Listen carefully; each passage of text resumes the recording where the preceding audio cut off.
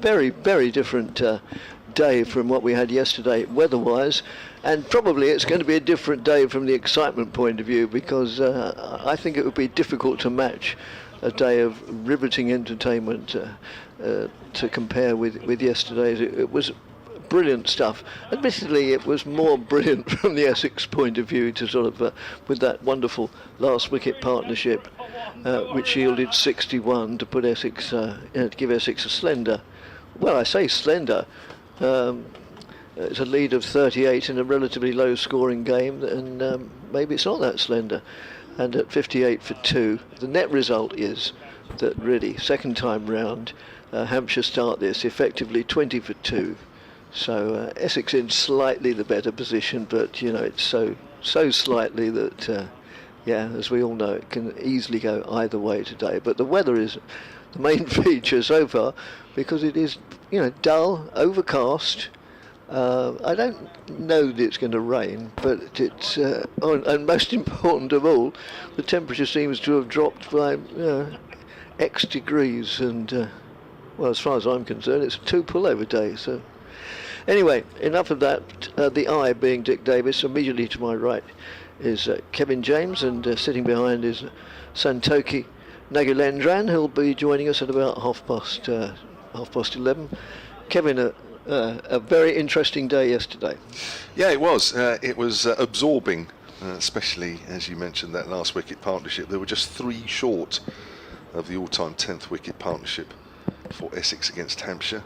81 they put on, and 84 was the previous set record. The last 2 wickets as well put on quite a few, because Essex at one stage, after Wian Mulder was out to Liam Dawson, it was 157 for 8 at that stage. Essex 78 runs behind, and looking as though they were going to concede, a not inconsiderable deficit, but Simon Harmer played absolutely brilliant for his 80 not out, and the way that he farmed the strike, the way he protected Jamie Porter was awesome. And the longer that partnership went on, you could feel the crowd rising and getting into it. And at one stage, I have to say, the way they were cheering, 1 or 2 moments during that partnership, it almost felt like we were watching a T20 game. Yeah, I noticed at one stage Porter played out, negotiated a maiden from from Kyle Abbott, 3 of which beat the bat comprehensively, but still he'd played out a maiden at the end. You know, there was an ovation from the crowd, as if he'd just won the championship for Essex. It was quite remarkable, and but as I say, it would be difficult, almost impossible, to match the excitement, but it'll still be very, very intriguing to see how it goes. Obviously, well, I would have thought the change in weather conditions may well help the bowling side. It's as I say, it's dull, it's cold, it's altogether fairly inhospitable. I think it was Dinah Washington who once sang a song called "What a Difference a Day Makes." She wasn't actually referring to the weather at the time. I don't think she was referring to some romantic relationship, but what a difference a day makes. I won't sing it to you. As you're disappointed of all the listeners and watchers there, Dickie. As the umpires are out, the fielders are out, the batsmen are just making their way to the stumps, with Lehman not out 14 and Gubbins not out 35. The 2 batsmen out yesterday, both caught pepper bowled Cook for a single, were Toby Albert and Tom Prest. So we're just about to get underway, and Kevin can describe the first over, which is going to be bowled from the Sir Alistair Cook end. Yeah, just seen the Essex fielders in a huddle there coming out. They obviously mean business. Got to get things right early on with these overcast conditions. I don't think anybody's quite sure how it's going to affect things. There were, as usual with this wicket, really, there are times when batting looks easy and then 1 or 2 wickets fall quite quickly and the odd one bounces. And then you have to be careful as a batter, but as a bowler you just want to keep plugging away and just wait for that one that just bounces a bit more than the others. The lights are on as if to emphasise the fact that it's overcast. On second thoughts, I realise, of course, I'm doing 11 o'clock update, so I'll do the first over rather than rudely interrupt Kevin. And it's going to be Shane Snater bowling. He'll be bowling to Lehman.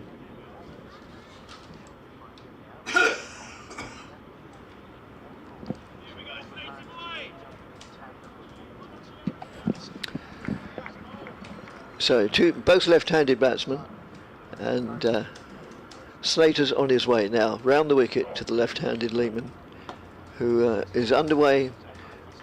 First ball, just nudges it backward of square, and they go through for a single.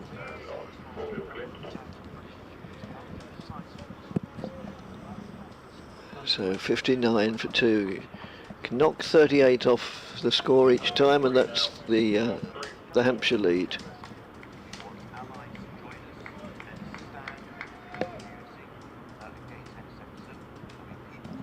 Slater still wearing both his sweaters, which is an indication of the weather.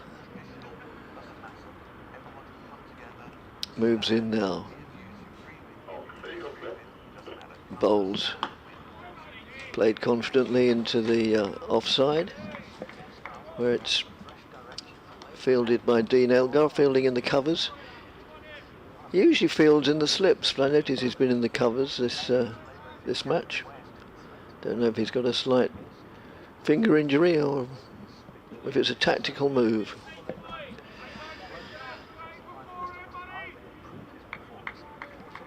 Snater again.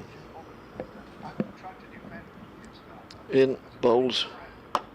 It's played solidly back to the bowler by the batsman. The score is nudged on by just that one run, 59 for 2 now. Understandably, a considerably diminished size of crowd. Just about to do an update. We're in the first over of the day, about halfway through it. We've had 3 deliveries, and Hampshire have added 1 to their overnight score. It will be difficult any day's cricket to compare with yesterday, which was absolutely superb. But no doubt it will have its moments of excitement and disappointment, as is always the way with county championship cricket. So just 1 run has been added to the overnight score. Hampshire are 59 for 2, which represents a lead of 21 with 8 wickets in hand. As Snater moves in and bowls, and that's just played defensively again, pushing it back to the bowler. Yeah, big first hour or so for these two teams, as it always is when you go into the start of a new day. If Essex can get amongst the wickets here, that will really put pressure on Hampshire. It's a slender lead of 21. Yep. If 2 or 3 batters can get in and this wicket gets a little deader, then Hampshire could build a sizable lead. Snater in again, and flick of the wrist to deflect the ball into the onside, but doesn't produce a run. And the end of the first somewhat uneventful over of the day. 59 for 2 is the Hampshire score. Oh, we talk about an amazing day here yesterday. There was an amazing day in the Somerset Glamorgan game. Yeah, wasn't there just? Tom Norton, making his debut, picked up a hat-trick. And Somerset starting this morning on 32 for 6 in their second innings. I'll give you a couple more details before I come to an email that I just got. They lead Glamorgan by 161. Tom Norton with 4 for 22. As I say, there's 5 ducks already in that Somerset innings, and I've already had an email this morning, hampshirecricket@bbc.co.uk. That's the email we're using today, from John Paul Story, who's Melissa Story's dad, who emails from time to time. Melissa Story, former Solent commentator, now with TMS of course, said, I thought you might enjoy these stats as we prepare for Sam Cook to get going from the Graham Gooch end, the far end, as we look. And he says, seeing Somerset's capitulation yesterday, I imagine so many ducks might be usual. Not as rare as I thought, he says, although Somerset still have the opportunity to set a record. That's right, there's still 4 more wickets to go, and they've had 5 ducks out of that. Here's Cook then, and keeper Michael Pepper is standing up as Lehman pushes that out into the covers. There are 2 occasions of a team having 8 ducks in English county cricket, he says. Lancashire in the first innings versus Yorkshire, 1894, all out for 50. And Hampshire against Warwickshire. Oh my word, if Dave Allen's listening, he'll be already looking at that scorecard. All out for 15. There are 11 occasions when a team has had 7 ducks. He's mentioned 1 or 2 games. And England had 6 ducks in the first innings versus India in 2005 at Edgbaston, but still scored 407. Thank you very much. I'm going to go. Oh, he's wrapped on the pads going down the leg side. Melissa these days is playing for Gloucestershire. Didn't play last week, I noticed. I'm just going to have a quick look actually, because there is a round of Metrobank One Day Cup Women's League 2 games going on today. Gloucestershire are actually at Leicestershire. Actually, she's not in the side, I noticed, so I'm not sure what's going on there. But anyway, lots of games going on today, including the first Women's International of the summer. As Cook is around the wicket again, Lehman pushes that out on the offside. That I think has already got underway. Or has it, he says, frantically. Yes, they have, yeah. New Zealand 7 without loss in the second over. So the first one-day international, that's up at Durham. And if it's cold here, it must be freezing up there. Yes, quite.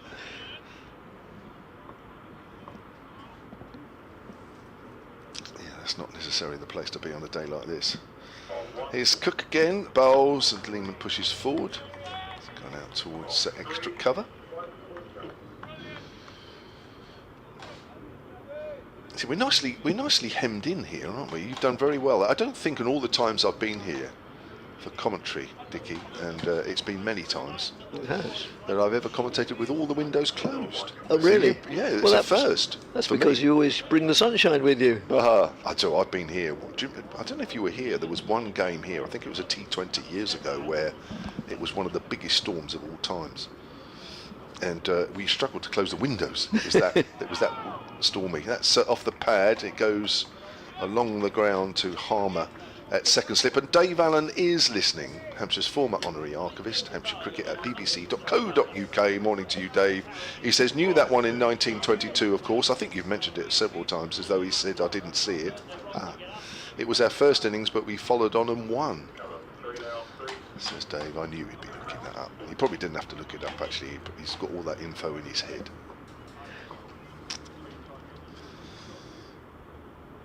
So overcast, lights on, as Cook comes in again and bowls to Lehman. Lehman drives, has found the gap. That's Super a shot. powerful drive for the first boundary of the morning. He's a very strong player, is Jake Lehman, off both the back and front foots. And there was no doubt about that. He moves on to 19, 63 for 2, then Hampshire lead by 25. Yes, anybody who wants to communicate with us, unfortunately I can't get the Essex address up. I'll try again when I go off air, but I met with no success yesterday, but Kevin's only sitting next to me, so whether you're an Essex supporter, a Hampshire supporter, or just want to talk about any aspect of cricket, the email address is all one string of letters, hampshirecricket@bbc.co.uk, hampshirecricket@bbc.co.uk. Hopefully by sometime today I'll be able to say or Essex cricket at blah blah blah, but not yet. I'm sure that'll put a few Essex fans off having to type in Hampshire. Oh, not as much as 1 or 2 other counties, which shall remain nameless, as Snyder moves in and bowls. And I think if these two put on 100 for the third wicket, there's absolutely no chance of getting any Essex no. members or supporters to put in Hampshire cricket. Probably not. That's Tom Westley, the skipper, talking to Snater, as he moves back to his mark, turns, moves in now, bowls round the wicket, and that's just played solidly into the covers by Nick Gubbins. Yes, keeping a close eye on what these conditions may or may not do to the pitch. I don't think there's been too much happening so far. I'm just also thinking that Shane Snater's done well, isn't he? He's become the third seamer here. He has, yes, he's done really well. Really well. I can remember when he first appeared for Essex, totally unheralded, and he moves in now and bowls, and it was away to Hampshire, I remember, and we were just as ignorant as everybody else, we the commentary team. And suddenly the team sheet said S whatever it is, Snater, and we thought, who the heck's this fella? Is it a misprint? And no, sure enough, it was Shane Snater. We soon found out, yes, he'd gone from strength to strength. Kevin's on the case, and he'll probably prove that I'm talking nonsense and it wasn't against Hampshire, but I'm pretty sure it was. Well, his first class debut was for the Netherlands against Afghanistan. Right. At The Hague. That was back in 2016. 2016.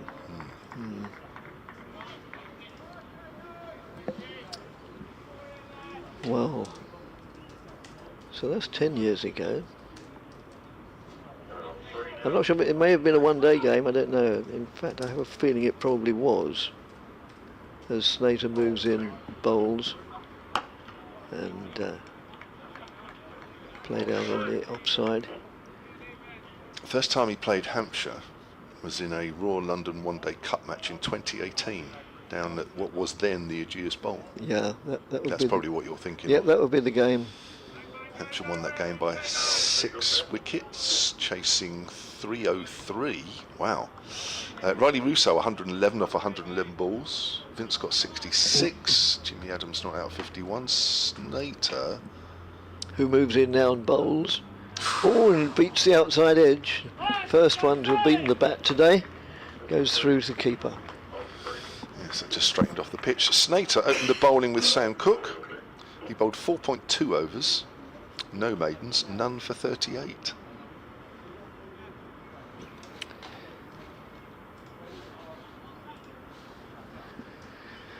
The Royal London, that was a 50 over competition, wasn't it? Yes, it was. Yeah. Yeah.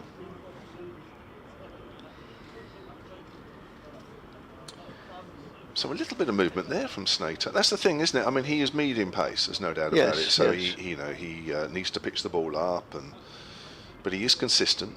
He is. Yes, he's a useful acquisition. Yeah, he is. Maybe his debut 4 overs going for 38. Spectators were not convinced, but yes, obviously he's gone from strength to strength, and is now a regular member of the team. And yeah. Umpire's just checking the ball there through the gauge, making sure that it meets requirements, and it did go through the gauge, as you saw there if you're watching on the live picture feed, and all good. I think Essex have probably looked at that and thought, hang on, there's not a lot happened in the first couple of overs, let's see if we can get it changed. Yes, quite. There's Cook into Lehman. Lehman is forward. It astonishes me how many balls do seem to go out of shape quite early on, and they're always when they change them nowadays. And presumably a cricket ball is subject to the same law of the land as everybody else. You know, can they send them back and say it's not fit for purpose? You know, if you go and buy a washing machine, it doesn't work, then you know, that is an offence. If a cricket ball can't survive 80 overs, surely. Trade Descriptions Act and all that. Trade Descriptions Act, yes. Doesn't do what it says trade on the tin. description, sale of goods, I don't know. Even works out on the leg side, no run. Well, I think I read an article a little while ago that obviously it depends on the batches of leather at the time and the standard of the leather at that particular moment when they're making a batch of balls, and I think it obviously varies because it's not a definite science, is it? I expect when they sign a contract with the manufacturers in a very small print, you know, there's no guarantee that this ball will last 80 overs. We accept no responsibility. Cook around the wicket again. This keeps a little low, but Lehman is pushing forward with a dead straight bat. I think it was it a couple of seasons ago, maybe 3 seasons ago, where the balls were all over the country, weren't they? They just seemed to be perhaps a little bit more substandard than others. And I think I'm sure I read the owner of the cricket ball company did actually come out and say that he felt that the leather at that particular point was perhaps not quite as good as previous. Right. Yeah. I'd have to look that up actually. Here's Cook again. Lehman drives up towards mid-off. And I'm typing it in as I speak. I'm loath to mention the maker's name, obviously, because I don't really want to keep using the phrase other manufacturers available. But it would suggest that the owner is a member of the aristocracy. No, he's not. No, he used to be owner of a cricket brand years ago, which you may have heard of. Again, I'm not going to really mention it. As I said, played by, it begins with M and ends in T. A few years ago.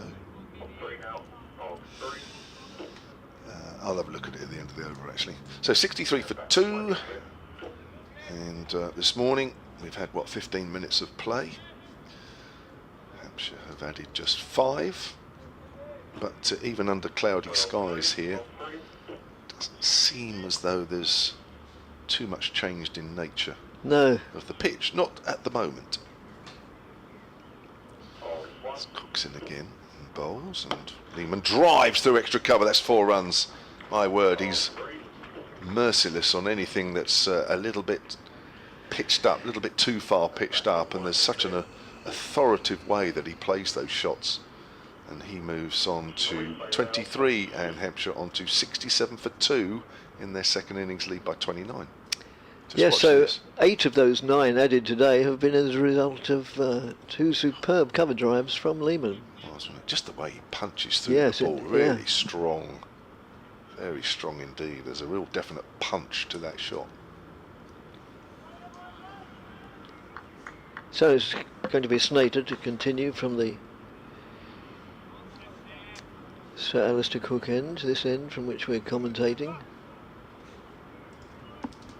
Again, Tom Wesley hands him the ball, has a word of encouragement, and then somewhat significantly Wesley blows on his hands to try and keep them warm. As Snater moves in now. That's nudged down to fine leg for 4. There's a man much wider than that. He didn't stand a chance of getting anywhere near that. Short boundaries here at Chelmsford, and well, even if that corresponding shot and relative positions of the fielders had been at Southampton, it would have still resulted in 4 runs. So 12 of the 13 runs added today have been boundaries. I found an article in 2022 actually, going back to the quality of balls. As next delivery down the leg side and taken by keeper Pepper. The said company that begins with D have undertaken extra quality checks on the match balls they provide for England's first test following complaints about their substandard performance this season. So that was back in 2022.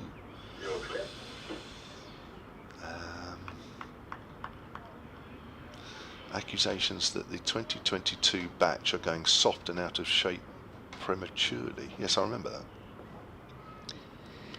Snater again round the wicket,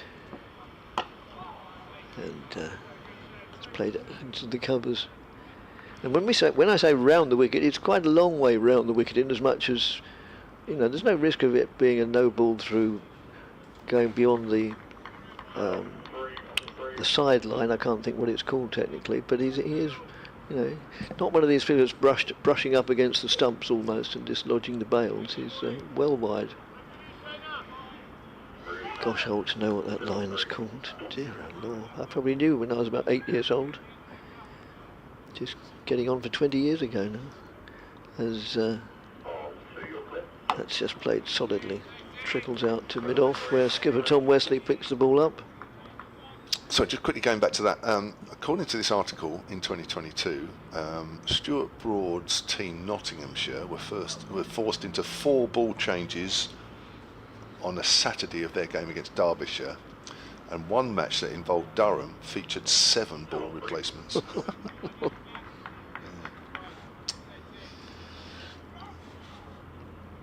Snater again. Bowls. Oh, an edge down to 4. Down to third man. So the boundaries are coming in a profusion. 16 of the 17 added today. 4 boundaries. 2 sumptuous drives through the covers, 1 nudged round the corner, and 1 thick outside edge, but perfectly safe. And they all look the same in the book, as I always say. Or on the screens. I suppose in the book is rather antiquated phrase. It's just worked away on to the onside and the non-productive, and it's the end of the over with Hampshire resuming on 58 for 2, 75 for 2. Email here from Josh Milligan, Hampshire Cricket at bbc.co.uk. Can you explain why teams suddenly change tactics when the last batter comes in? We bowled brilliantly yesterday, this is Hampshire, up until 192 for 9, and then decided we couldn't get Harmer out and gave him a single off the 5th ball of each over. It was incredibly frustrating to watch, and we undid a lot of the good work that we had done. Hopefully we're back well today. If Lehman is in, then I'm relaxed, but once he goes, I fear the worst, says Josh. As we mentioned, 81 for the last wicket, 3 short of an all-time Essex last wicket partnership against Hampshire. As Cook bowls, Lehman gets a thickish outside edge. It runs past backward a point for a single. 76 for 2. From an Essex point of view, Dickie, what did you think about that yesterday? Well, I'm only echoing the thoughts of a lot of supporters, Essex supporters, when I saw them as I was walking around the ground after that, probably between the innings, and they nearly all, I was tempted to say to a man, to a person, said, was singing the praises of Porter and of Simon Harmer, but they all said, well, yeah, I thought the tactics of Hampshire were a little bit odd. It did help Essex. Gubbins pushes Cook into the covers. But it's maybe not for me to comment, but the general consensus was that the tactics were a little bit odd. Yeah, I think it looked a little messy at times from Hampshire, but I think also, I got the feeling sometimes they did back themselves to even just 1 ball against Porter. You could argue that's not enough, but I think also that Harmer played so well. Yes. He kind of had it, he had it covered no matter what ball of the over it was. His Cook bowls and Gubbins works that towards mid-wicket. I think there was a time when Dawson was on and where Hampshire did try to close the field in. He went over the top, and not always over the top, but just seemed to find a gap every single time. I think he just, a combination of good play, maybe a little bit of good fortune as well, that when he played an attacking shot, it always seemed to find a gap.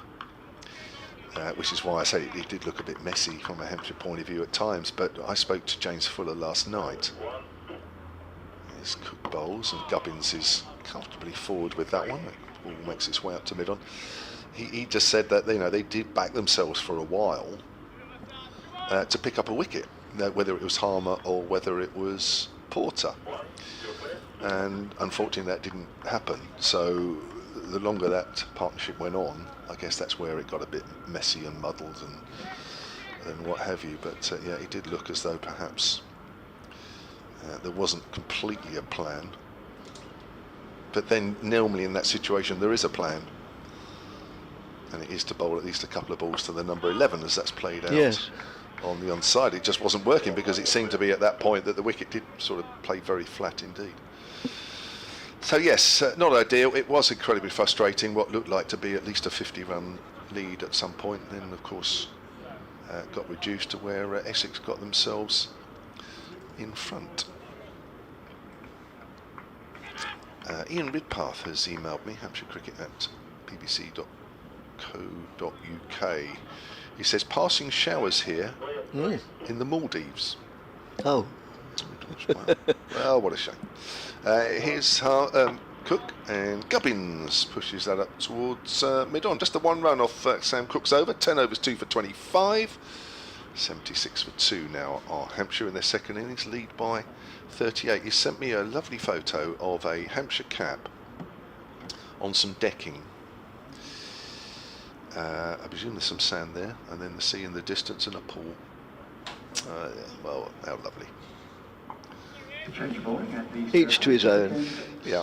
I'd rather be sitting here in almost sub-zero temperatures at Chelmsford on a dull, overcast day. You can't beat it, really.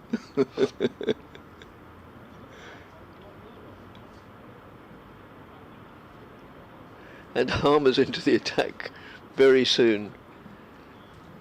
How many overs have we had today? Not sure, not many, but certainly 26 minutes on my Mickey Mouse watch, so yeah. Is that Mickey Mouse a sort of a trade watch or just a Mickey Mouse It's watch just in general? Pretty cheap and nasty. Sort of 1999 from a catalogue store, something like that. Might be worth something now. Well, yes. As Harmer moves in, well, he doesn't, he prepares to move in. And around the wicket. And just played respectfully, but perfectly correctly by Lehman, pushing it out on the onside.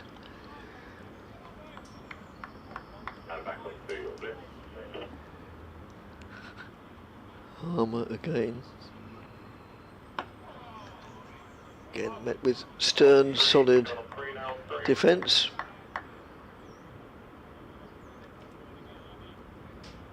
No addition to the score of 76 for 2, a lead of 38. So a deficit of 38 has been turned into a lead of 38. That's played out on the offside.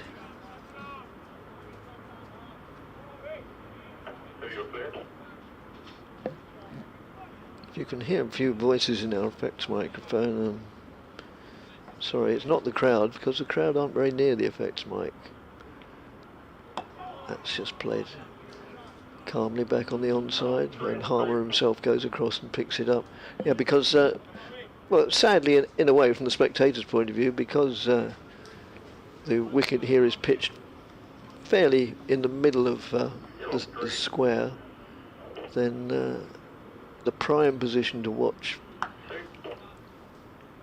from, that's played out into the covers, is well, the best position probably is where I'm sitting now.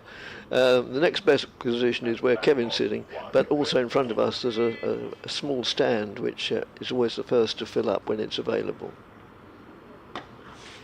That's pulled away on the leg side. It won't reach the boundary. They'll go through for 2. They may consider, but no, they won't even consider a third. Of course they won't.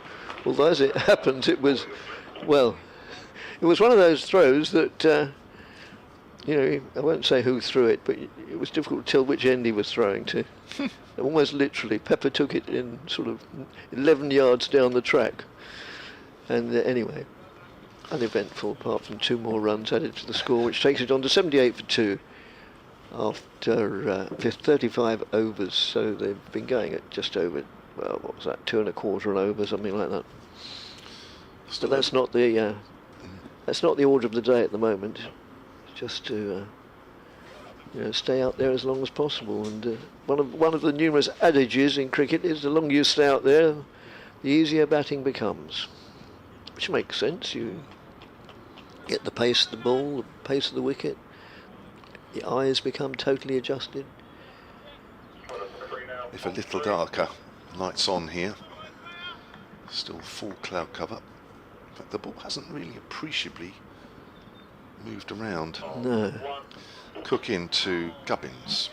Email here from Ian Craig, Hampshire Cricket at bbc.co.uk. I've been looking through the results of the Hampshire League matches yesterday, says Ian, and in Division 4B, Braymore Dravidian, I hope I've said that right, scored 618 for 4 in their 45 overs Good against grief. Great Durnford. Wow. Think this must be a record score unless anyone knows differently. Enjoying the commentary, says Ian. Well, there is a Hampshire Cricket League website. Whether they've got sort of records on there, I don't know. I've never delved that deeply. As Cook bowl short, and that's a good short delivery. Gubbins had to just quickly sway inside the line. But if anybody knows, and there's anybody knows a lot about the Hampshire League, that does seem a huge score of just 45 overs. So if anybody has any more details about that, that would be great. Hampshire Cricket at bbc.co.uk. Thanks for pointing that out, Ian. Name of the side crease you were looking up, Dickie, is the return crease. Return crease, of course it is. Yes, thank you very much. Or is it? Well, that's what Keith Yes. Wooderson has emailed in with. Yes, okay, fine, thank you. Yes, it's that, that line at the side that Snater was avoiding, but not by a lot. I must admit, I have no idea. Funny enough, on that subject, I did see. Every now and then I sort of look at social media really just for a bit of fun, but no more than that. And I did see actually a diagram of all the painted lines saying this is this and that. Well, yes. Probably should have taken a screenshot of it. Cuckoo's around the wicket again. Gubbins flicks that away, runs here. That might just reach the rope towards the pavilion. Yes, it does. Slight slope there, which helps the ball along its way. And Gubbins moves on to 47. And Hampshire on to 82. Or was the scoreboard already ticked along? No, it is 82 for 2. Robert Foreman, Hampshire Cricket at bbc.co.uk says, what team would you pick for England's opening test against New Zealand? Oh, that could be a long discussion. Yes, couldn't it just? We'll have to do that throughout the morning at least. Yes, getting back to the lines, I remember that one of the lines is called the popping crease. All right. Which line is that? Gubbins flicks that away through mid-wicket. Just a little straighter this time. And a good contest here. And the ball makes it. It makes its way over the rope, which gives Gubbins his half-century. He moves on to 51, and Hampshire move on to 86 for 2. Well, I suppose popping crease would be the crease, well, that defines where the batsman's ground is, really. Well, more or less where he takes his guard. But it's almost embarrassing. I can't remember these things. As I say, a few years ago, I could have recited them offhand, off the top of my head, easily. Not ideal at a dinner party, Dickie. I've noticed, is that why people kept walking away? Yes. I think you might be left alone by about 10 o'clock as all the conversations go to everybody else but you, leaving you on your own. That's played up towards mid-on. Second half century of the season for Nick Gubbins. He got 83 in the second innings against Somerset down at the Utilita. He's got 3 scores in the 40s as well. 122 balls that half century came up in. Yes, I remember going to one do where it's vaguely related, where I was talking to somebody I didn't know, and it came up in conversation, and they asked me where I lived. I said, I live on the Thames, and they clearly imagined I lived in sort of, somewhere around Maidenhead or Bray or one of these places. And they said, oh yes, whereabouts? I said, Southend-on-Sea. Oh, and I just sort of walked off. As that's just played out into the covers. Yes, I've overstayed my welcome. After this delivery, I'll make way for Santoki. I apologise to Santoki, and indeed to our listeners who were anticipating his arrival. Oh, that did turn, and the Pepper took Pepper. Dear, it sounds like an elocution exercise. Pepper took the ball way to his left, by his left shoulder, but moving away, and shoulder height, as that implies, so he's getting lift as well. And that's pushed out on the onside. That's the first one in this second innings last night and this morning that Harmer's got to turn to the Yes. left-hander. Got a couple early on in the first innings and then really nothing after that. As and without appeal for LBW doesn't meet with the approval of the umpire, who is Bob White. Just came in a fraction there. I think Yeah. he just got Lehman tucked up, played slightly across that one.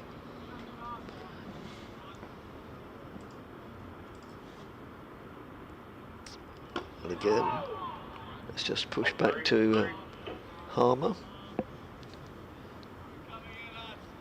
Harmer, this is his 10th over and he's gone for 10 runs, a typical spell from the South African. And moves in now, bowls, and that completes his 10th over in total. 0 for 10, well, that tells its own story. So yes, somewhat belatedly, for which I apologise. I'll make way for Santoki. So Nick Gubbins this morning has moved on from his overnight 35 to 51, and Jake Lehman from his overnight 14 to 26, and Hampshire at 86 for 2 have extended their lead from 20 to 48. Just the odd ball has moved off the straight, but no more. Clearly the overheads are not having too much of an effect on the batting so far this morning. Welcome, Santoki. Morning, Kevin. Morning, everyone listening on BBC Radio or viewing on the live stream. Cold, overcast day here at the county ground. Floodlights on. Certainly no need for sun cream today. Although I put it on a little.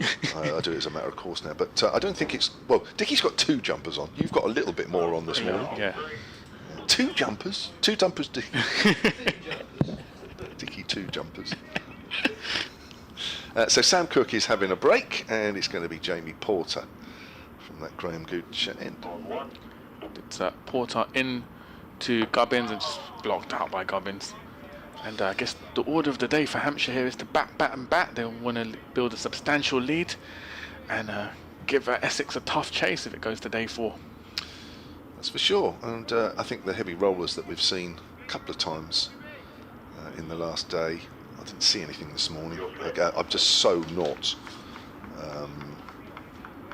aware of what's going on. Although, to my defence, I did actually go into Chelmsford this morning to grab something. Porter in to Gubbins again and just played on the leg side. Will pick up a single. So Robert Foreman, who emailed just a little earlier and said, who would you pick in the England's team for the opening test against New Zealand? I don't know if you've had a chance to think about it, Santoki, or I suppose we could sort of bring that into the mix as we go along today. Yeah, we can do it in segments. I think in terms of openers, I think Ben Duckett's going to keep his place. And I think the big question mark will be over Zach Crawley. We talked about it yesterday. Emilio Gay, potential option to come in as an opener. I've heard a few people talk about potentially moving Jamie Smith up to open, which I think would be a gamble.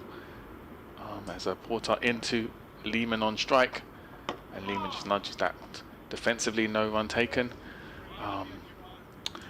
Your thoughts on the opening positions for England? It's Dom Sibley for me. Sibley, okay. Yeah, I know that's a bit left field, and it's not in England's way of thinking about how they want to play, but I think the order of the day is to have a good start, give yourself something in which to build, and for me at the moment, I can't think of anybody better than Sibley. As a Porter in to Lehman, and just blocked by Lehman. And I think you're right. I think in terms of what we saw in the Ashes, with 2 of the tests finishing in 2 days, we saw some sort of rash cricket from some of the England top order. Sibley would be sort of a perfect antidote to that, but I think under the current regime, it's unrealistic to see him get a call up.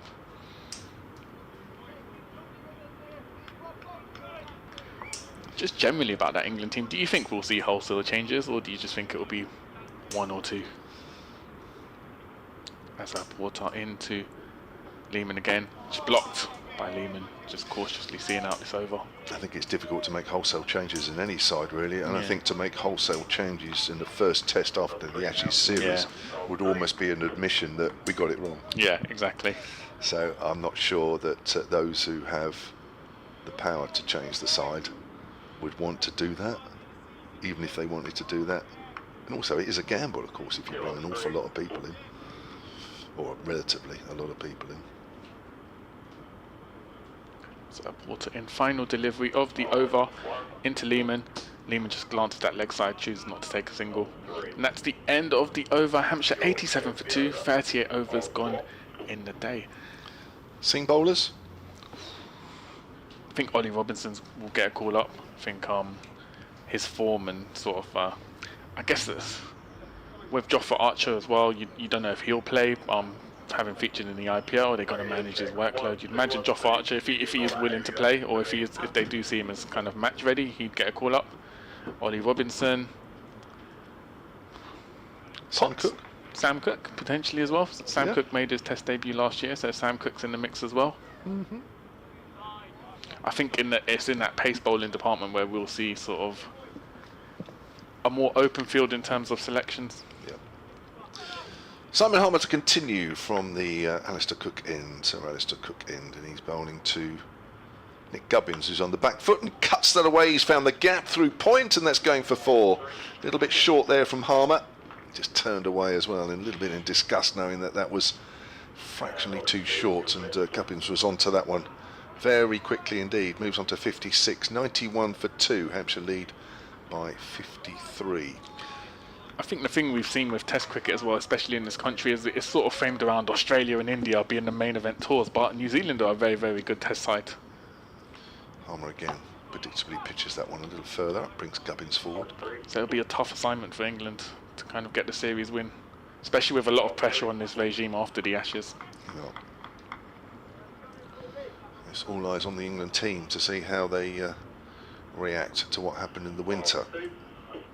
There's Gubbins off the back foot, plays that off from fairly straight. Good diving stop at point. I think that's Snater there. And Hampshire move on to 92 for 2. Yes, New Zealand women's and men's sides over for the summer. Their women's side in action today. First international of the summer for the women as Lehman squeezes that out on the leg side. That's come off the inside half of the bat, certainly not out of the middle. Christopher Wood has emailed Hampshire Cricket at bbc.co.uk. He says, hello there, lifelong Essex supporter, though living for many years in South Wales. As Harmer bowls, Lehman drives, and Harmer fails to pick that one up. And goes past him, and Lehman will pick up a single, moves on to 27. Can someone provide the stats? I love these emails where they want us to do extra work. Can someone provide the stats? And he may say by someone else who's listening and watching, of course. For the Surrey innings in and around 1991, as forward is Gubbins, and that's off the inside half of the bat. End of the over, 93 for 2. When there were 14 all out against Essex at the Oval in the County Championship. I was born and brought up in Ilford, and remember well the cricket week there. I've always thought it a great shame that Essex don't have an outground fixture, not necessarily at Ilford, but somewhere in the west of the county. Since the day when I moved from Ilford, there have been a lot of local clubs in that area who have developed in terms of pitches, facilities and finances, and could provide the high standards that we've come to expect for a 4-day match. I'm sure Essex supporters in the western extreme of the county would love to have the county back there. Sounds like the outback when he talks about that. Well, yeah, Dickie would know a bit more about all that than me. All I can say is... Yeah. Was Sorry? that Chelmsford? That 14 all out was here at Chelmsford. That was here at Chelmsford. Brought into Lehman, and just driven by Lehman down to mid-on, no run taken. Yeah, so it was 1983 at Chelmsford. Surrey 14 all out. Alan Butcher, father of Mark Butcher, opened alongside Graham Clinton. And how many ducks? I'm just counting the ducks. 1, 2, 3, 4, 5, 6 ducks in a row. There wasn't. Graham Clinton. I remember him. Butcher, of course. Who else was in that side? Andy Needham.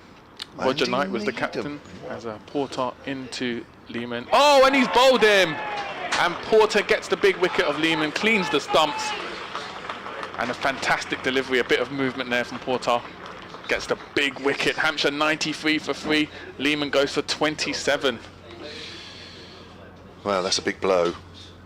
Whenever Lehman goes, that's a big blow from a Hampshire point of view, and you could see how delighted Essex were to see him walking back towards the pavilion. Just watch this again if you're on the picture feed, and it comes back, doesn't it? Yeah. Comes in with the angle, and he does so a little bit more, and Lehman's pushing out on the offside. There's just a little gap between the bat and the pad. Porter finds that gap, and both middle and off stumps come out of the ground.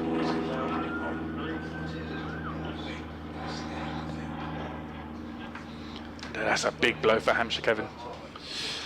I'm afraid it is. And yeah, I mean, you can never take for granted your Cooks, your Porters, and the Essex side. They've become a duo which will always give you something, always find something from somewhere, and that's exactly what Porter has done there. So that was yeah, interesting one. Talking about all I can talk about, the last time I was at Ilford, the pitch turned everywhere. It turned, I wouldn't say it turned square, but it felt like it. And I know Hampshire, we lost that game, but my word, it was a huge turning pitch, and Essex at the time had some very good spinners, and it was a real struggle as regards the rest of it. So yeah, that wasn't at the Oval. So that game he was talking about, Christopher, yeah, was here. It's Ben Mays, the new batsman, out at just 18 years old, playing his 5th first-class match. Scored 20 in the first innings, and it will be Porter to continue from the Graham Gooch end. This is from Paul Claydon, who says he's an Essex fan, happy to type Hampshire. Hampshire Cricket at bbc.co.uk says, great to hear today's commentary. Tomorrow's weather forecast seems to feature every weather symbol going, bar snow. Oh. I mean, so this could be an enthralling finish. So it looks like we've a bit more of the same tomorrow. So Porter into Mays on strike. Just blocked by Mays, and yeah, I'm sure Paul would have been even more happier to type in Hampshire after that wicket.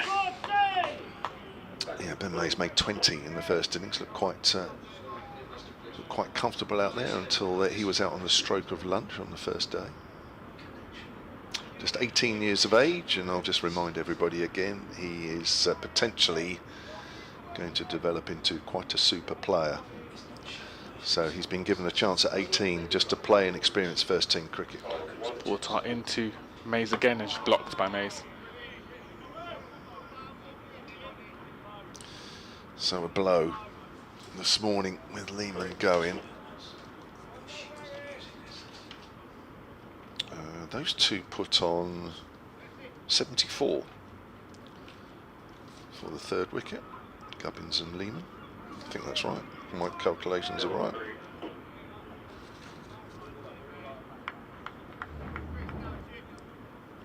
There's a few 70-odd partnerships throughout the day, I fear. Porter into Mays again and blocked by Mays.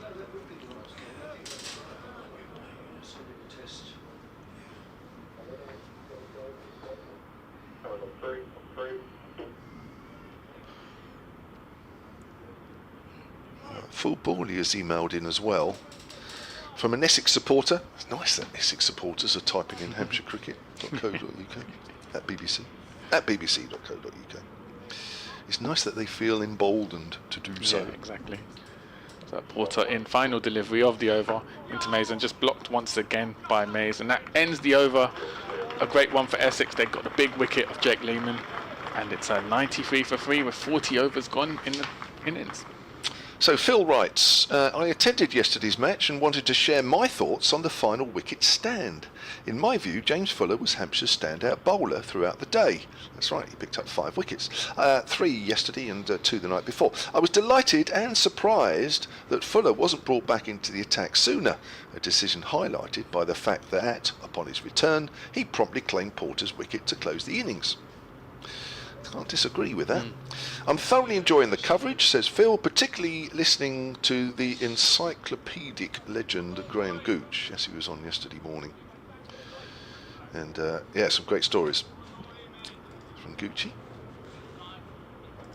who was with us the whole of the morning session, which was a real bonus as well. Here's Harmer bowling to Gubbins. Has turned. Ooh. The second ball that's turned this morning. Great from an Essex point of view, not so from a Hampshire point of view. The ominous signs here from Harmer. Yeah. Bowls again, and Gubbins pushes forward, gets off the inside half of the bat as it goes out on the leg side. Simon Jones, who's part of the Hampshire Cricket Board, cricket development manager down at the Utilita Bowl, has actually sent me a link to the Hampshire Cricket League stat pages. We heard earlier that one side hit over 600 yesterday. Yeah. It's a pleasant Saturday afternoon. Exactly. If you're in that on the bowling side there, it's played back to the bowler and there's no run. You go out and you worked hard all week and you go out for an enjoyable game and you get smashed around the park. In fact, I've got a couple of emails about that actually. That's played out to Alison, who's at Silly Midoff. Paul Walters at Slip. You can see that on the live picture feed. Hampshire Cricket website. It's going back to the Hampshire Cricket website on the BBC Sport website and app. And Gubbins drives, hits Allison on the boot. So thank you, Simon. When I'm off commentary, I think for a little while I'll go through that. In fact, I've just been sent the scorecard. Thank you very much, Sam Atkinson. That saves me a bit of work. Please find the scorecard from yesterday's extraordinary Hampshire Cricket League Division 4B clash below, says Sam. An incredible innings of 363 not out for a Mr. S. Tedger. I think I've got that right. 32 boundaries, 31 maximums, as Gubbins plays that out on the onside end of the over, 93 for 3. Great Durnford were 106 in reply to, I presume that's in reply to the 618. Right, so let's have a look. He's in Santorini. Okay. Is Sam. Right, so I've now clicked on, here we are, Braymore Dravidian? Yeah, Braymore Dravidian. Right, here we are. Gosh, he didn't even open the batting. Came in at number 4, did Saran Tedger. 363 not out. Sunil Raj, 140. was paled into insignificance almost. Let's have a look at some of the bowling figures. Oh, no. We shouldn't laugh because Santoki, I know you play a bit, and I've had figures that I'm not particularly proud of. Apologies if any of the bowlers are listening to us. So Porter into Mays. I just glanced down to on the leg side, no one taken. Do you want to read out some of these bowling figures? Yeah, so we got Ammar Niazi, bowled 9 overs, went for 116 runs, economy of 12.8. To be fair, Zohair Ahmed, 78, only conceded 78 runs, went for an economy of 8.67. He got 2 wickets. 2 wickets, so unbelievable performance there from Ahmed. But look at Ryan Kelly. Oh no. Oh dear. We'll get to Ryan Kelly's stats after this delivery from Porter into Ben Mays and just driven forward. Oh, comes off the ankle of Porter. So stop there, no run. Ryan Kelly bowled 7 overs, went for 133 runs. Did get 2 wickets, to be fair, and an economy of 19. Look at this one down here. Hang on, I'll just click down. Look at this. And James March bowled 5 overs, 118 runs, economy 23.6. 23 and over. Oh. Good grief. Basically a boundary every ball. Yes, great Durnford. 106 all out. So Porter in from Graham Gooch end into Mays and just played on the offside, no run. I think if you were to sum up that game in 2 words, one-sided. So Dravidian CC eventually won by 512 runs in a 45 over game. I wish I was there. Thank you very much, Sam, for sending that scorecard. So Porter into Mays again, just glanced leg side, no run taken. Picked up at square leg. Kevin Flood has also summarised that scorecard for us. Thank you, Kevin. Hampshire Cricket at bbc.co.uk. He says, sorry to Great Durnford for bringing it up. Yeah, I'm sure they don't want to be reminded of yesterday. God, what a game that must have been. I've got another funny email here. I'll come to that. So Porter in to Ben Mays, who just blocks it. Still would yet to get off the scorecard, Ben Mays. Matthew Birch has emailed Hampshire Cricket at bbc.co.uk. He says, good morning all and thanks as ever for the coverage. Yes, I couldn't help but notice the mammoth score posted by Braymore Dravidian yesterday, not least because we at Michelmersh and Timsbury are due to play them in the league next Saturday. Oh, no.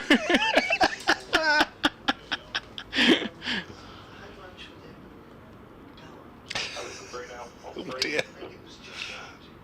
So Porter in, final delivery of the over into Mays, and just hooked by Mays. Good shot, picks up a single to end the over.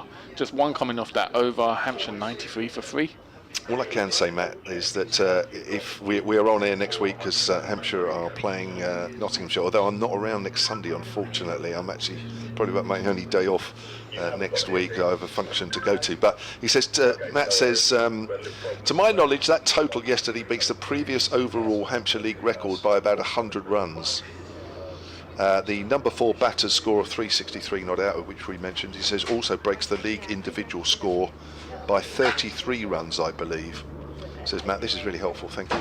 Perhaps he missed out on a 400 by not opening. That's right, he came in at number 4. Actually, I'll have a look. It'd be interesting to see actually when he walked to the crease. I'll come back to that in a minute. I'm sure there would have been 1 or 2 unwanted bowling records involved too. Sounds like it. It kind of devalues the 65 I scored against the same opposition last Saturday, doesn't it? Can't wait for next Saturday. There we go. So I presume they played Great Durnford last week. Let's go back to that scorecard then. As Harmer bowls to Mays. Now he actually is bowling to a right-hander for the first time in this innings. Mays plays it out on the onside. Let's go back to that scorecard and find out when our Mr. Tasia walked in. So he came in at number 4. Does it give us fall of the wickets? No, it doesn't. It's played behind square on the leg side. No, I can't find. But and commiserations to the number 3, who amongst all the carnage ended up getting a duck. I didn't see that. So the openers got 14 and 49 respectively. So one would assume that's taken up. Yeah. A couple of overs at least, isn't it? And it's played out on the onside. So the number 3 got 0. So yeah, you could probably say that Saran Teja, at a guess, probably walked in the 4th or 5th over. I don't know. As a guess. So yeah, the way he was going, 400 would have been on. It's played out square on the leg side by Ben Mays. Moves on to 2, and the Hampshire total to 95. Yeah, maybe had a stressful week at work. Wanted to let loose and just from the off started hitting the boundaries. 363 not out. Coming in at number 4. I think Hampshire could do with a Sarantesia today.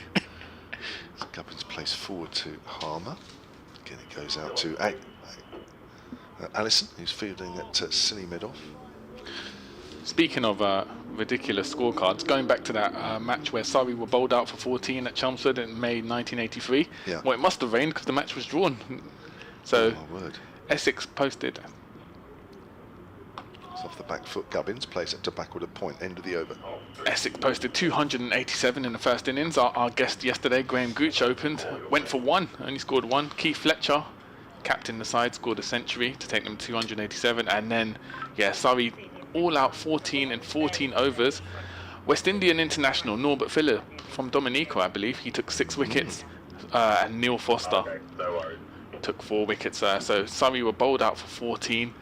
And then in their second innings, they came back 185 for 2. Captain Roger Knight with a century, and I believe it must have rained because the match was drawn after that. Yeah.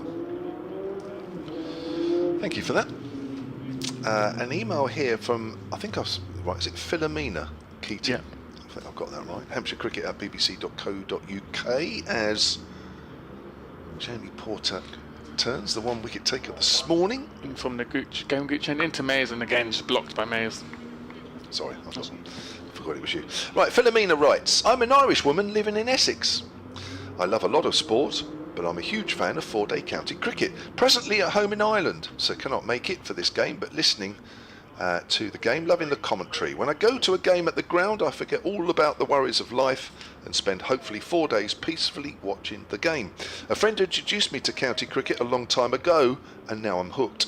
Many think the game is slow, but as you both say, so many things can happen within the game. Win, lose or draw. Porter into Ben Mayers again from the Graham Gooch end, and just played leg side, no run taken. This one is from Rob Barnes, Hampshire Cricket at bbc.co.uk. Remembering Robin. That's right, Robin Smith. Kippy Smith, his brother, used to G up his fellow players with "Come on, fellas," he said. Yes, Robin Smith, who Graham Gooch was talking about a little bit yesterday, amongst many things that he was talking to us about. Porter in from the Graham Gooch end into Mayers, and just clip leg side, pick up a single.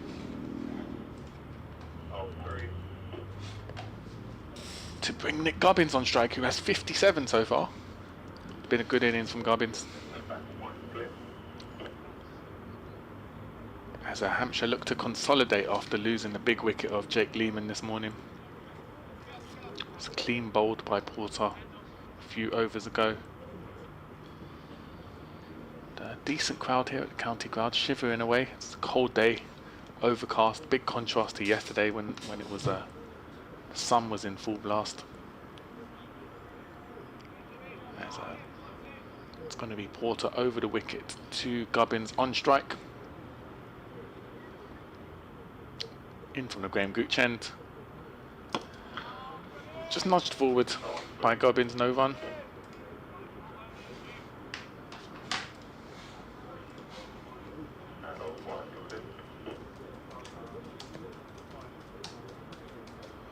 So I just had another email here about the lines around the cricket pitch, because as most people know, I'm hopeless at knowing and remembering anything. Ralph Brooker is in France, Hampshire Cricket at bbc.co.uk, says the popping crease is the line on which the stumps are placed. Porter into Gubbins. Ooh. Just pitched outside. Speculative appeal from Porter, but nothing given.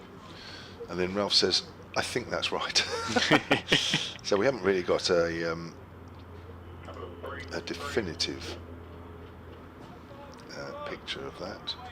I'm trying to frantically find something. I'm clicking on a couple of things, but it's not helping me. So final delivery of the over. It's going to be Gubbins on strike. Porter coming in from the Graham Gooch end. Ooh, and hoiked over by Gubbins on the leg side. Has that gone for 4? Yeah. Just bounced before the boundary. Goes for 4. Good end to the over there.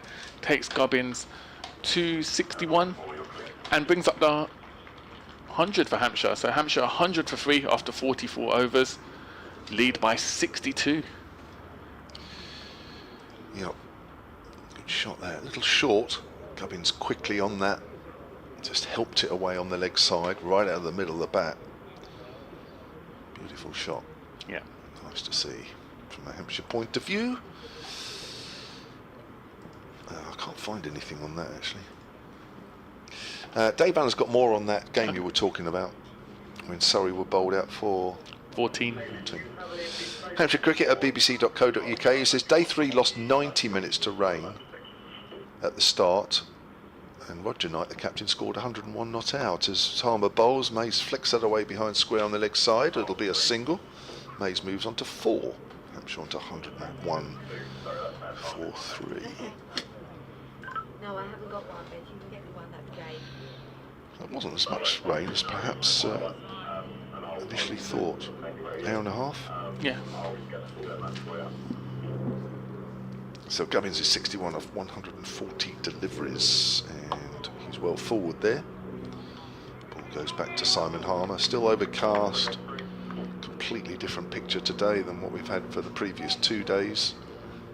The lights are on.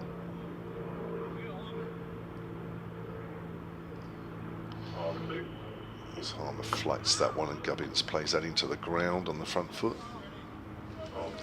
He's going to need all his powers of concentration today, and we all know that he can spend long periods at the crease, and we should certainly need that from him in this game. It's played into the ground, fielded again by Allison at silly mid-off.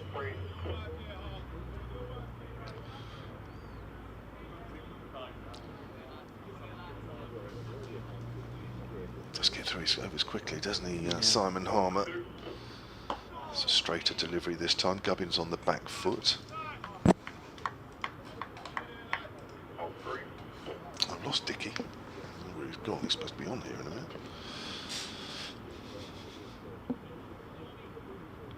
Into the 45th over. And that will be the last ball of it. Gubbins just pushes out at that one off the outside half of the bat, and it's running away through third man. And that will be 4 runs. Gubbins moves on to 65 at the end of that Harmer over. 14 overs, none for 22 for Harmer. And Hampshire at 105 for 3 in their second innings, lead by 67. Just that 1 wicket this morning. Jake Lehman bowled by Porter for 27. He added 13 to his overnight total. Yeah, second consecutive over where Gubbins has hit the last ball of the over for a 4. And a lot hinges on Gubbins here, I feel, for Hampshire to build a substantial total. Ben Mays, very talented, but only his 5th first-class game, so still learning, just 18 years old. So it's going to be Porter to continue from the Graham Gooch end. Only from the Graham Gooch end, Wian Mulder. Oh no, is it going to be a change? Yep, it is a change from the Graham Gooch end. Wian Mulder coming in. His first spell of the day. Bowled 3 overs yesterday, went for 6 runs. And it will be Ben Mays on strike to the South African international. Just blocked by Mays.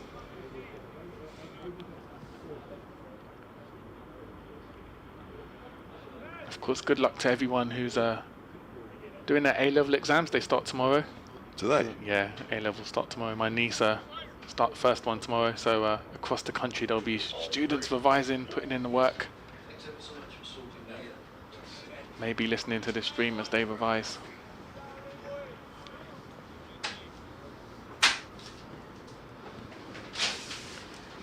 As Mulder in from the Graham Gooch end into Ben Mays again, and just clip leg side, and we'll pick up a single this time to bring Nick Gubbins on strike.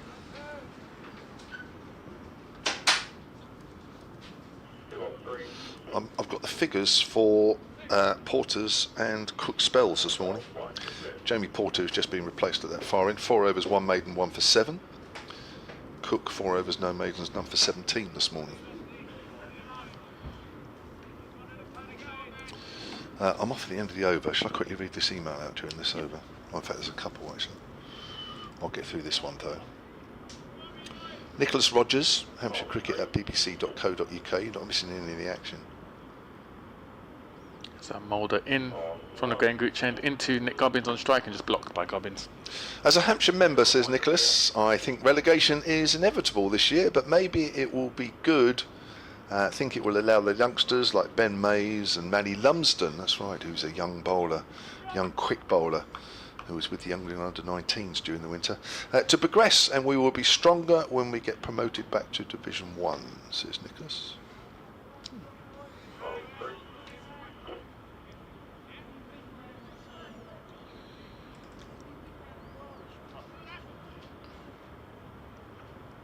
It's Mulder in to Gubbins again, and just blocked forward. I think this is one for Dicky and Santoki to work out after I go. Mark Wells, Hampshire Cricket at bbc.co.uk. The popping crease is the white line 4 feet in front of the stumps, says Dicky. Dicky's just said yes in the background. Thanks for the great coverage. Can the Hampshire batsman Set and actually a decent total. I fear not, but fingers crossed. Yeah, Dickie's on the case.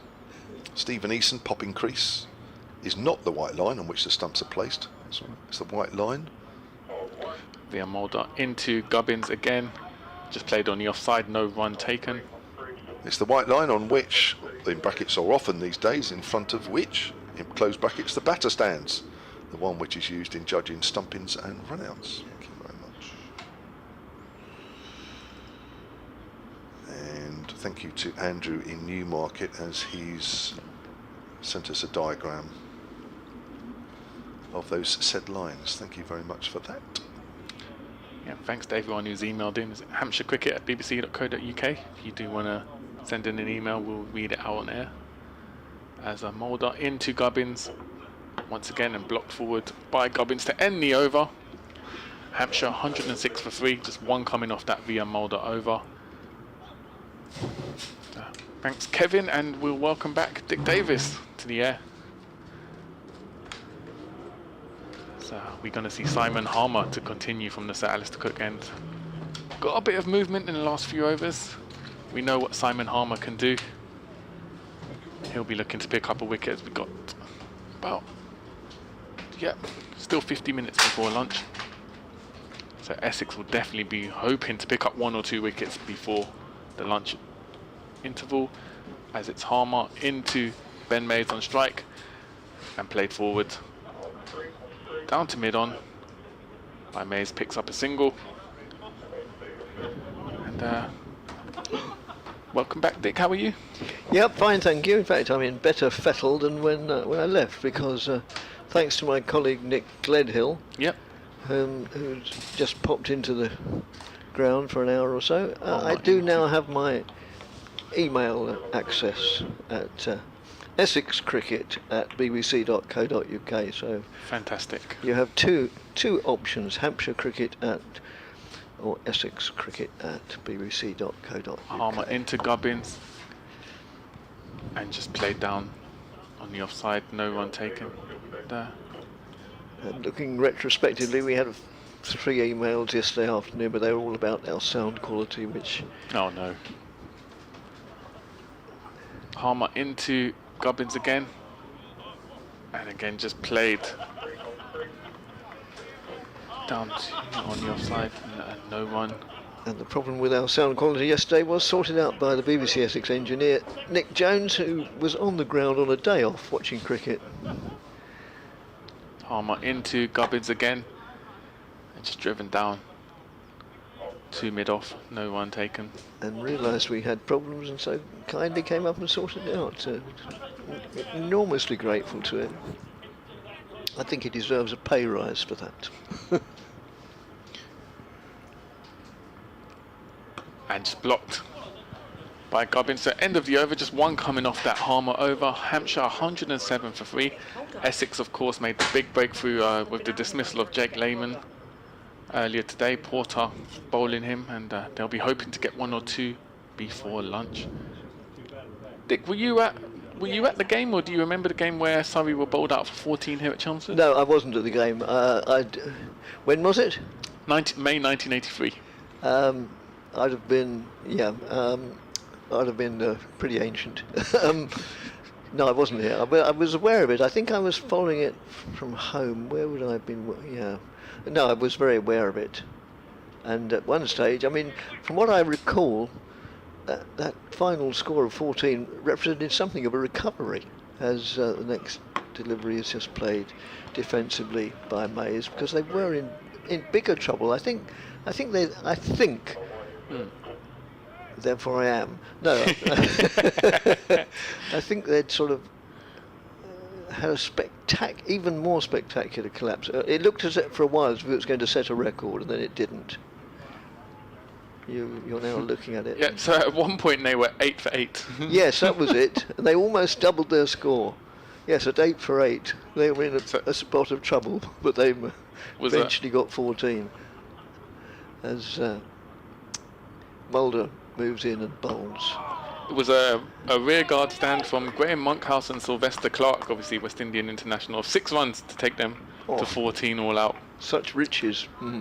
And Norbert Phillip, who played 9 tests for the West Indies, took 6 wickets. And the other 4 would have been Neil Foster. Yeah, correct. Yes. In 14 overs, bowled Surrey out. And remarkably, the match ended in a draw. Yes, quite. So Mulder at the end of his run at the Graham Gooch end moves in now to bowl to Mays. Bowls, and that's just played so solidly the ball falls at his feet, and he obligingly picks it up, having said, "Is it okay?" And they said, "Yes, of course." There was a time you didn't have to ask, but such as a cutthroat nature of professional cricket now that I think people have been given out to handle the ball under that, which, you know, a lot of these laws, it's the spirit of the law that ought to be applied rather than the letter of the law. If somebody bends down to pick the ball up out of a courtesy, then how can you give him out for that? Or her, sorry. Just played defensively, trickled down on the onside. No addition to the score. Considering the overcast conditions this morning, there hasn't been that much of a change in movement on the pitch so far. Still seems a bit flat, and the bowlers haven't been able to extract as much as you'd think with these conditions. However, probably we will see some more movement across the day. So the floodlights in full blare at the moment here at the county ground. Yes, they are.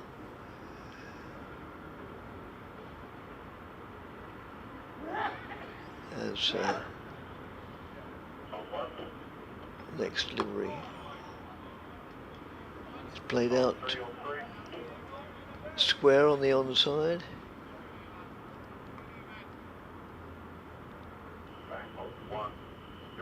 And we have had a couple of emails in from Diana, one of our longest standing supporters from of all places, Calgary. Oh wow. In Canada. Yeah. And wonderfully loyal supporter. As Mulder moves in round the wicket and played defensively by Gubbins. Gubbins on 65, Mays on 7. But 108 for 3, Hampshire have a lead of 70. And she says, "I was surprised to hear you on a Saturday on county cricket that had the mail worked. I probably wouldn't have been able to send you anything. Thanks for the commentary as always." Yeah. Yes, I like to watch club cricket, as I've said many times on a Saturday, but we're at the very beginning of the season, so I'm sure I'll have... In fact, yesterday was the first day that my club were playing club cricket. Harmer into Ben Mays on strike, and just a glance leg side will pick up a single. So thanks, Diana. Well, thanks for your other comment. Yes, this will be my last season, but you know, after 31 years, it's time to call it a day. Just lofted by Gubbins. Just But picked up thanks. silly mid-off. But thanks for your support very much over the years.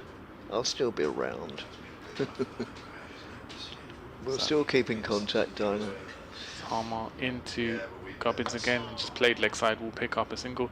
Must be early in the morning for Diana in Calgary, Alberta. It'll be like 6, 7 a.m. She's emailing from there. No, they're behind us, aren't they? Yeah, so Yes. it'll be about 6 or 7 a.m. in the morning. Yes, I beg your pardon. Sorry. Good job I'm going. Can't do basic arithmetic. Harmer into Ben Mays, and again just leg side. Chooses not to take the single there. And, I've got somebody in for the women's game.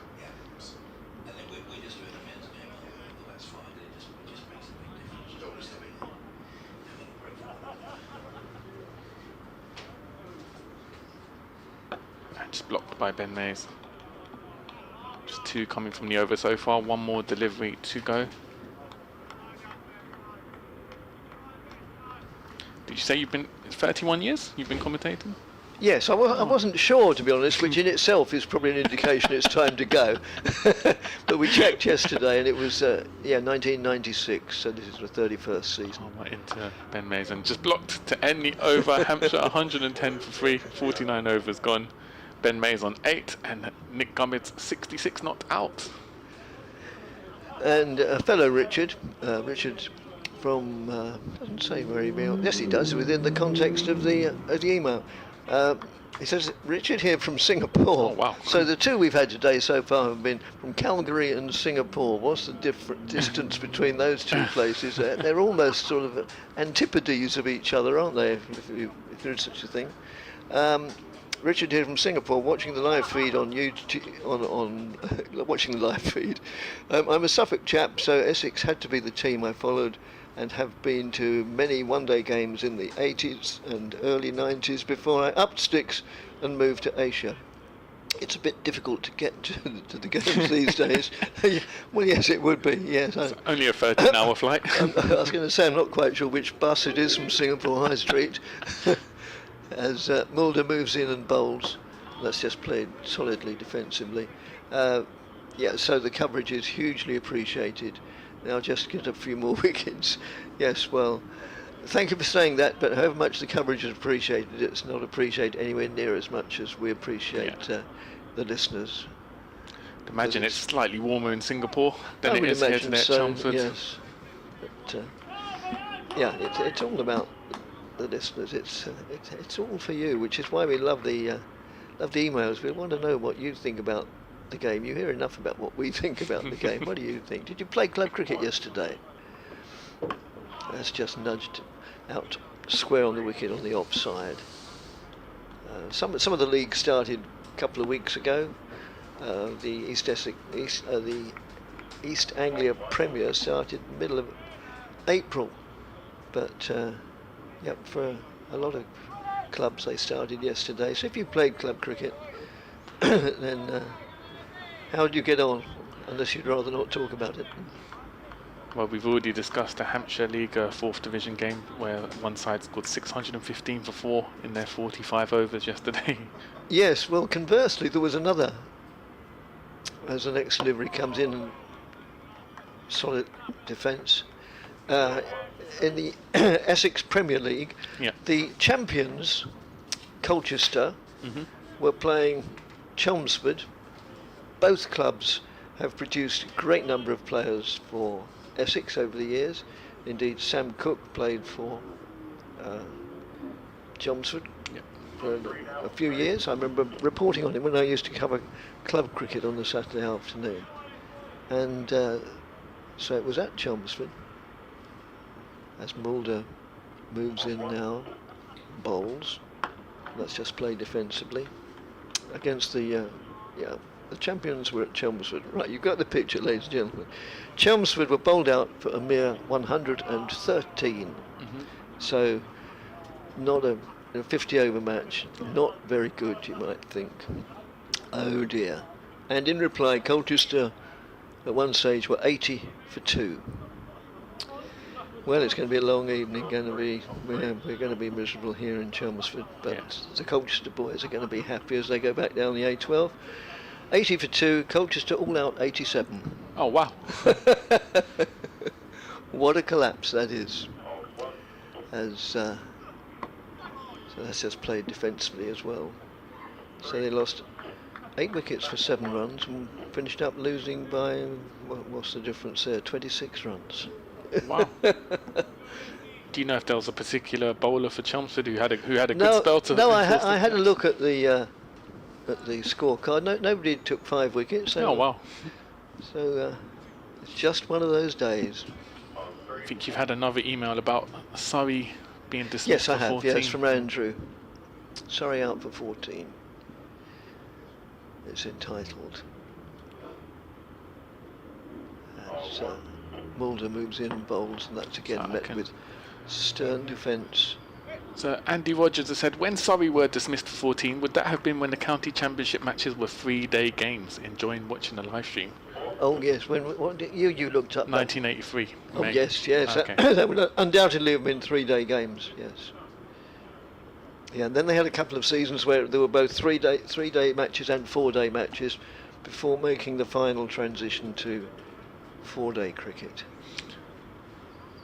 Yes, I mean, they really aren't there keeping, in former times, because you know, they'd have 2 3-day matches and a 1-day match. Mm-hmm.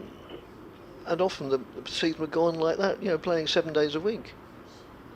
And I think it was Brian Lara said when he scored the 501 for Warwickshire, the next day he played a 50-over game at the Oval. Yeah, I can well believe it. It's Harmer into Ben Mays and driven forward, and that's caught and bowled by Harmer. Fantastic dive there from Harmer, gets the wicket of Ben Mays for 8. Hampshire 110 for 4, and another valuable breakthrough for Essex. Yes, indeed. Caught and bowled Harmer. And he just tempted Harmer there. He tempted Ben Mays to drive forward. And it was a nice dive to pick the ball up. He's such a canny bowler, is the South African. Just looking at the replay now. Ben Mays was caught and bowled by Simon Harmer for 8. Yeah, straight back to him. Thank you very much. He tosses it nonchalantly to the wicket keeper. Not the wicket keeper, the umpire. So,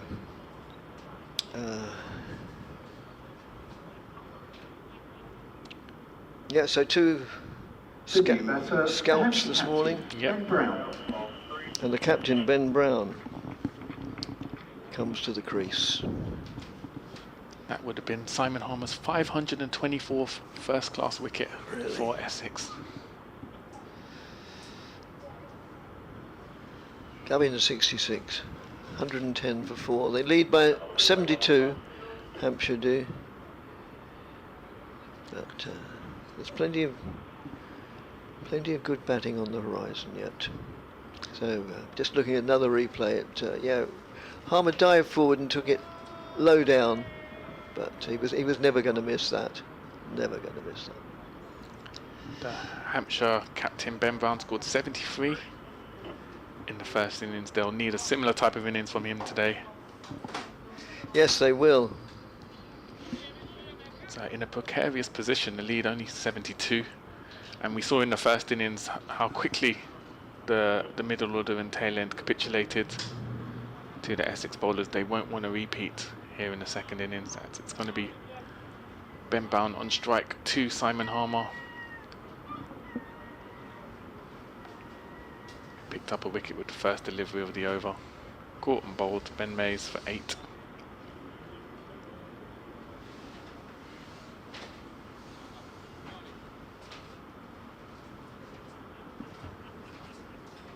It's Harmer into Brown from the set. Alistair Cook end. Ooh. Half-hearted appeal there from slip for an LBW. Came off the bat, however.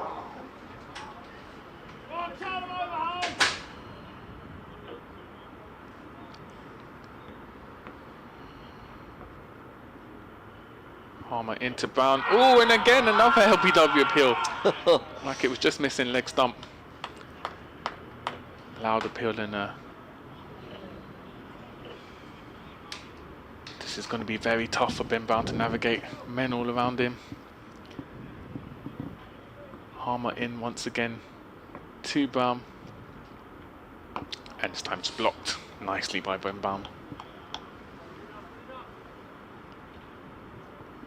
Thank you, Philomena. I won't read it out on air, but I really appreciate your comment, so thank you so much.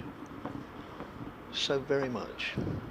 Harmer into Brown and blocked once again by Brown.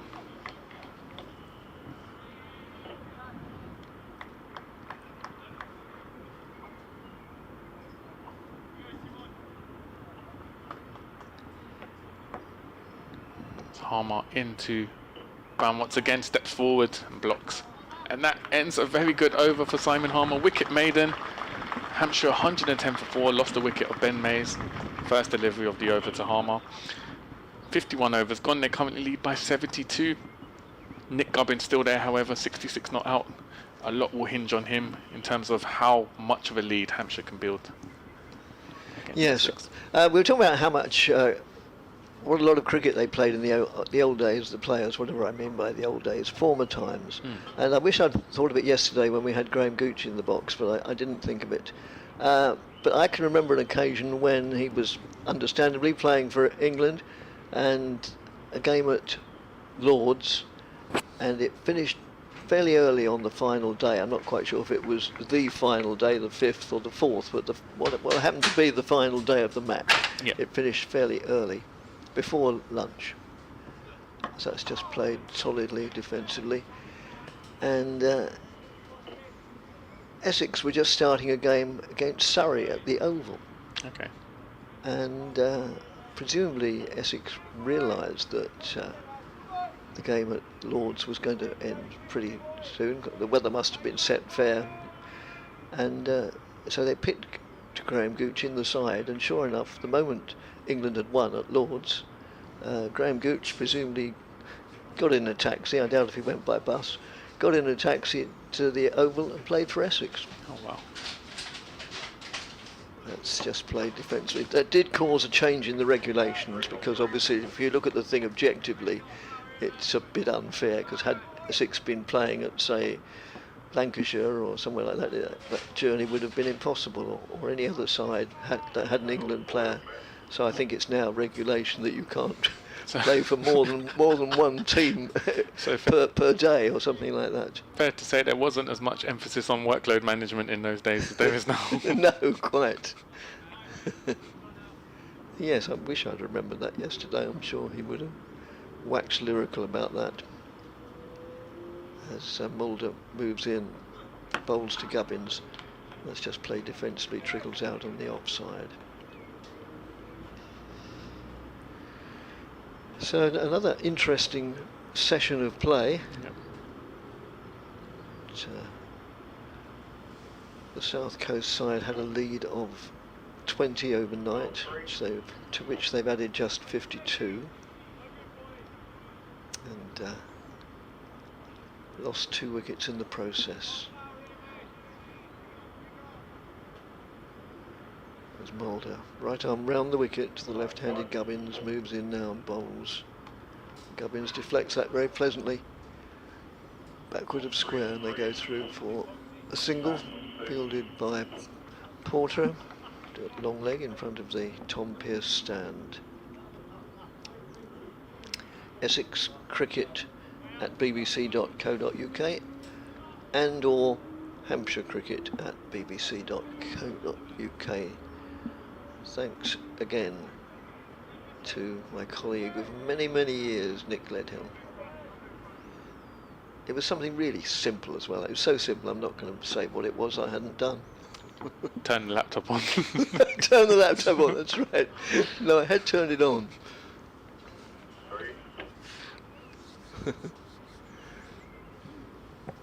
You wouldn't think before I started commentating my previous career was in information technology. But a number of years. 112 for 4. Brown single. Gubbins 67.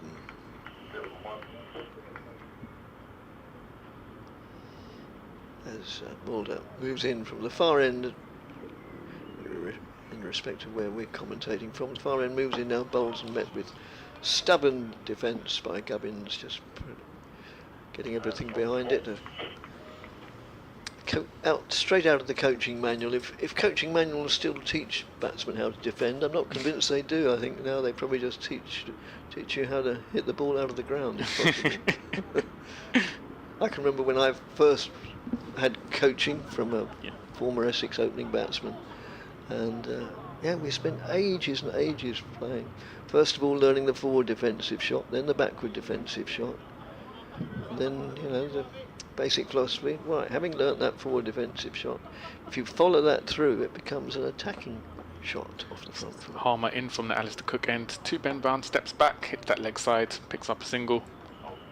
And, I don't know if you've seen in the IPL, there's a 15-year-old who's hit 3 centuries. No, I haven't. Rajasthan Royals. So he made his debut at 14, hit a century off I believe 33 balls, and he's gone on to score 2 more centuries at the grand old age of 15. Good grief. So Harmer in to Gubbins, it's blocked by Gubbins.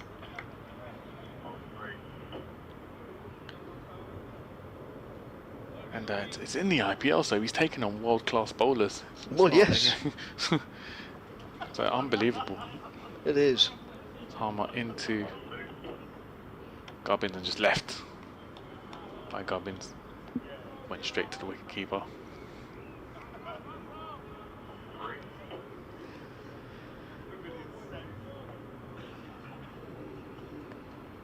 So Harmer in once again to Gubbins and blocked by Gubbins. Harmer really gets through his deliveries very quickly. He does. He gets through. Yes, he gets back to his mark very quickly. He picks up the ball quickly. He doesn't waste time at all. It puts pressure on the batter as well. They don't have time to sort of collect their thoughts. It's Harmer in again to Brown. Just drives that forward. Picked up at mid-off. Doesn't take the run. Well, if he's going to enter the legal profession, which he clearly is since he qualified during the off-season as a barrister, he's going to have to slow down, because then you send a bigger bill. Finally, we'll do that. And a leave from Gubbins to end the over.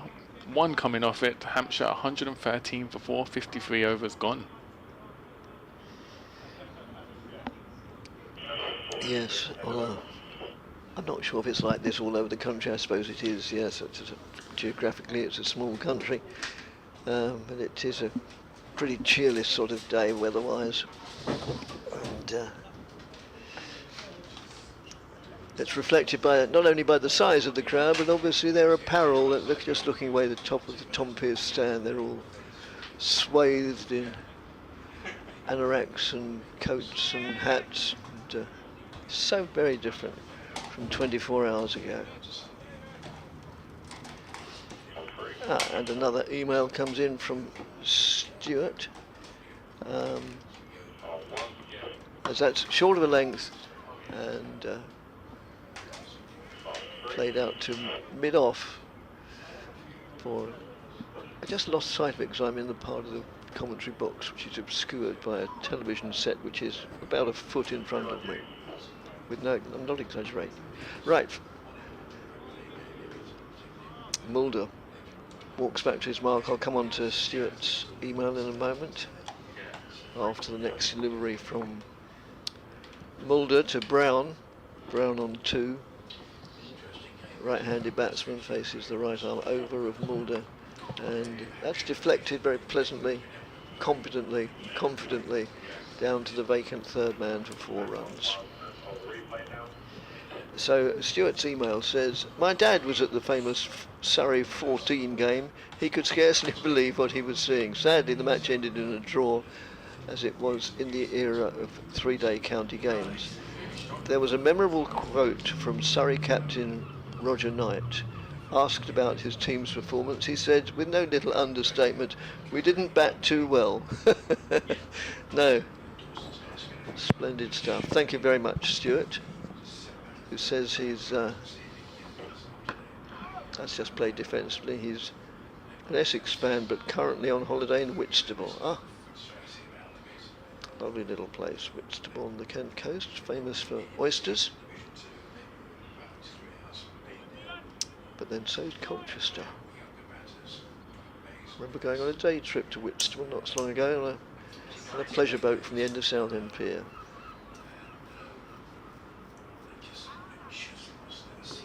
Mulder gets to the end of his mark. Turns now. Moves in. A busy approach to the wicket. Runs in. And met with a confident bat from Brown, but played straight to the man in the covers. No addition to the score. A lead of 79, 117 for 4.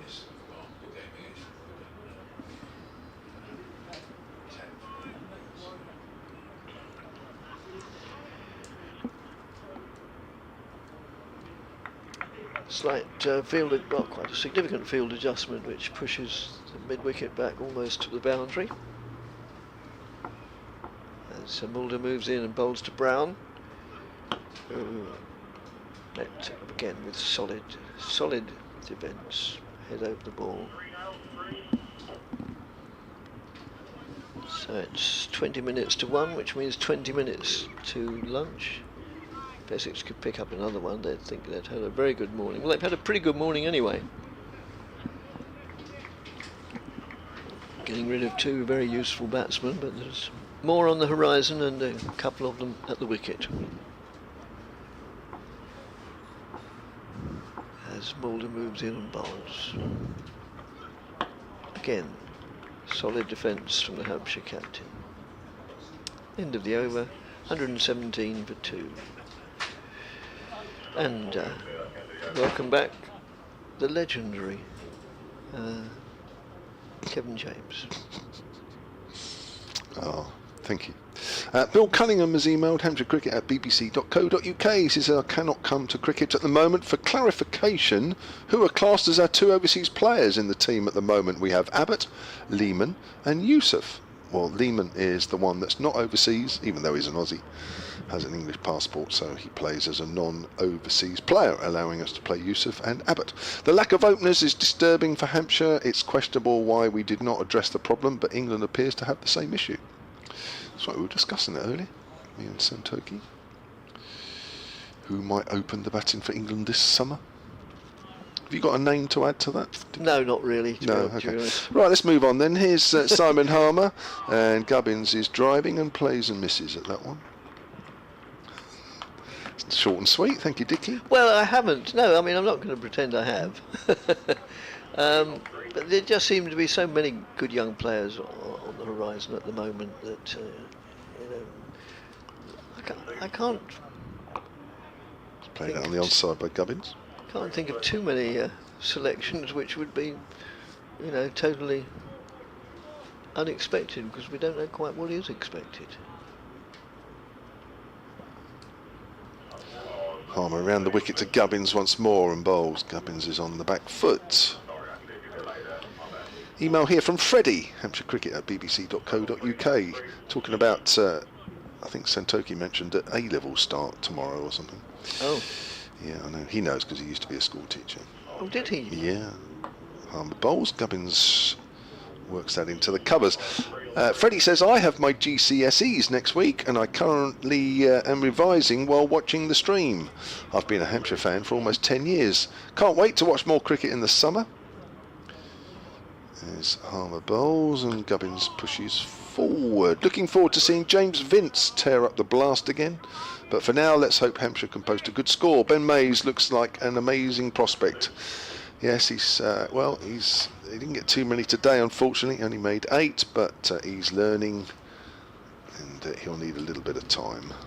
Did he say he looks an amazing prospect? Yeah. Was that a play on the word maze? Ah, well spotted, Dickie. It's played back to bowl at the end of the over. That's why you're here, Dickie, because you can spot things other people can't. I just think Freddie may have intended that, and he still thought, oh no, that James man didn't even see my pun. No. Among many things I haven't seen during this game, whether the roll has been on the wicket or not, amongst many other things. So good luck.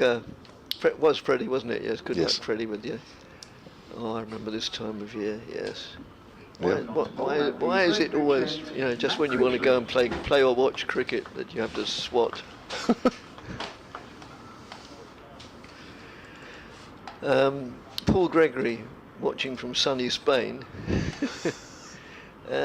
When do we expect Jordan Cox to be available? I lose track of these things, to be honest. I don't know.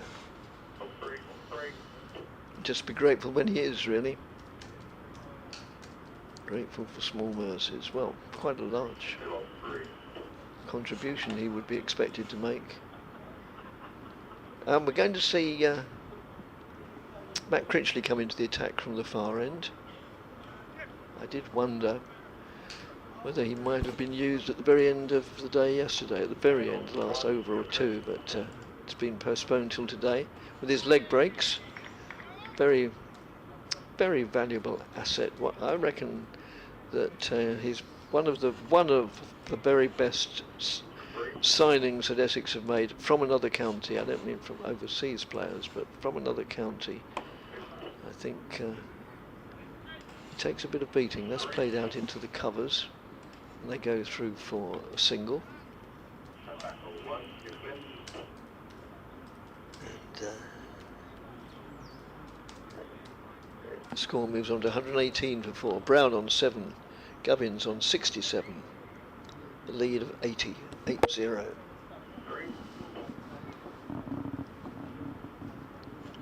I can give you a bit more about Jordan Cox. He's at the IPL, but yes. he's not actually playing. He hasn't played.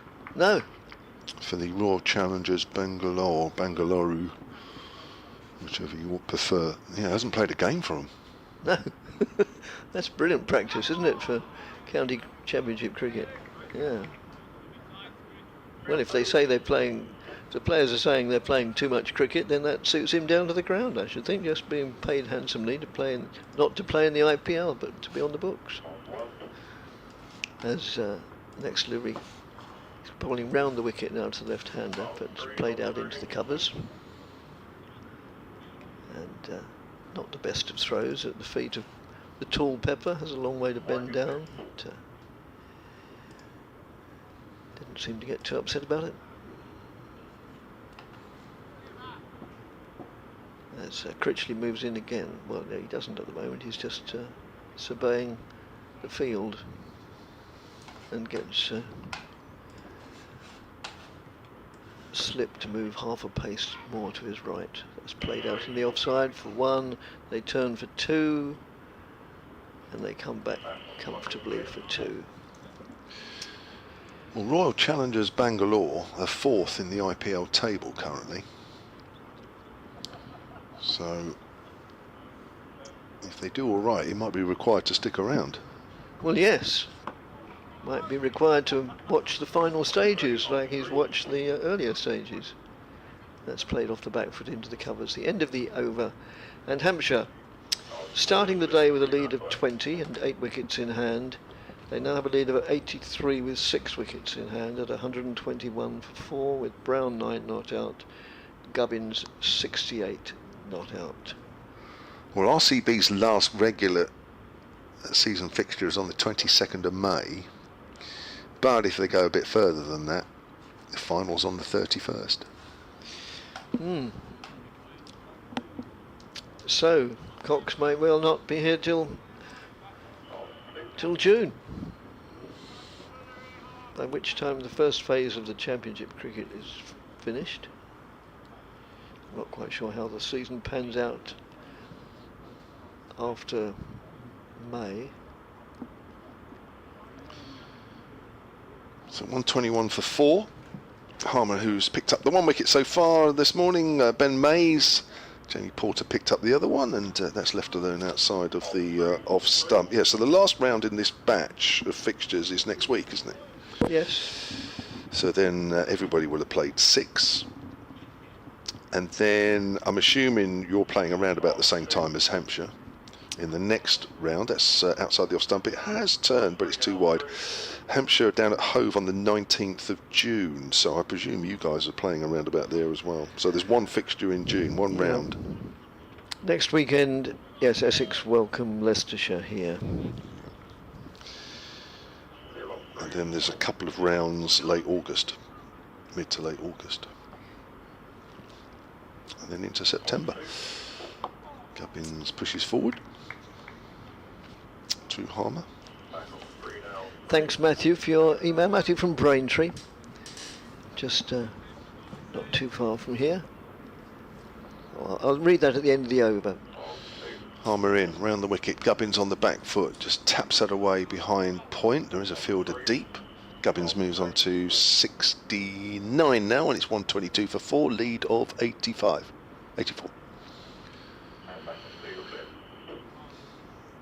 Harmer will switch to over the wicket to Ben Brown, captain on 9. As a leg slip and a short leg clips that away between the 2 to the man on the 45 on the leg side. Still overcast. I think it's going to be like this most of the day, isn't it? Seems to be a little bit brighter to the south, but not to the west from where the weather normally comes. It's right to our right, isn't it? Brown comes down the track, gets an inside edge onto the pad, end of the over. Harmer's one. Omer, where's that from? One for 27, Harmer. 122.4. I think I was combining Harmer with over. Sounds about right, doesn't it? I think so, yes. Yeah.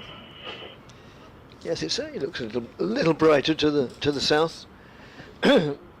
Well, that's good, because my wife's meant to be spending the day in the garden, so hopefully she's got decent weather for it. Bit chilly. So, yes, Matthew, morning chaps, having to work from home today, so not being able to get over to the ground. Hopefully I'll be able to visit for the Leicestershire game next week. Now, I think the Leicestershire game starts a day, we'll be getting used to games starting on I think it starts on Saturday, don't they, the next round, or is that from... I think we're starting Friday next week. Oh. I better check that, because I know I'm working 2 of the days. And our Hove game is Friday. Let's just worked away on the onside. But you may be different. You guys like to be different up here, don't you? Oh, good Lord, yes. Yes, I better check that. I don't want to be the turn up on the wrong day. That would not go down well. As Critchley moves in and bowls, let's just play defensively out into the covers. Thank you for the rest of your email, Matt, which is warmly appreciated by all of us. Critchley in again, and Ben Brown goes onto the back foot there and cracks it out into the covers, but an agreed single to the man on the man being Harmer.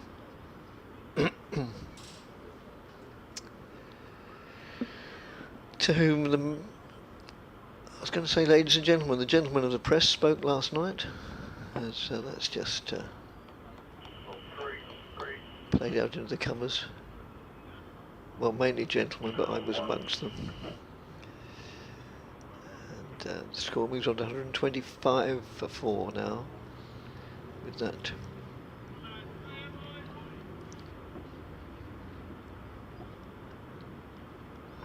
Critchley again, played with diligence, getting right to the pitch of the ball, and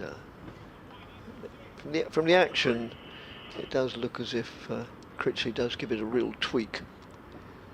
Whether or not it actually turns, I don't know. And that's he hit it hard into the ground. I must admit, I thought for a moment that was a corn bowl, but it wasn't. End of the over. 125 for 4, a lead of 87, Gubbins 71, Brown 10, and the fascination of this game continues. I don't know who's in the box seat at the moment. I don't think it's easy to tell. It's going to be a low scoring game, but so effectively 87 for 4. Well, both sides will clearly fancy the chances at this stage, which is good really, because it means that the rest of the game will be, if not as enthralling as yesterday, but it will provide rich entertainment, which is what it's all about. They're in the entertainment business. 7 minutes till lunch as Harmer starts a new over. Bowls to Nick Gubbins. He's around the wicket, flighted. Gubbins drives out towards extra cover. Oh, he was going, and Brown has to dive back. As the ball comes quickly back to Harmer behind the stump. Shane Snater there doing a good piece of work at extra cover. Ooh, that could have been a horrible, horrible situation. And Ben Brown was involved in a run out in the first innings, you might remember, when he was batting with Scott Curry. I think that may have been more Nick Gubbins' fault there. Edge through to first slip. Oh, he's gone. And Gubbins wafts away at the air there. May have felt that perhaps he should have gone for that single. He wouldn't have faced that next ball, but I think he probably would have been run out anyway. Gubbins goes for 71. Harmer picks up his second wicket of the morning, and Hampshire are 125 for 4. 5. For 5, yes. Well, that's very nice for Essex just before lunch. Whatever it is they have for lunch will taste all the better for having got rid of Nick Gubbins. A fairly fairly straightforward catch at, at waist height to Paul Walter, waist height being about neck height for most people. But yeah, he took it. He took it. It was in his midriff. He took it quite comfortably, and The incoming batter, I say quite Liam comfortably. Dawson. Maybe it was in the ends of the fingers for a little while, but anyway, he held on to it. That's all that matters in the end. And so the third Hampshire wicket goes this morning. With the score on 125 for 5 now, a lead of 87. Liam Dawson walks to the crease. He really can't buy a run at the moment this season. Was out in the first innings for 6, which is about what he averages this season with the bat. It's, if ever was a time that you need Mr. Dawson to return to form, probably now would be the right moment. Now, they will like this email, Dickie, from Paddy Clinton, Hampshire cricketer, bbc.co.uk. He says, fantastic commentary and great to hear Dickie, one of the great voices of the county game. Oh, good Lord. Oh, Lynn. Yes. Oh, well, thank you, Paddy. There we go, look at that. That's, Vielen Dank. there we go, that's perked Dickie up, that one.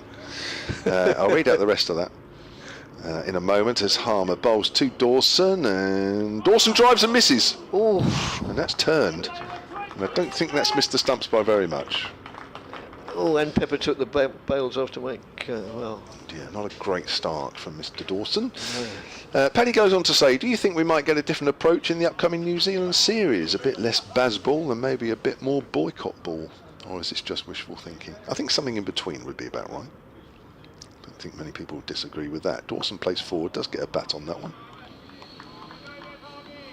Yeah, in between baseball and boycott ball, I think would be just fine. Wow. Not a great moment to lose a wicket. As Harmer comes in, Dawson's on the back foot. It needs a masterful Dawson knock here. Did score 100 in the game here last year. Did score 100 in the game here the year before. It'd be nice to keep up that record. Harmer bowls, Dawson's on the back foot. Keeps a little low. Harmer 2 for 27. And Hampshire at 125 for 5. Facing this last over, I would have thought, before the break. Lead by 87.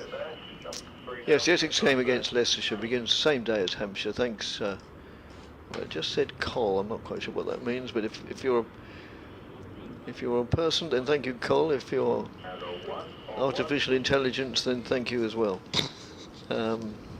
Yeah, they start their 4-day game against Leicester here. I think I'm doing the first 2, so right, it's very useful information. Paddy will be pleased about that. Yeah, thanks again, Paddy, in Berlin. Oh, I remember going to Berlin when the wall was still up, and I ventured across it for a couple of hours. And, one of the most memorable afternoons of my life. Nothing to do with cricket, but it was a fascinating experience. As short of a length, played out to deep cover. Peter from Chelmsford, in which city we're commentating now, or from which city? You mentioned Gooch batting for Essex on the same day as he finished playing for England at the Oval. I was at Lord's watching Essex. Oh, it was the other way round, was it? It was sorry. Gooch batted at 6, I believe, and unfortunately, I think we lost the match. I find it incredible that England players are rested for their counties, especially the batters. Why? Surely time in the middle is necessary. The only players you could argue who need resting are the quick bowlers.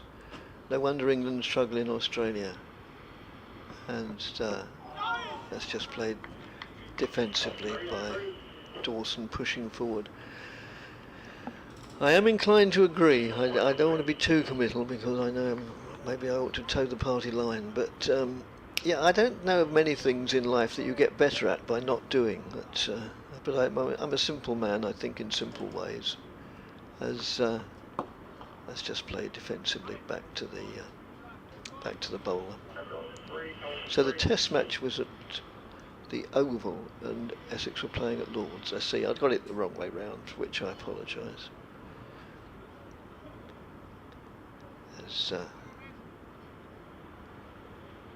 next delivery just played with stern defence by Dawson. Over the years, I think, many occasions, a lot of batsmen who are out of form often seem to get their form back against Essex. So if that's some encouragement for Hampshire supporters, then my words have not been in vain. As next delivery played probably off an inside half of the bat. I don't think Dawson was looking to hit it in the mid-wicket area. George King has more. A British man on Christian which has no extra.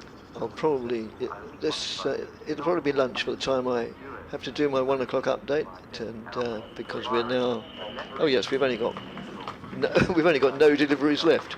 So at lunch, 127 for 5, a lead of 89. Brown not out 11, Dawson not out 1. The wickets to go, Kevin, today? Jake Lehman bowled by Jamie Porter for 27, added 13. Ben Mays caught and bowled Harmer for 8, and Nick Gubbins recently caught a slip off Harmer for 71. Thanks very much, Kevin. Thanks, Santoji, and thanks to the listeners. And please log on again or tune in again in about 40 minutes' time. Thank you very much. And also, do not bring any food or drink onto the outfield. Thank you.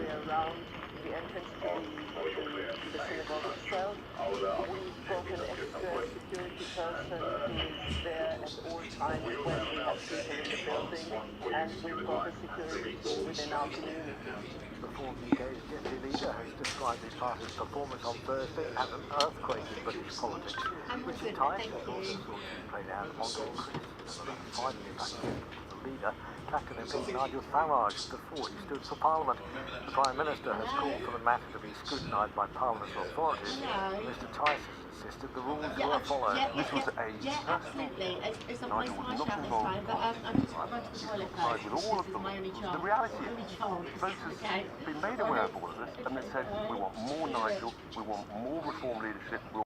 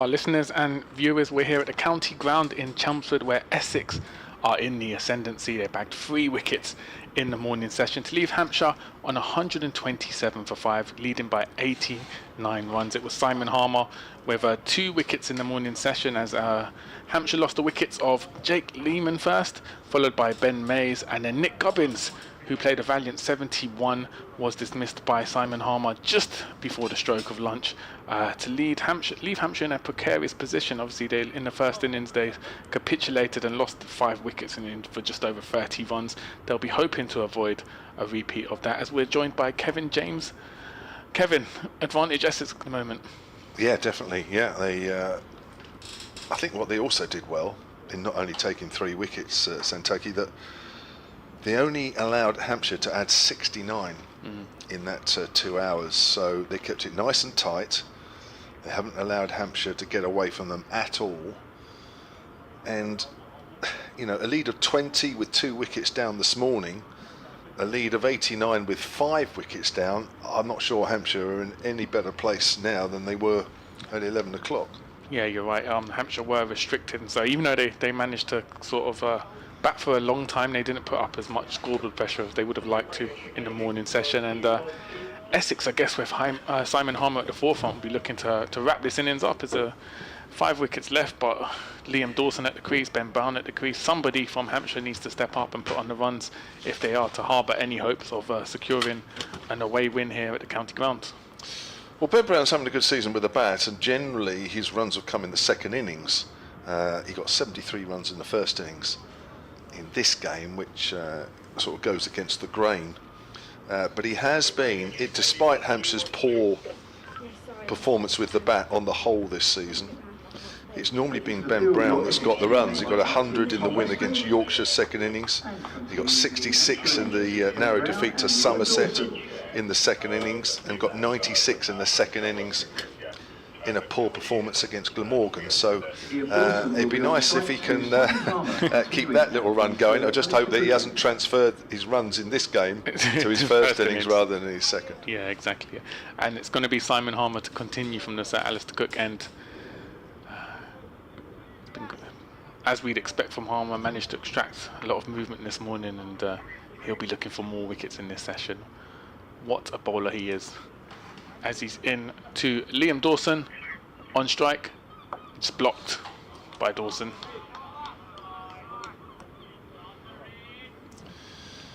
Well, as mentioned just before lunch, Liam Dawson's not got going at all with the bat this season. And I mean not at all.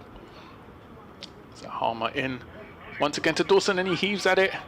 Just hit leg side, and it takes a single. 1 bounce on the leg side. There was a man down there for that shot. Yeah. Dean Elgar, right in front of the pavilion. That brings Ben Brown on strike.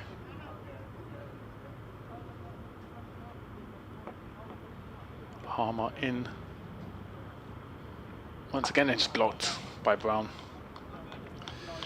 What do you think from what you've seen? Santaki, you were here yesterday and obviously watched play this morning. What do you think Hampshire would like as a lead to think, well, we got a chance? Harmer into Brown once again. Just nudged on the offside, and he should pick up 2, yep, quite comfortably. Potentially thinking about 3, yep, and they'll run 3. Good running from the pair there at the crease. I think if they can get a lead over 200, I think between 200 and 250, you'd still fancy Essex to sort of chase it down. But 4th innings chase, we all know the added pressure of that, pitch deteriorating, Liam Dawson could come into it. So I think anything over 200, they'd fancy themselves with a chance. As Harmer into Dawson again, and Dawson heaves at it and just hit down the offside, and that's going to run away for 4. Slowly across the pitch, yep, no one back there. And a well-timed shot from Liam Dawson takes him to 6. I think it was 2 seasons ago I was here. Essex were playing Worcestershire, and Worcestershire set them 180 to win the game in the 4th innings, and they managed to bowl Essex out. So I think just batting in the 4th innings, that scoreboard pressure, if Hampshire can get 200, I think they win with a chance. Well, what do you think? Yeah, I was leaning towards 250. Yeah. But that's probably a little bit more on a safety side. But yeah, at least for me, 250. Harmer into Dawson, and he steps forward, and a massive shot. Down leg side, it goes for 6, and it's over the stand. I think that's in the river. Is it? I think that's landed in London somewhere. And Dawson, 2 boundaries off the over, and 14 coming from that first Harmer over. Is that an indication of how Hampshire are going to play post lunch? Take on the bowling. As you said, they didn't manage to put on many runs in the morning session.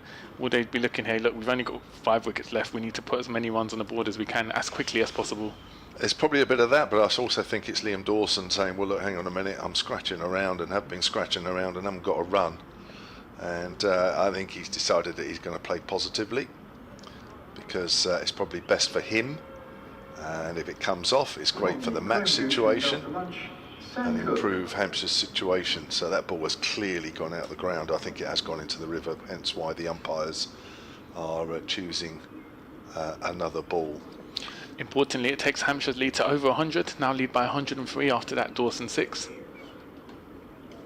I got an email right on the stroke of lunch, Santoki, from Jeremy Patterson, Hampshire Cricket at bbc.co.uk. When Dickie's back, he's got an Essex email now.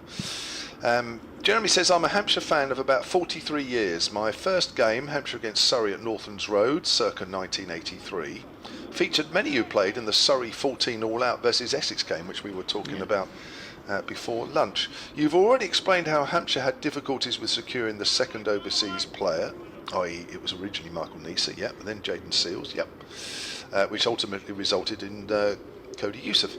Are you aware if Hampshire tried to sign an established opening batter in the winter and had difficulties doing so, or was it always the plan to keep trying to find a new opener from within, aside from Nick Gubbins? I'd be grateful if you could shed any light on this," says Jeremy. Is it my over? It is, isn't it? Sam Cook is back into the attack from the far end. Ben Brown works that into the gap through point. Should at least be 2. Won't quite make it all the way to the rope, although it gets pretty close. Shane Snater picks that one up in front of the pavilion. And Hampshire move on to 143 for 5. I think the plan, because Hampshire have a few youngsters and they need to find out whether they can play or not. As far as I'm aware, I think the plan was pretty much, we need to give these guys a go. We need to make a decision. Oh, it gets wrapped on the pad, it nips back. Sam Cook again does one of those appeals where he gets down low. He's trying to say that it's not going over the top now. Sam Cook, be careful, because the umpire already looks as though he's trying to step in. I think that's Martin Saggers. He's just saying, just calm down a bit. Calm down a bit. That, for me, what was your initial thought? Mine was it might have just done a little too much. Yeah, I thought it done too much. Sam Cook obviously disagreed, as you would as the bowler, but yeah. Well, you can understand Essex are really desperate for a breakthrough, especially this partnership. And having done so well this morning, picking up 3 wickets and keeping Hampshire down to just 69 runs added between the start and lunch, they'll be keen to start as well this afternoon. Here's Cook again, bowls. Brown drives on the up, he's found the gap, and that's 4. Probably won't help Cook's mood. A little bit wide, that one. From Sam Cook. Yeah, so I think they brought in Cody Youssef as it was the 3rd choice, so it wasn't the original one. No disrespect to him. They brought in Jake Lehman, which is a massive plus in the batting lineup. So you know they have strengthened the bowling, they have strengthened the batting. 1 each, basically. There's a limit to how much you can do. A, because there might not be the type of player that is around that you can bring in. As Cook bowls, Brown off the back foot, finds Snater. And if there is somebody around, obviously they've got to fit the group. You know, it's important that the group stays tight. The other side of it is whether those players are available is a different matter, and also if they're available, what sort of deals do they want? Yeah. So there's all that to factor in, and the fact that they do. I mean, you've got to remember that some of these guys are getting a chance, and yet Alior has yet to get his chance. So we are almost a third. Well, we're very nearly a third of the way through the championship season. He hasn't even had a chance yet, outside the off stumper left alone. So, bringing too many players in means that the very guys you're looking to give a go to aren't actually going to get a look in. So it's a delicate balance. Yeah, it's a delicate balance, made even harder when you're in Division 1. I know in Division 2 we've seen Middlesex try out the same thing, test their young players. Sebastian Morgan, really good 18-year-old bowler, Navia Sharma, but obviously Middlesex have financial restrictions, and in Division 2 you have slightly more leeway without the threat of relegation. Exactly. So it has been a gamble from Hampshire to some extent. Exactly. Cook bowls, Brown is forward, and that's the thing, and I've said it 2 or 3 times and I'll say it once more again, that in Division 2 you can give some of these guys an extended run in the side and get a better idea as to whether they're going to be around for the next few years, or whether there's still doubts about them, because in Division 2 if you finish 7th, let's be honest, nobody cares. If you finish 3rd, nobody cares. But if you're trying to find out about players and at the same time you get relegated from Division 1, that's a whole different ballgame. Yeah. So whilst it appeared at the last day of last season that Durham did Hampshire a favour, and let's be honest, on the whole they did, by keeping Hampshire in Division 1, the other way you look at it is that, have they really done Hampshire a favour? Because whilst they're trying to find out about players, they're also under pressure to stay in the division. Exactly. So it's going to be Harmer to continue from the Alistair Cook end, and Liam Dawson on strike. Harmer into his fellow spinner Dawson, and just block this time. Will pick up a quick single. Nicely picked up at mid-on by Shane Snater. That brings Ben Brown on strike. And the lead now 110. Slowly growing for Hampshire.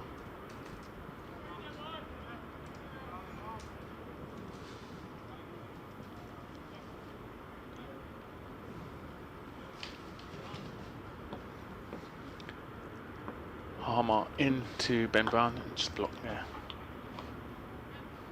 You mentioned Ali, or another young player. Is he playing for Scotland at the moment? Or he's been called up by Scotland? I remember.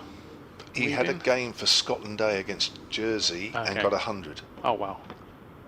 So Harmer into Ben Brown again and blocked again by Brown.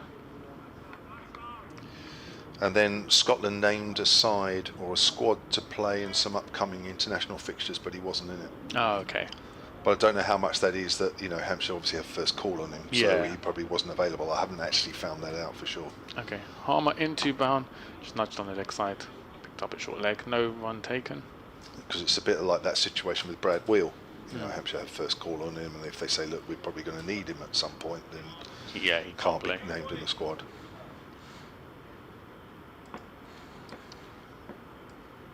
Harmer into Brown and just sweeps across. No run, just picked up on the leg side. I'm not sure if Essex's Mackenzie Jones was named in that recent Scotland squad, actually, because he is a Scottish player.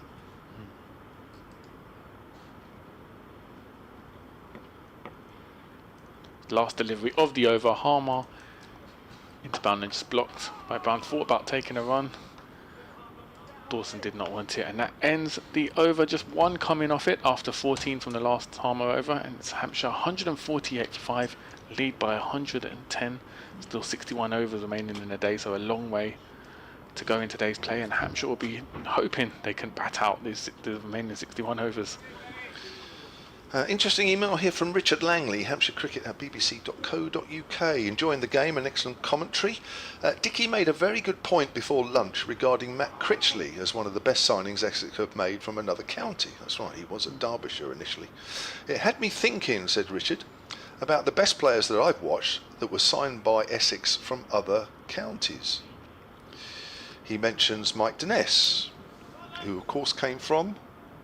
Oh, you're a bit too young. Santoki. Kent. Okay. John Charles came from Gloucester. He hasn't actually put these counties, but I had a quick look before. I know some of these. Paul Grayson came from Yorkshire. Peter Such from Leicestershire. As Cook comes in, he uses his feet there. Dawson tried to whip it away on the leg side, gets wrapped on the pad. Ronnie Irani was at Lancashire. Great player. And David Masters, I think, if I'm right in saying, he was at Kent originally. Jordan Cox will be added to this list as well. That's right. He was Kent, wasn't he? Yeah, Ken. Shame to leave out Darren Goff, formerly Yorkshire. Jeff Miller, formerly Derbyshire. Mike Garnham, yeah, of course he played here. He was at Leicestershire. Neil Smith. Ooh, I'm not sure. I don't know if he was the Neil Smith that played at Warwickshire. I could be wrong. Yeah, Alex Tudor. Alex Tudor was Surrey, wasn't Yep, he? Surrey, That's yeah. right. Many others. There's been quite a few, hasn't he? Or hasn't there been, I should say, as that's played up to mid-on by Dawson. Does Dickie agree with that list? I'll show him a bit later. I'm a lifelong Essex fan, says Richard, who's in Gidea Park. Played cricket there. Gidea Park and Romford. One of the old Essex outgrounds. And have been watching Essex since the 1970s. Oh, wow. Gidea Park and Romford. Gosh, I haven't played there since about the 1840s.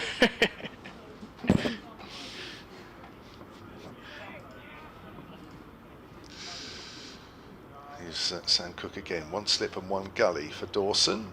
Dawson gets wrapped on the pad again as the ball pops out on the leg side. 148 for 5. Dawson has 13. I think that's his top score of the season, actually. So I'm pretty sure as I speak, and I will look it up just to make sure.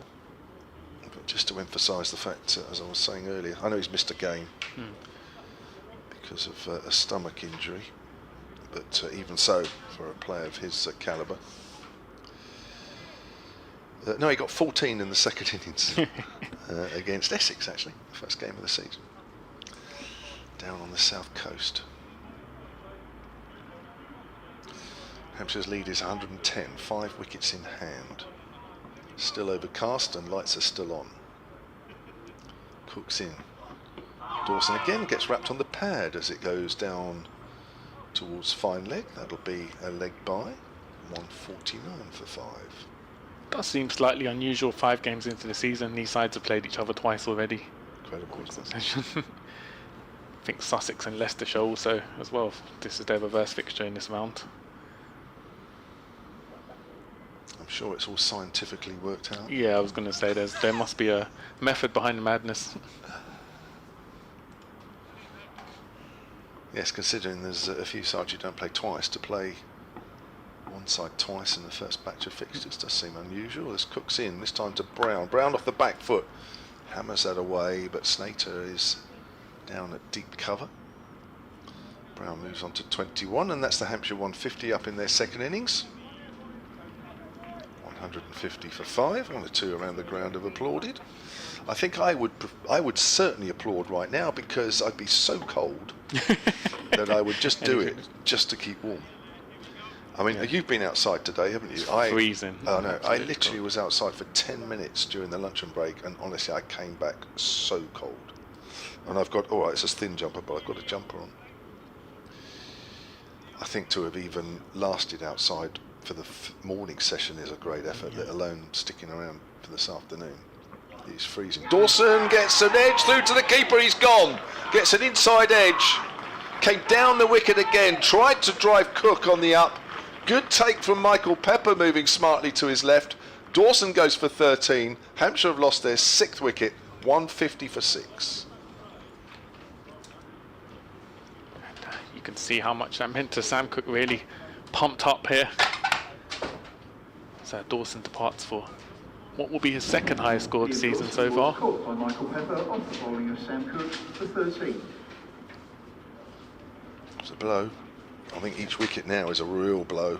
Yeah. As we get towards the second half and well into the second half of the Hampshire innings. Didn't miss the off stump by very much either, looking at the live feed, but Dawson trying to be positive. Coming down the wicket, driving on the up, the ball nipping back, catching the inside edge.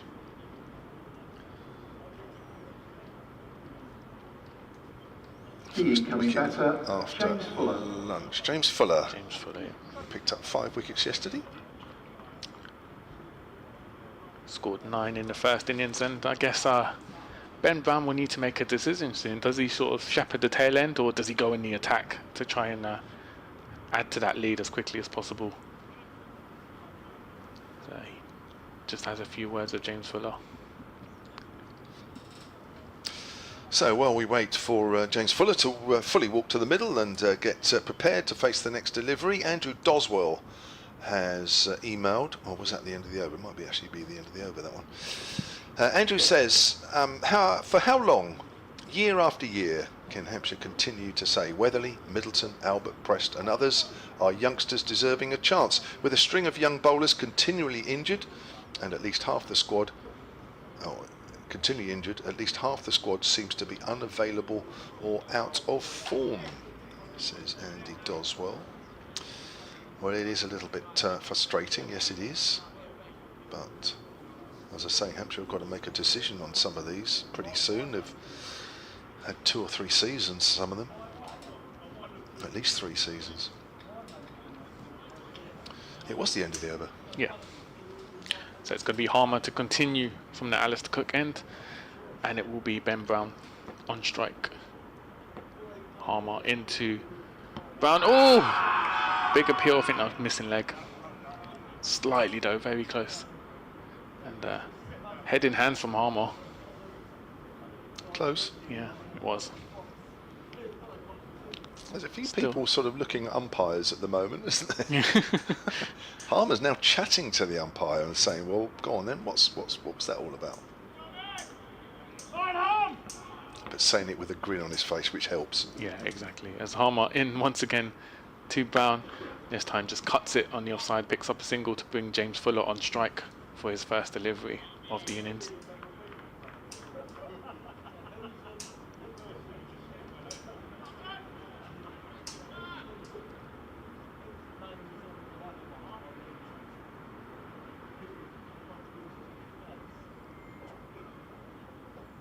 Harmer coming in from the Alistair Cook end.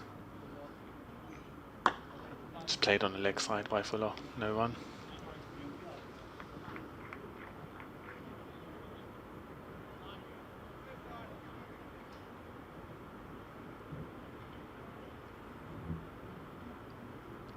Harmer in again to Fuller, and again just clips it leg side, chooses not to take the run.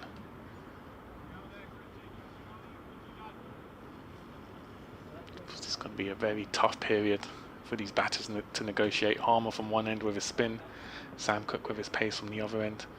It's Harmer into Fuller again, and again just nudges it leg side, doesn't take the run. Quicker ball, Harmer.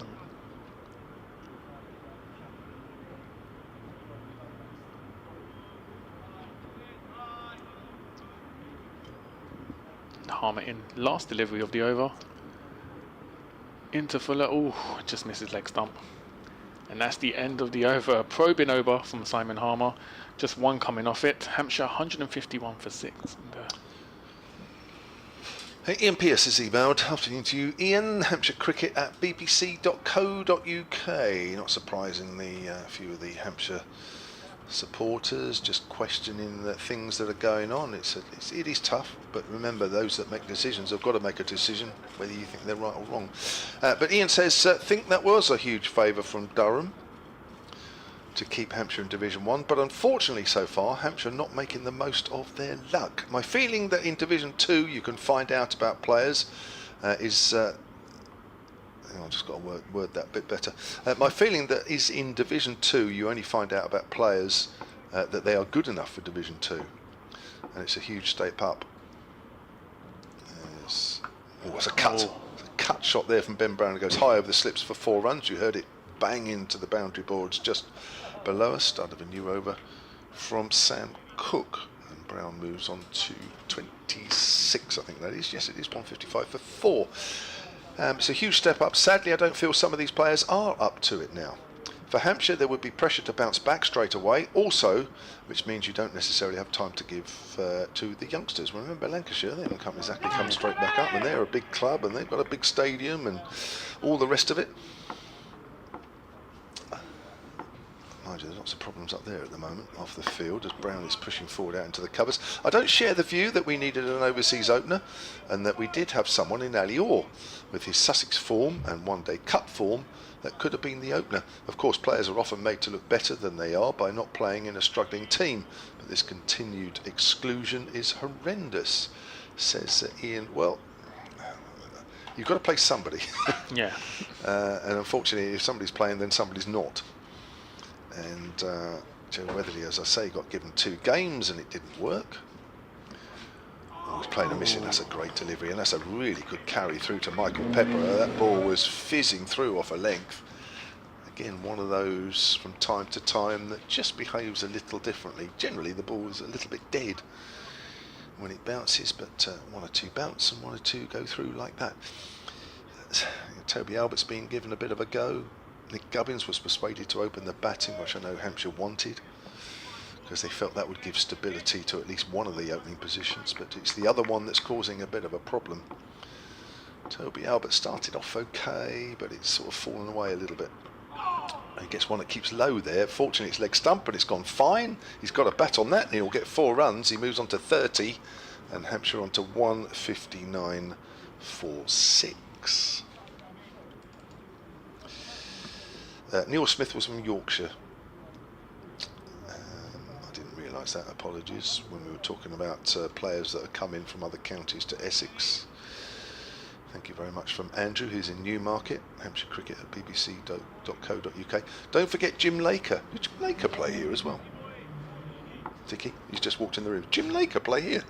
Yes, he did. Oh, His career, not very successfully. not successfully, says Dicky. You probably heard that. Is it your over, or have I nicked it? No, I haven't. It's a length ball to Ben Brown, so I was just looking at some stats that Andrew sent me. Oh, it's like Jim Laker stats. I presume so, yeah. 111 wickets. At 43. For Surrey, he got, according to this, nearly 1,400 wickets at 17. So, yeah, big difference. Played for a Commonwealth 11 as well. Oof. HDG Leavers and Gowers 11. Wow, that's a mouthful. That's a driven to backward a point, fielded by Shane Snater. I've seen that name somewhere before, Leaves and Gower. I don't know if that's up on a board at Parks in Oxford. I can't remember anyway. It's one of those sort of things that is part of the history of cricket. Michael Alexander, Hampshire Cricket at bbc.co.uk, who's in North London, my old neck of the woods. Kev, in and out of the coverage, a few distractions, and caught some league cricket yesterday. I caught a chunk of the majestic Gooch and those wondrous anecdotes. I know I really enjoyed that time he was on yesterday morning. I know we all did. Yeah. Thank you, Michael.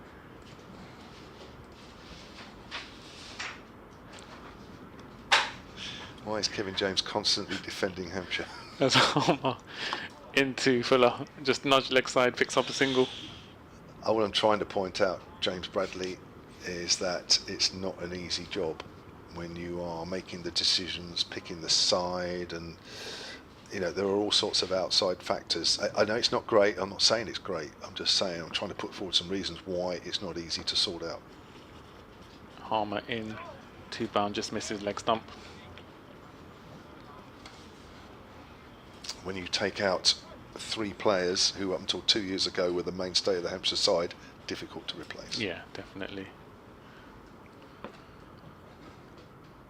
Harmer into Brown again, just blocked by Brown.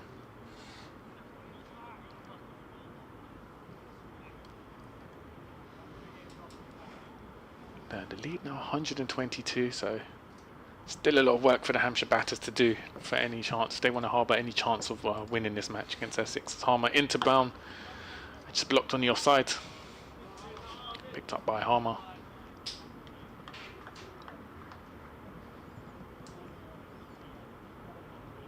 Another probing over here from Harmer. Gets through his delivery so quickly. In once again to Ben Brown on strike. Just played leg side. No run.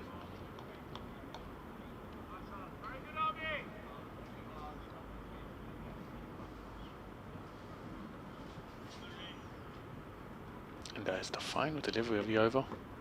Harmer in once again to Ben Brown on strike. Just blocked to end the over. So just one coming off that over from Harmer. Very good over once again from the spinner. And Hampshire 160 for 6 after 67 overs. Dave Allen, Hampshire's former honorary archivist, is still with us. Hampshire Cricket at bbc.co.uk. As regarding Leaves and Gower, he had a brother, in brackets a reverend, who, like you, played club cricket in Portsmouth. That's what I did when I first moved down south. should look up Leaves and Gower's record, unless you want to do that, Santoki. Leaves and Gower. So I just remember him on an honours board. I'm sure it was at the Parks. A name from many moons ago. Sam Cook then, 3 for 48. His wicket today, then one of Liam Dawson, the wicket, only wicket since lunch. It's bowling to James Fuller in. Fuller drives and misses. Not a lot of foot movement on that one. Just tried to hit through the line. Leaves and Gower, born 1873 in Titsy Place, Surrey. Played 3 tests for England. No, sorry, for South Africa, I believe. Let me just double check.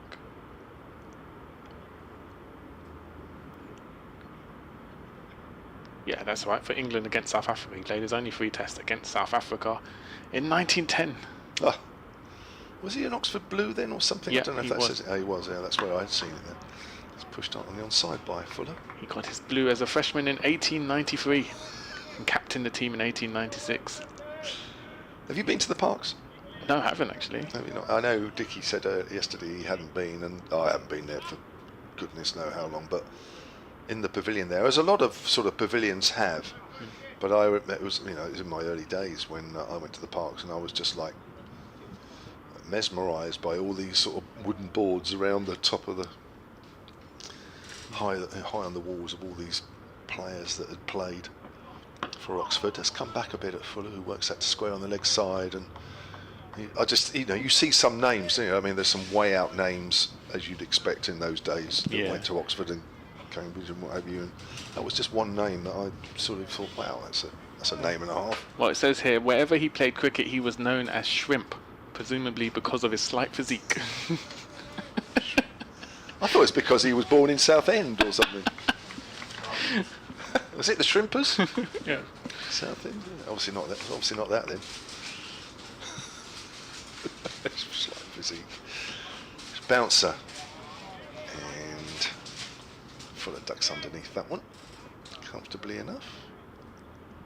Deliberate ball there from Sam Cook. I think he's probably trying to get Fuller not to come forward to him. That's what the usual reason for that is.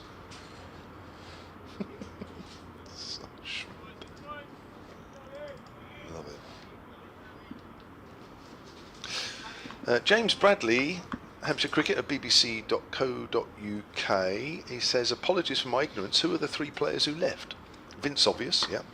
Now that's smacked away a little bit, probably behind square than he was aiming, but it's nevertheless he's got 4 runs for it. Again, there's width there from Cook. Fuller moves on to 5, 164 for 6, the lead up to 126. Vince Obvious, says James Bradley. Yeah. Are you including Keith Barker? Yes. And the other one is Mo Abbas. Oh yeah. Those 3 players that contributed considerable amounts of runs and wickets over a 4 or so year period, which Hampshire got pretty close to winning the championship, but not close enough. Surrey at the time were just too strong. Length ball, Fuller in behind that one, comfortably enough. Cook 3 for 52 from 15. Fuller is 5 and Brown is 30. Abbas currently playing Test cricket in Bangladesh for Pakistan, so pulled early from his Derbyshire deal after being given a surprise international call-up. And it's going to be Simon Harmer to continue, again from the Sir Alistair Cook end. Ben Brown will be on strike. Brown now on 30.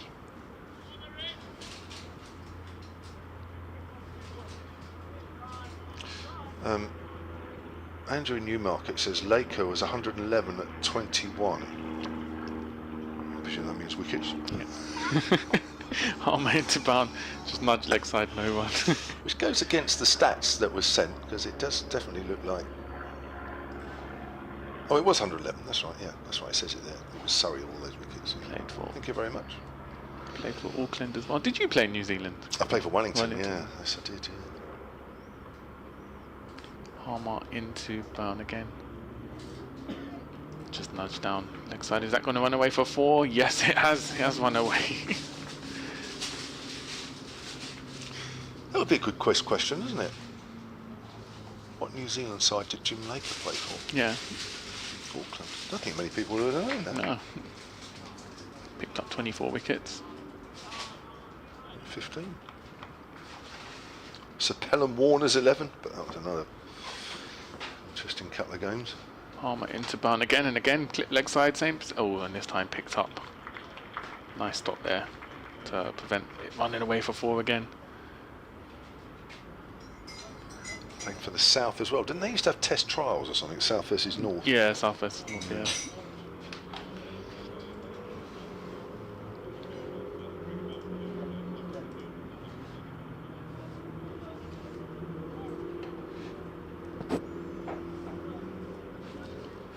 We could do with those again, couldn't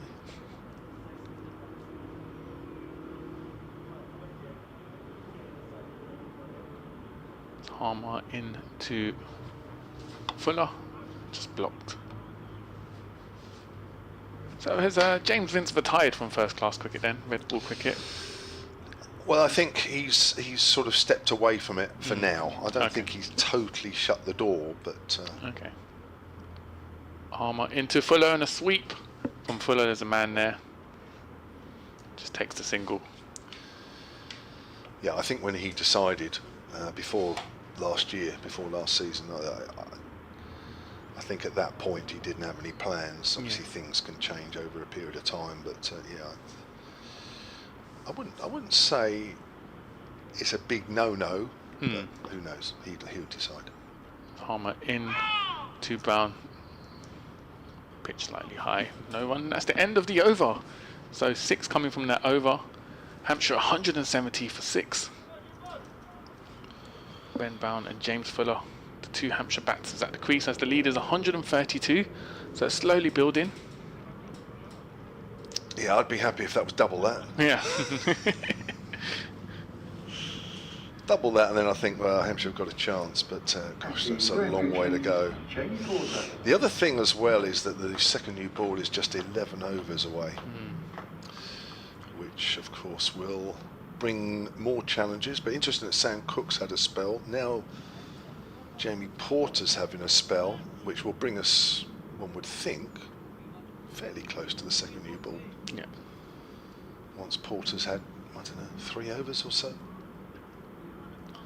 Might need a couple of overs just to give himself a bit of a break, unless they're thinking about Mulder taking the new ball. Yeah. So 1 for 24 from 12 overs, Jamie Porter, and he got the first breakthrough this morning after 45 minutes. Bowled Jake Lehman for 27, who added 13 to his overnight total. Here's Porter. Fuller's on the back foot. It's a bit of a loosener, that one. Didn't seem to have a lot of pace off the pitch, that one.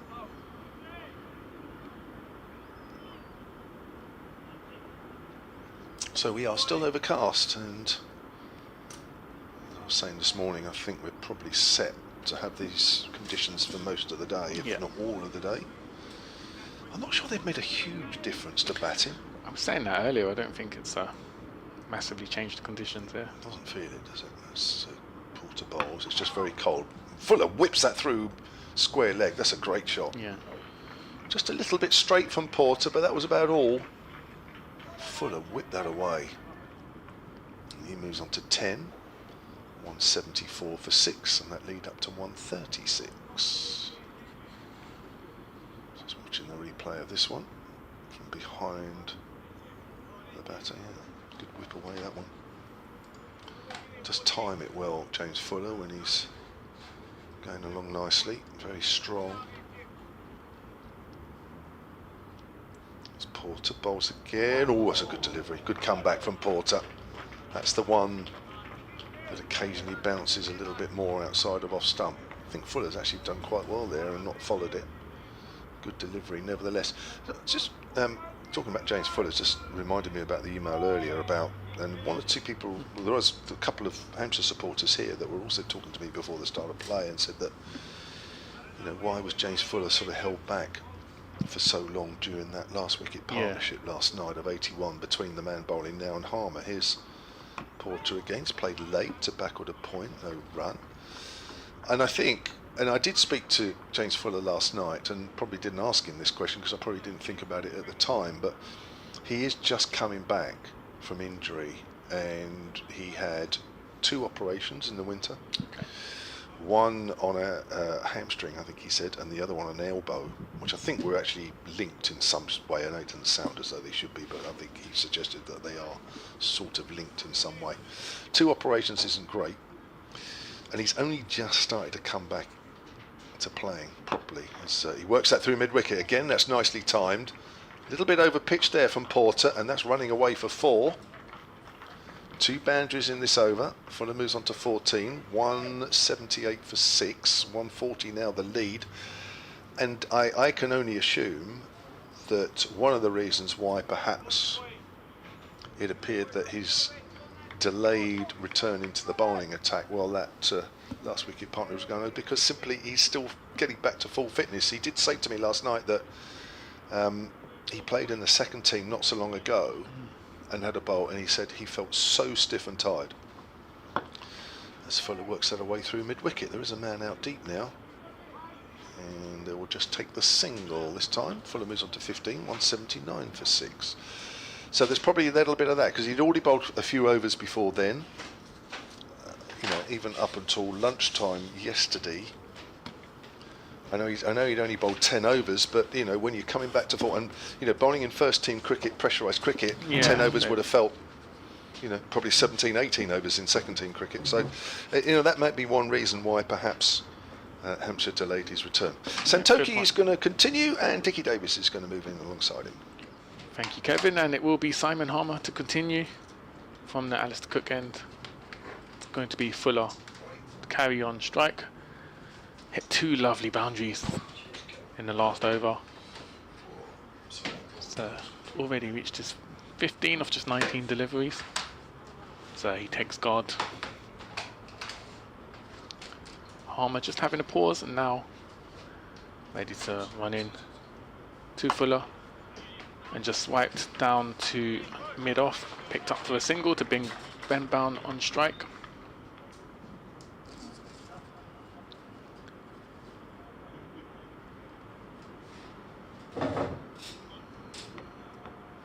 Harmer in once again to Brown on strike, and just nudges that leg side. Thought about taking a single, chose not to. As we welcome back Dick Davis from lunch. Dick, how are you? I'm fine, thanks. Yep. Better for a bit of a lunch. I didn't realise till I wandered off into the city at lunchtime just how bitterly cold it is out there. It's remarkable. Harmer into Brown, and that goes past for a 4. And slightly loose fielding here from Essex, giving away a few boundaries in the last few overs as Hampshire build their lead. Just the 1 wicket fall in post lunch, Liam Dawson.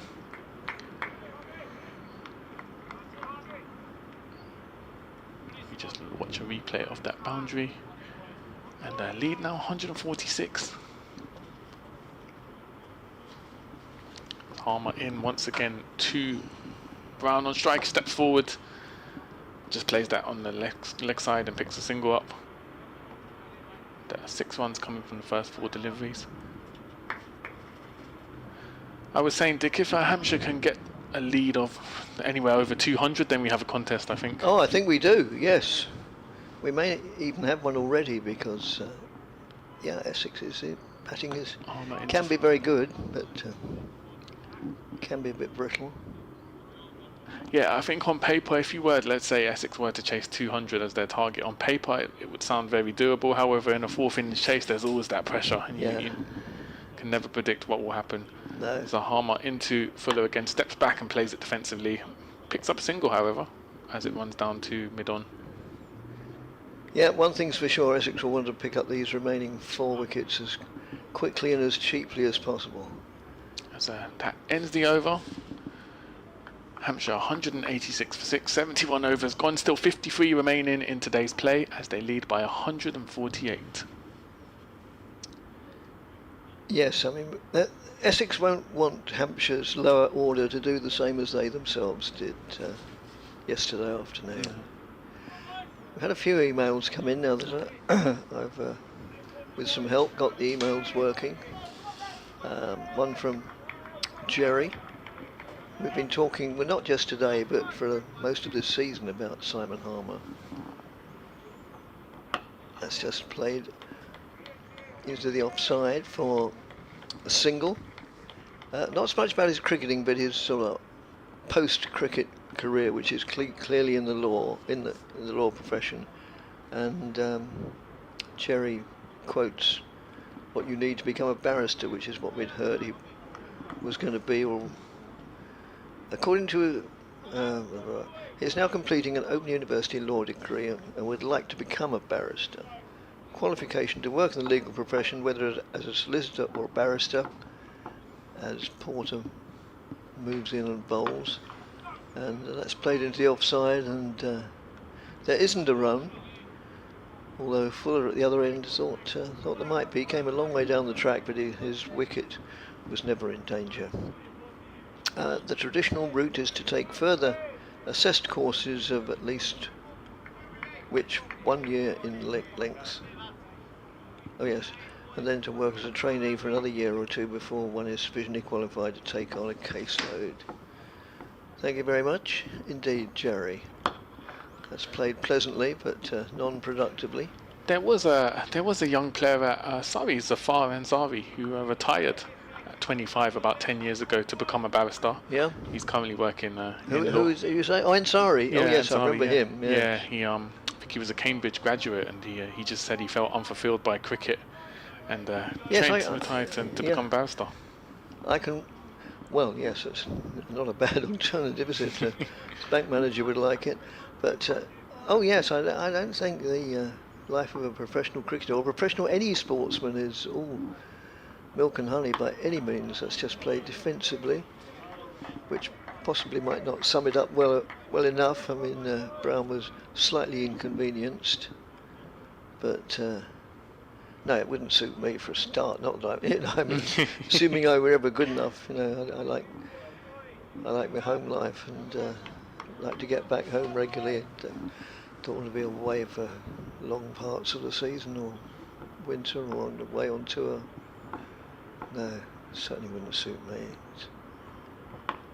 That's just played defensively. Professional sport, a bit like professional theatre, it's not a job, is it? It becomes a way of life. Yeah. It takes over from everything else, and no, I certainly wouldn't feel comfortable in that sort of environment, where you've got to sort of sell your soul virtually.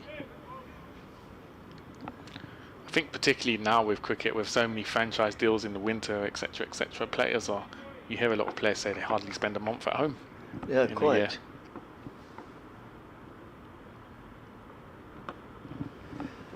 And that's nudged around the corner for a single. And score moves on to 186 for 7. No, I wish it were. Sorry, from the Essex point of view, 188 for 6, and it's the end of the over. And Steve talks about a book that many of us will enjoy. I might even go and purchase it, called Stars on Sunday.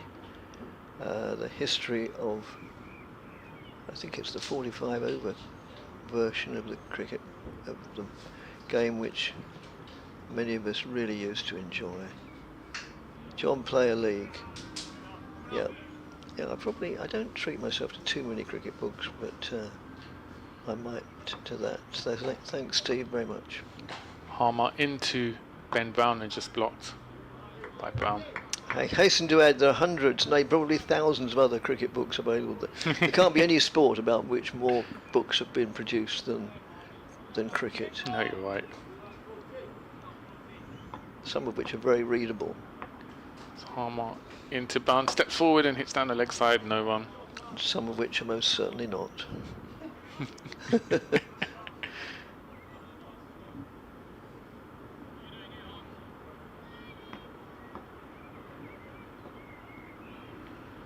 Harmer into Brown and just blocked.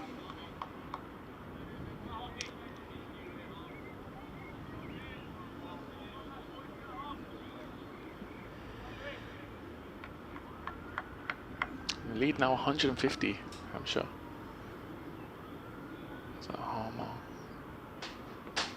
into Brown again, and just blocked again by Brown.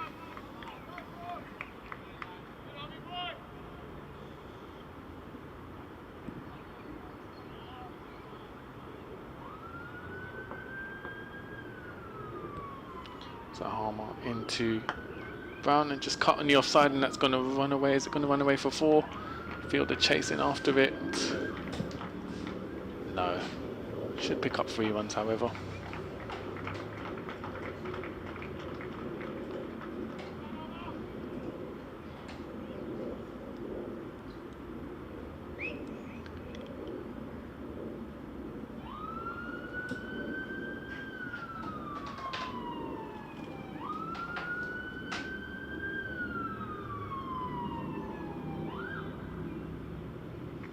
Harmer into Brown and just blocked to end the over. 3 coming off the over. Hampshire 191 for 6. Yeah, I read a great book recently, Son of Frank, about the West Indian Test captain Frank Worrell. Oh yes. And his life. He would have. He was born 100. Well, it came out last year. He was born in 1925, so it was 100 years since when he was born. So it's a really interesting book. I know at one point he turned down a tour to be captain for an India series because he was at university at Manchester. Oh, was he? Yes. He would later become a Freemason. So off the field as well, quite interesting. His life. Well, I think this is what usually makes the cricket books either interesting or not interesting. Yeah. Yeah, they've got to be a bit more than about cricket, because by very definition, people who read cricket books are going to have watched a lot of cricket. Exactly. And if all they do is regurgitate games of past and nothing else, then it doesn't add anything to your own experience. So, yeah, they get a bit tedious. Steve says, amongst other things, I for one think Sundays have never quite been the same. The great thing about the John Player League, not sure if we can call it that nowadays, and we probably certainly can't say other brands available. As the next delivery comes in, change of bowling sees Mulder from the far end, and it's run away for 4. It's cracked away through the covers for a pretty indifferent delivery, really. It rather stood up and said, "Hit me," and Ben Brown duly obliged. So it was a Sunday afternoon competition. That was really important, the fact it was Sunday afternoon. I think it started at 2:30, maybe 2 o'clock. And the great thing was as Mulder moves in and bowls, that the great thing was that it didn't occupy the whole day. It meant that on a Sunday, one of most people's 2 days off, they could do something else in the morning. If they were that way inclined, they could go to church, or they could go spend a few hours on the allotment, or they could just do what their wife tells them. I speak from experience. And then it didn't break the day up so much, and it was quite often a family event. They used to take families and children, and it was a really good event. And, the like of which will not be seen again as Mulder moves in and bowls. And that's just played, well, a strange looking sort of jab off the back foot. Just want to look at that. Yeah, but, played out to mid-on. Essex cricket at bbc.co.uk. Thank you.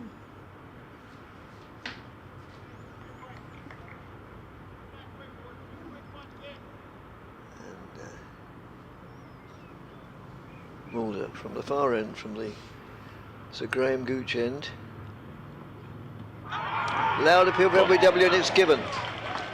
And Fuller is out. LBW to Mulder for 18, and the visitors are 196 for 7. So Mulder with the breakthrough here, and that's a big wicket for Essex.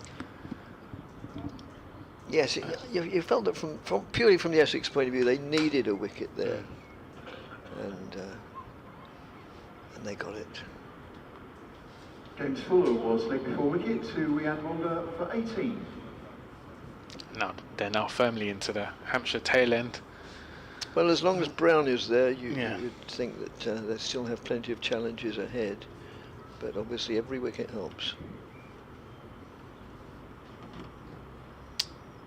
But I still think that Hampshire They're not out of this game by any means. No, definitely not. The new batter for Hampshire, Scott Curry. I think, like you said, even if the innings was to stop now, 158 lead it's not a massive lead. It's substantial though. It's enough to warrant a contest. If they can get towards that 200 mark Yes. lead, then we definitely have a contest. So it's Scott Curry out to bat for Hampshire. Scott Curry, is it? Did he say? Yeah, is it not Scott Curry? Yeah. Well, Yeah, I didn't know his first name. That's all. Yeah. Yeah, it's Scott Curry. Yeah. Because it's one of the several replacements on the card, I think. Oh no, it's not. There it is, number 8. Beg his pardon, or beg the printer's pardon. Scott Curry. I've had many of those in Edinburgh. He just pushes forward. Big man, tall man, commanding presence at the crease. Just pushes that out in the covers. No addition to the score of 196 for 7.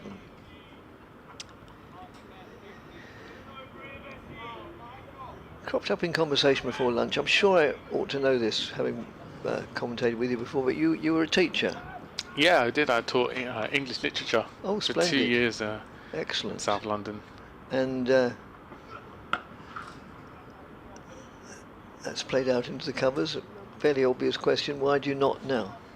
Well, you know, the obvious suggestion people have is, you know, the teenagers drove me crazy, but it actually wasn't. Working with students was actually the best part of the job, something you enjoyed, but the workload was relentless. Evenings, weekends. Yeah. I know so many teachers who've said the same thing. Yeah. So I was actually, I was 21 when I qualified as a teacher, so I thought I didn't want to spend my 20s drowning in paperwork every weekend. No, it's not what you go into the profession for, No. is it? You go into, I would imagine, you go into the teaching profession because you want to help the youngsters learn something, not to spend all your time filling in bits of paper. Of course. Or logging onto websites and filling in online forms. I mean, it's the same with so many things. Same with the medical profession. You know, Exactly. they go in because most of them have a genuine desire to help their fellow man and help heal them, and they find themselves keying away. You know, you go and see, if you're incredibly fortunate, you go and see, or unfortunate depending on the need. Come back to that later. So Harmer into Brown, just blocked by Brown. And you go to see your GP, and he or she, which is no criticism of them, at the time they're talking to you, they're not even looking at you. They're all the time on their on their laptop, because they have to fill in all these bits of paper, and they think, well, if I can fill them in at the same time as I'm seeing my patient, so much the better. No, you're right. So Harmer into Brown, just steps back and blocks.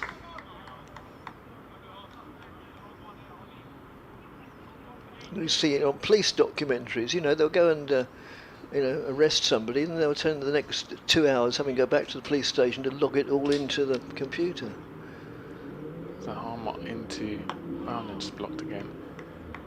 It's all about accountability, isn't it? Yeah, it's all. I think unfortunately with a lot of these, with a lot of the jobs that you've mentioned, you're judged on the admin and the paperwork and leaving a trail of everything that's being right. reported. And Yeah. so Harmer into Brown and just swept for 1. Just a man there at square. The basic philosophy seeming to be, it doesn't matter if things go wrong, as long as I can prove it wasn't my fault. It wasn't me. That's right, it wasn't me, Gov. As that brings up Brown's half century, so a well worked half century Yes, from it Ben was Brown. well worked. And crucial to this Hampshire innings here, this half century from Brown. Brings Scott Curry on strike. Harmer into Curry and just blocked. Curry, a Scotland international, played 3 ODIs for Scotland really? in 2024.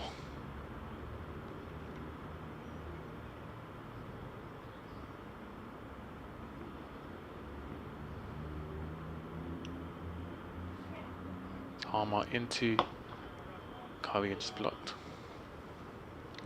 Again, and that ends the over, so just 1 coming off the over. Hampshire 197 for 7. Yes. So don't really need to go on about the weather, but it really is inhospitable at best. The It's a remarkable. Haley, the camera operator who operates from this end, yesterday the weather was such that she was sort of wearing a sort of stringy top. Today, understandably, she's sort of wrapped in a woolly hat and a sort of a big thick coat. I did promise her I'd take her out a cup of tea. Let's try and stick to that. That's just played backward of square on the offside. It's my sympathies with anyone who's travelled this weekend around England. They'd have to have packed summer clothes and winter clothes. yes, indeed. Mulder still bowling from the Graham Gooch end. Most of which is the name is obscured by a lot of the sight screen, so it says Ooch end.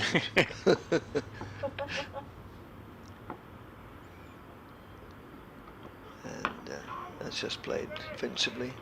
Although one of the O's is also obscured by a spectator, so it actually says Ock. Okay. With a Scottish connection.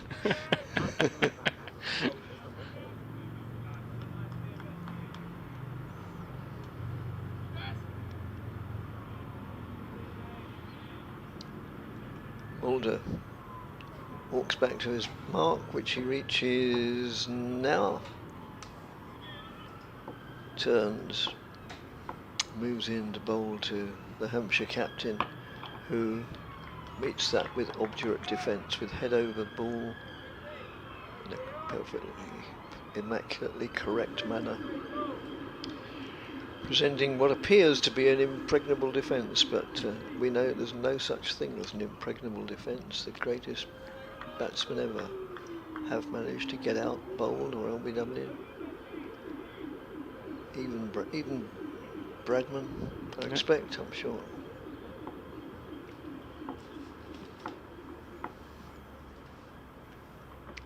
So it must be strange to be somebody who, by more or less universal agreement, whatever aspect of life you're talking about, when others come and go and into the same sort of professional way of making a living, it must be odd to be somebody who is generally held to be the best ever of what you do. And you know, of all the batsmen in the world who've come since, you know, nobody's ever said, I think actually he's probably better than Bradman. And so that's played defensively. Well, his average 99.94 Yes. in Test cricket. Well, nobody's ever come close. No. They? Yes, I mean that final test at the Oval, he only needed not much more than to get off the mark to average 100. And the story goes that he got such an incredible ovation because it was known to be his last Test match from both the crowd and the England team, who I think all lined up and formed an echelon as he came onto the stumps. I came onto the wicket. That's just played out into the covers for one run at the end of the over is reached, 198 for 7.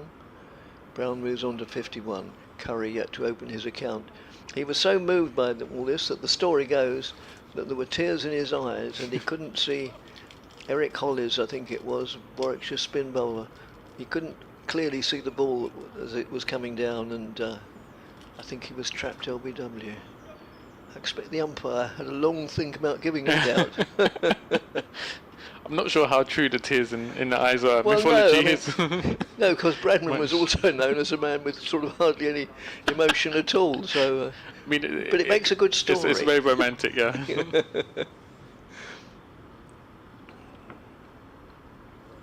As a Harmer reverse sweep.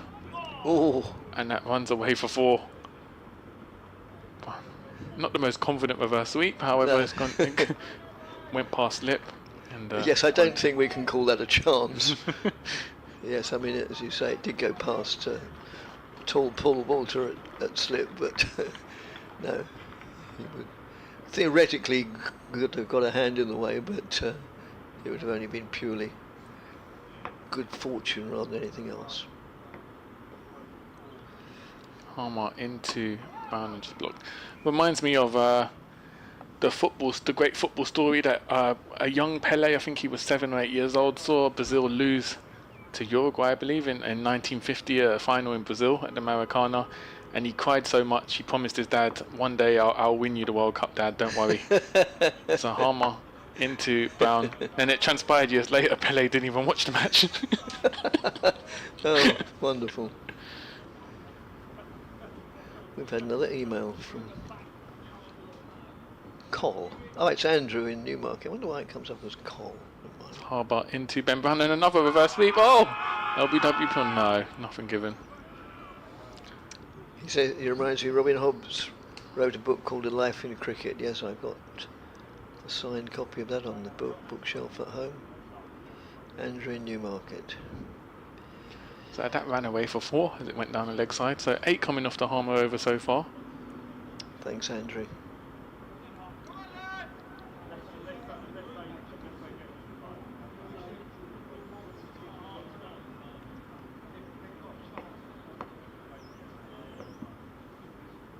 Harmer into Brown and cuts at it. Ooh, just watching. Well, it's been an eventful over, one way and another. Yeah, kept low that one. Every ball, something has happened.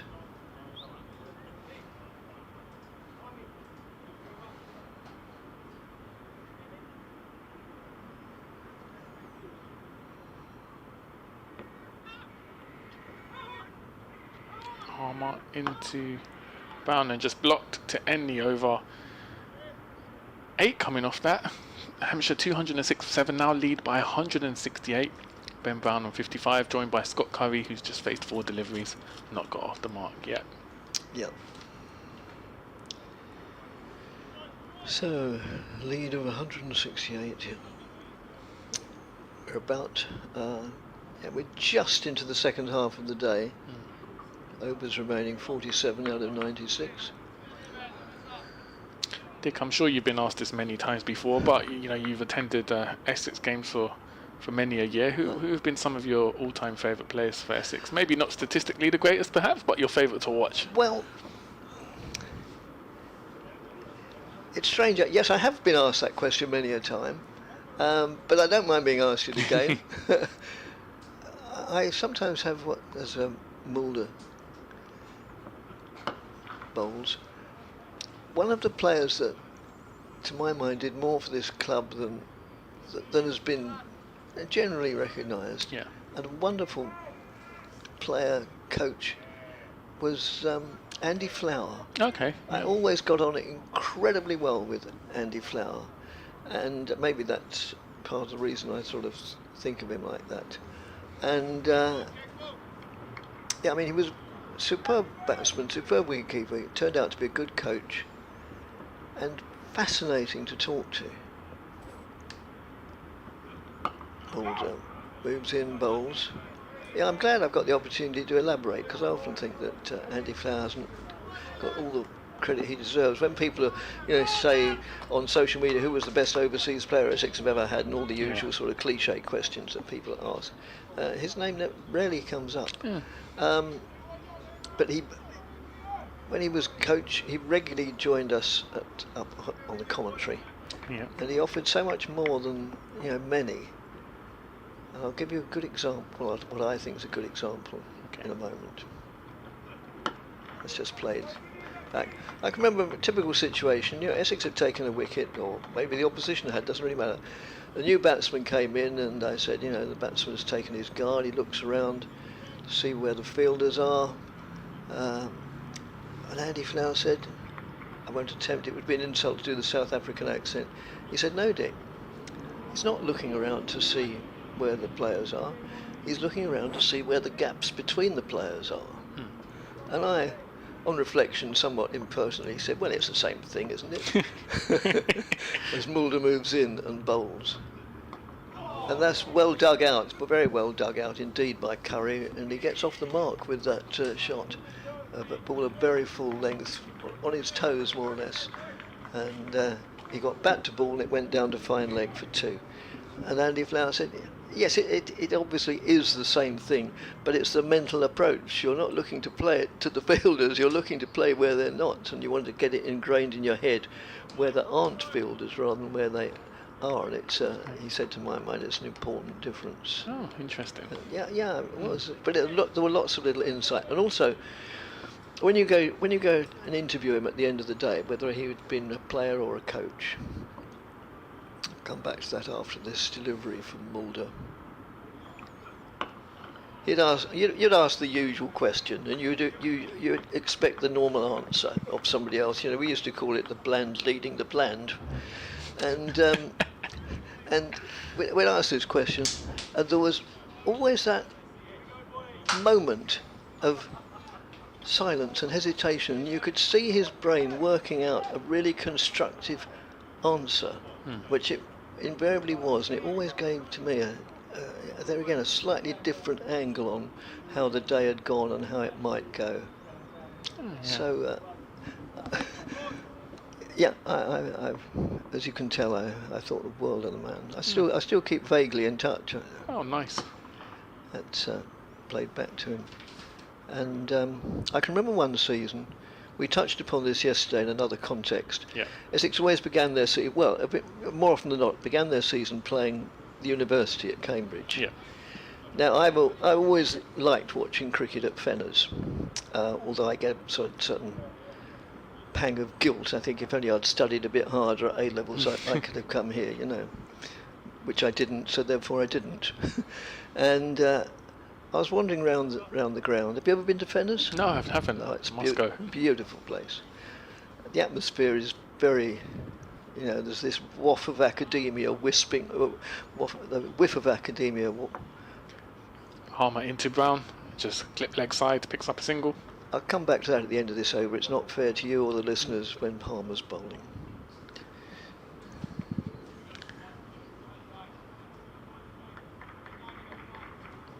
Just quickly, Stephen says Bradman wasn't LBW, he was bowled. Oh well, so the umpire didn't have to make a decision. Yeah, but it was Eric Hollis.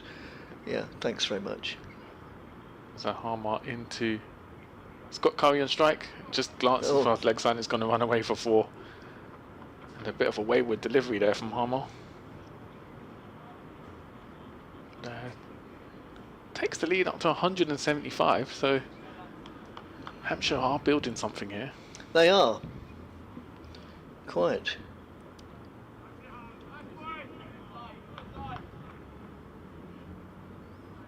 Harmer into Curry once again, and he heaves at it, up in the air, and that's taken. Well Excellent taken. catch. Very, very well taken. That Dean Elgar, yeah. Yeah, it is. Dean Elgar Fantastic. I think he's hurt himself. lands on his slightly. ribs. Yeah, he's injured his ribs, and a grimace there, and his teammates consoling him. Yeah. Yeah, it was worth it, Dean. Oh, I don't know if it is worth it. He may well have just winded himself in diving forward. Just Let's diving hope so. forward, landed on his ribs, and Scott Curry goes for 2. Harmer with his 3rd wicket of the day, and it was a good comeback. Had a wayward delivery just before, and then managed to get Curry, tempt him. Scott Curry Pull was off the big caught shot. by Dean Elgar off the bowling of Simon Harmer for 2. 2:13 for 8. The incoming batter, Kyle Abbott. So Carl Abbott now out, and at this point you wonder if Ben Brown will try to accelerate. Abbott and Cody Youssef, the 2 remaining batters alongside him. Ben Brown currently on 56 not out. I think Dean Elgar's okay. He probably was just winded. I know it can happen. Happened to me once, not playing cricket, but playing rugby, and it it literally knocks all the wind out of you. Literally, yeah. Yeah, he's back up. Seems He's okay. He's okay. He's South African. He's a gritty little fella.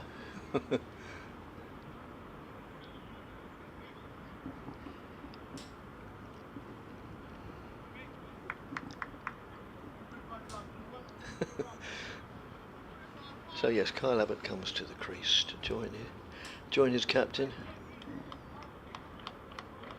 And as so often happens, there's quite a burden of batting responsibility on the shoulders of the bowlers. Yeah.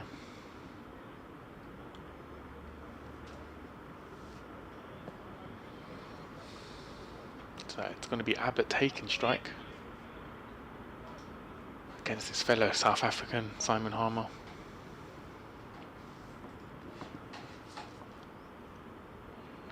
Harmer into Abbott, just blocks it.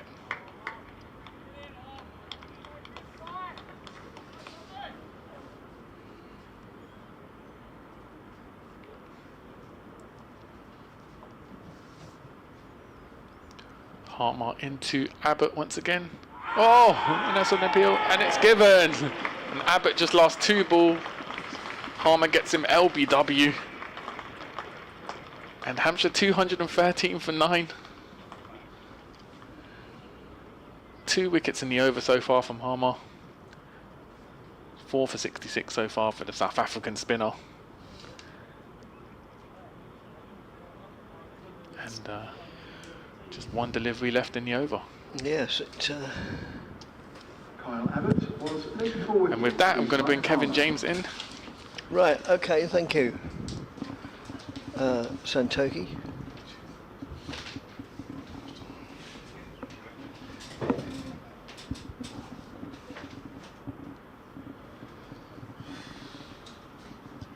So yes, 213 for 9 is the score at the moment. So we've got 45 overs left.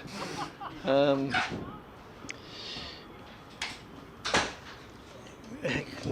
it's unlikely to be over. Well, they could take the extra. I don't think it's going to be over today.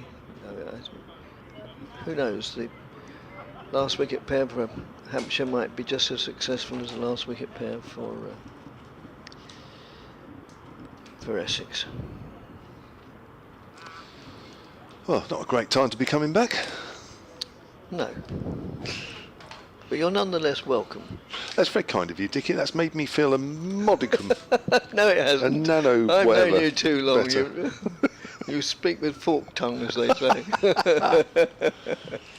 175 lead. I think Essex will be very happy with the way that today has gone, with Hampshire resuming on 58 for 2. Well, they will be, but the leader's 175. It's not going to be a pushover by any means, is it? I wouldn't have thought. No, it won't. I still think that. I mean, if the lead can get to 200, would be nice. But for me, that's still a little light. I think a lot depends on how this wicket plays for the rest of the game, because if it goes dead and the pace gets taken out of it a bit more, and there is still the odd ball that bounces. There is still the odd ball that sort of just goes through a bit quicker off a length. But generally, if it starts to get a little bit more dead, I think that would be the worst thing that can happen for Hampshire. And it won't be against the clock. I haven't looked at the forecast for tomorrow, but I think it's okay. Harmer bowls, and forward is Yusuf. 4 men around the back. They're asking for a run out, as it was fielded at silly mid-off. The ball was thrown back onto the stumps. No, he never left his ground, I don't think, looking at the replay. So, Simon Harmer again, eh? Yeah, no wonder he's respected. I don't think fear comes into cricket, but, not against a slow bowler. Yeah.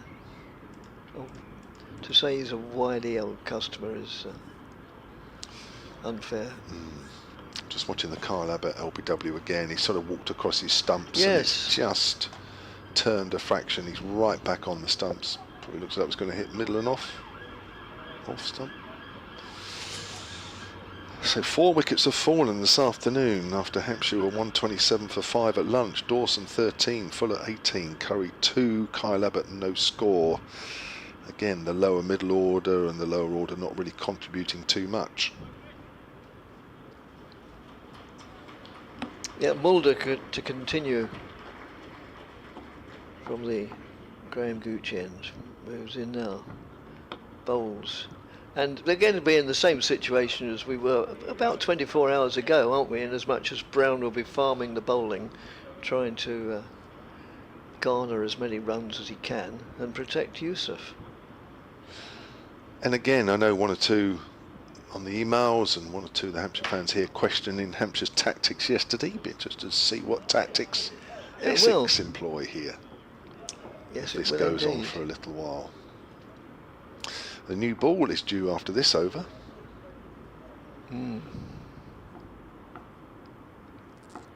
As Mulder moves in and bowls. Short of a length, inside edge for when they take the single off, only the second delivery of the over. He was looking to chop it out on the offside, got an inside bottom edge, and it finished up at fine leg, where it was fielded by Porter, and they took the single that was easily available. So it does bring Yusuf down to the business end with 4 balls to face. See, already it's different tactics being employed by Hampshire here. Harmer Yes. was happy to play out They 4 or took- 5 balls. That's right, yeah. They took the single. Maybe Hampshire think Yusuf is a better batsman than Essex thought Porter is. I don't know. We'll find out as Mulder moves in and bowls to him. He certainly plays that competently enough. Yeah, well, Mulder will know what Yusuf can do with the bat. I mentioned it yesterday. These two teammates back in South Africa in the domestic competition Oh, for were they? Gauteng. Yeah. Mm. So they know each other pretty well. Yes. Mulder walks back to his mark.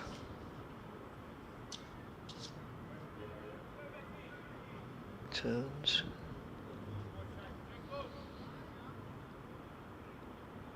Oh, and the batsman backs away. Maybe he wasn't ready, or maybe there was a bit of chatter or something. Anyway, for whatever reason that we don't know, and there's no reason why we should, it's none of our business, he backs away in good time, and Mulder has to start again. He didn't look disappointed, Mulder.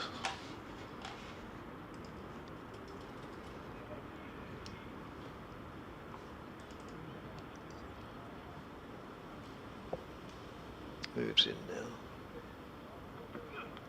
Oh, and that got a bit of lift. That was, beats the forward prod. I suppose I better finish my Andy Flower story. Yes, at the beginning of one season, I was walking around Fenners, as I often did at the beginning of the season. I was going in a clockwise direction, and I saw coming towards me Andy Flower, who was also doing a lap. And it was just after the 2003 World Cup. Oh, and that's out. That's superbly held at second slip by by who do you think would wrap up the innings with a catch? It's that man Harmer, caught low down to his left. A very good catch. And so Hampshire are all bowled out for 214, and Essex, with a day and just over 40 overs, require 177 to win. I'll tell you what, that was some catch, wasn't it? It was. That was going quickly. It was on its way down.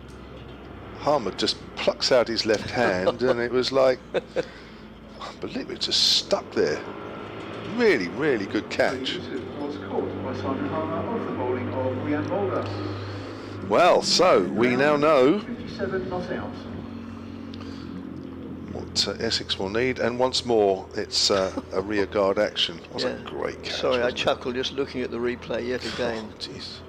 And There are a minimum of 42 overs remaining in the he day, has got so we'll have enormous further hands. 10 overs before the teams. But that it's not the actual size of the hands as much as the reaction and the speed of movement and to get down to it, and the nonchalance with which he takes it. They step aside to let Harmer lead the side in. He says, no, it's a team effort. You go in as well. So Yusuf was out for. He didn't score. No score. No. So 177, isn't it? I think you said, Dickie. 177. Yes, yeah, 177 to win. Yeah. Well, Hampshire today, their progress today, remember they were 58 for 2 at the start of the day, meant that they lost their last 8 wickets for 119. Yeah. which I don't think was probably in discussions this morning. They would have hoped, I think, to have done a little better than that, to be fair.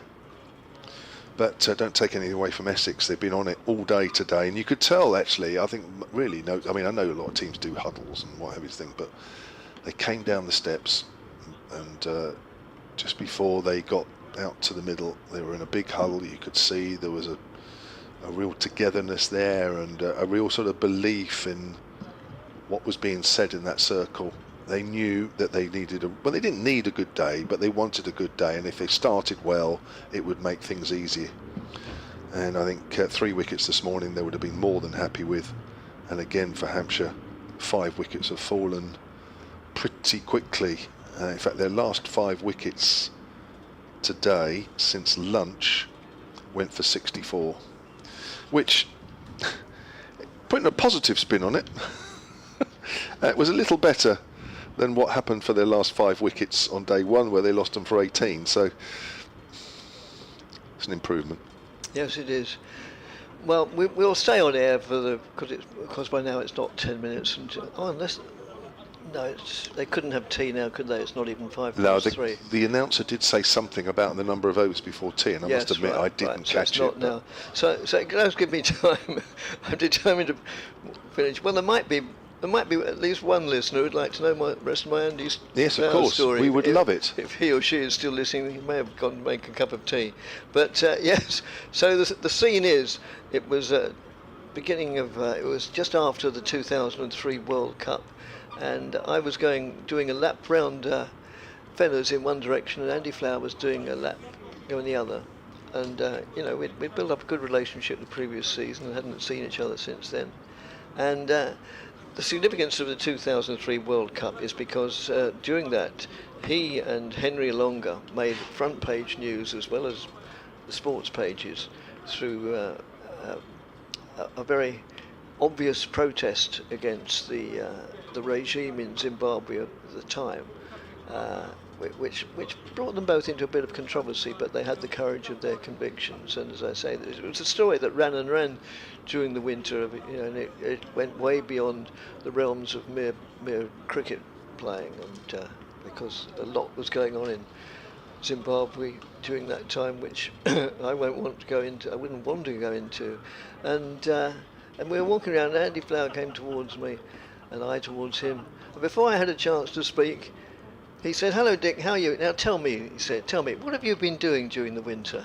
And I said, "What have I been doing the winter? You're everybody knows the name of Andy Flower now. You're a hero amongst so many people through making a public stand against regimes which, we won't go into it deeper than that." And and I almost had to so that we then sat down the bench for about half an hour and nattered about, not much about cricket, but about Zimbabwe and some of the tales he told me about what was going on in Zimbabwe at that time. Oh, were just horrendous, and I genuinely think that the evening that day I lost some sleep just thinking about it. But that just showed the man, never mind about him, it was all about other people. Now then, we've had a few more emails, and we have had it is a good opportunity to get through them. Bradman's last innings, yes, I said he was LBW, and I wasn't. I said he was bold. We had a most charming email from, let's just get down to the bottom of it. Kevin, originally from Suffolk, but lifetime Essex follower, now living, we've had them from all over the globe, now living, listening and watching the online stream in Japan. He says, I will paraphrase this. I've really got to paraphrase it. I'm sorry, I don't usually like to, but I must paraphrase this. I can't read it word for word. He says, general thanks for the always engaging commentary. And then he thanks me and refers to me as a commentator and lay philosopher. So thanks so much, Kevin, and your comments are really, really appreciated, but you'll understand I can't give them a public airing. Do you want me to read it? No, I don't, thank you. No, it's not that I don't want to read them, it's that I don't want I don't want people out there to praise you. No, I don't actually. No, I'm a shy, retiring sort of fellow. But far more important, he says, on this morning's discussion of Shane Snater's progress since joining Essex, I would like to add a word of praise for his fielding. I cannot recall ever seeing him give less than all in his field. Truly an all-rounder. Glad to see Harmer among the wickets today, and equally glad to hear that he's looking at 2 more seasons. Would love to be able to write at least 2. He's been getting well-deserved praise for his batting this season. For my part, it's not just the runs, but the circumstances in which he's getting them. Yesterday's innings exemplifies this perfectly.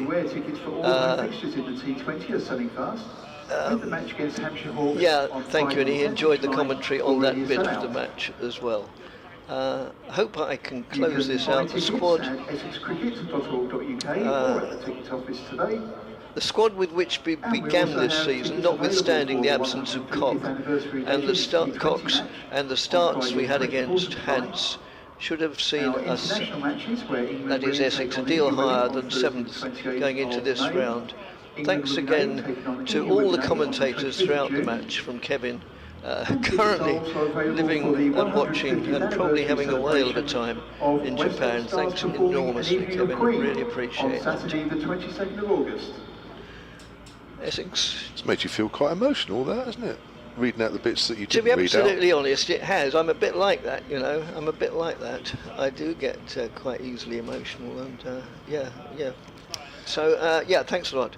So emails to us either at essexcricket@bbc.co.uk or hampshirecricket@bbc.co.uk, and the umpires are just taking to the field. Can I make an extra point about the end of that Hampshire innings? Yes, of course. That we touched on the fact that it may or may not be another rearguard 10th wicket partnership, with one of which we saw yesterday. I don't think was ever going to match that, but we did touch on the tactics where Simon Harmer was taking a single generally off the 4th, 5th ball. In that last over, Ben Brown took a single off the 2nd ball, leading Cody Youssef 4 balls to face William Mulder. He lasted 3. Yes. Whereas Jamie Porter, off the top of my head, I don't think ever faced more than 2, and generally 1 ball of each over. And that was indeed if he faced 1 the very next over. So I think sometimes he was even protected from that. I think that, I mean, nothing's as black and white as that at the time, but I just think it's interesting that the very first time that Brown has done that Youssef's out. Does that say even more for Harmer's experience and ability to read a situation and read a game? Well, I think it does, but I don't think it's rocket science. And to be fair to Ben Brown, he's 37 years old and he's playing his 216th first-class match. I think he and probably just about everybody on the ground and would know that generally in that situation with a number 11 you're going to face 3-4 balls. Yeah. So I think he knew that. Only he will tell you why he took a single off that 2nd ball. Yeah.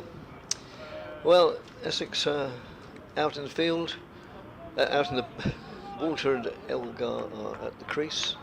Hampshire fielders are out, and Walter will face the first ball, and Kevin James will describe the first over. And it's going to be Carl Abbott then around the wicket to tall Paul Walter, who was out to Abbott, caught behind in the first innings for 5. That was the first wicket that fell for Essex. So here we go then, Kyle Abbott in, and Walter is forward. Remember, Essex need 177 to win this game.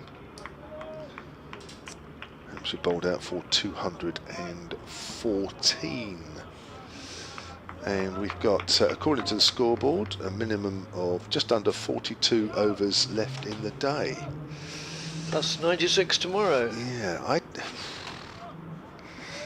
I mean, I hope it's not over tonight. I think if it's over tonight, then there'll be probably more questions asked in the Hampshire dressing room than there is probably going to be already, but there's a chance it could. Here's Abbott, bowls. Walter plays a misses outside the off stump. That's a good ball that's bounced and straightened. No, I don't think it will be over today. I think it's going to be tough going out there. I think Essex will have to, if they're going to win this, they're going to have to work hard for it. Yeah. every run. And Let's yeah, hope one so. of the things in their favour is they know that there's no hurry at all.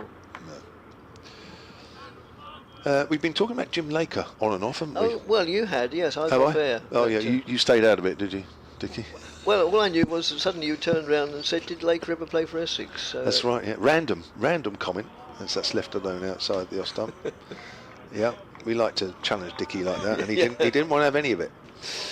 So Simon Jones, who's the cricket development manager down at the Utilita Bowl, emailed hampshirecricket@bbc.co.uk. He says Jim Laker's grandson, Jamie Harvey, plays for Winterbourne Cricket Club, which is a Phoenix club which now plays in the Hampshire Cricket League. And we were talking about the Hampshire Cricket League earlier because there was an amazing game there yesterday. If you were listening earlier, then you will know what we were talking about, where one side scored over 600 in a 45 over game. Here comes Abbott again. It's left alone outside the off stump.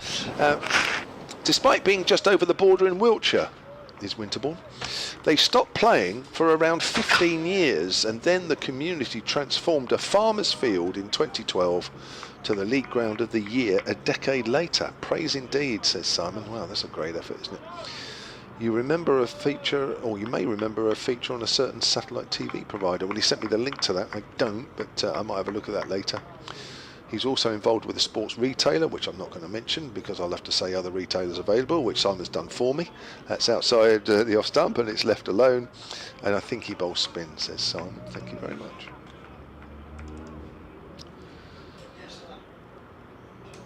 I mentioned it earlier today. I think I was on with Santoji, but there was also a remarkable game in the Essex League yesterday, which was the opening day of the league season for the Essex League. I think there are 5 different leagues encroach upon Essex cricket. Abbott again to Walter. Walter gets a bat on this one, plays that out on the offside. End of the first one. It's a maiden. Essex have 2 representatives in the East Anglian Premier League, which, as the name suggests, is the Premier League in the Eastern Counties. It's well described. Witham and Frinton. Then there's also most clubs play in the Essex League or the Mid-Essex League, but then there's also the 2 counties, which involves Essex and Suffolk, and there's also half a dozen clubs in the Essex and Hertfordshire Border League. So there's lots of leagues, but the league champions in the Essex League were Colchester, who won it last year, and they were playing in the city of Chelmsford against Chelmsford, who provided a lot of teams, I'll get it right in a minute, a lot of players to the club as Yusuf moves in and bowls, and that's just nudged round the corner for a single, just backward of square. Yeah, Chelmsford and Colchester, along with Wanstead and Brentwood, are probably the top clubs in the county, and so Colchester were defending their match for the first time against Chelmsford, and they bowled Chelmsford out for 113, and in pursuit of that they were 80 for 2, coasting it, you might think. From 80 for 2 they were all out for 87. Ooh. Yes. Wow. Ooh. I expect that was probably their reaction in the dressing room afterwards. Whoops. That's nudge down, or no, nudge doesn't do it enough credit. It was helped on its way down the leg side by Walter. So they lost their last 8 wickets for 7 runs to lose by 26. So a chastening afternoon for the champions. We've had an email from the Grumbler, and by which name he's usually known. He also produces a splendid weekly. Don't know what the term is for these things. They scamper through for a single there, and down the leg side, a leg by, but they're all the same in the book. He says while Essex really should complete this chase, here's a worrying stat reflecting the middle order collapses. Simon Harmer has faced 533 balls this season. Only the 2 openers have faced more.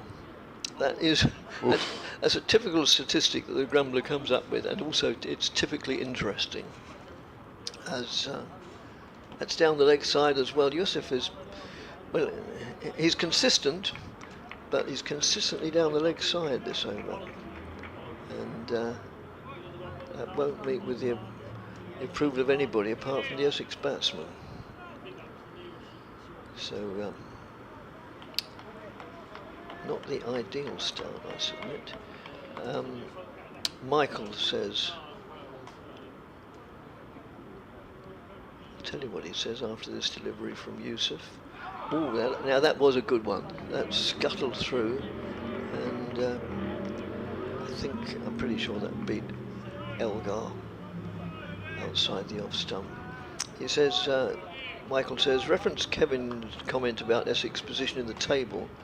What it does highlight is that you mustn't lose. If you win, it's a bonus, but never lose.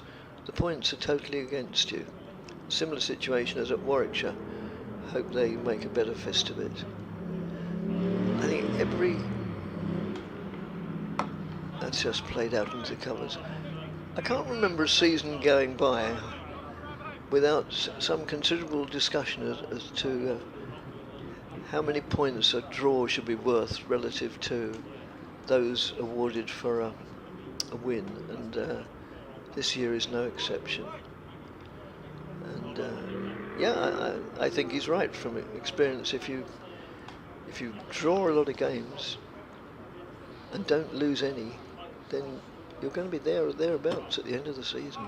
It doesn't sound as it makes for exciting cricket, but it could be successful. Abbott's in, wrapped on the pad there is Walter. It's going down the leg side. Very true. Just going back to that game you mentioned, Chelmsford, Colchester, Oh, yes. and East Essex. So, Oh, you've got it there. yeah, I've just got it up actually, where Chelmsford won by 26, wasn't it? Yeah. So, and you said that Colchester were 80 for 2, I think, at one stage. yeah, they were 80 for 2, correct. Yeah. And then eventually bowled out for 113. I was just looking at No, the for bowling. 87. Oh, for 87. Sorry, what am I talking about? So that's turned away down to fine leg by Walter. The Essex total moves on to 7 without loss. I was just having a look to see who might have done the damage. No, they were shared a bit, I think. Well, they were shared actually. Somebody got 4, but there was, Jack Parrish coming on second change, 8 overs, 4 for 16. but nobody really ran through them, so No. they just generally capitulated. They did. So there we are. So remember, 177 is the target for Essex. They are 7 without loss, and it brings Dean Elgar to the wicket. Well, I do have a feature on Victoria's midweek programme. Here's Abbott around the wicket to Elgar. Elgar is wrapped on the pad. Big shout. I think that one's going down the leg side. Yeah, Victoria does a very good midweek programme called Around the Wicket from 6 till 7, and I'm invited to make a contribution each week, and this year it's centred around possibly still my first love, because I played it for so long, of club cricket, so I'll certainly mention that. Another game I might mention, come back to that in a moment. Here's Abbott again. Elgar leaves that one alone. Good carry through to Brown. There's a club not too far from here called Danbury, not much more than a village club.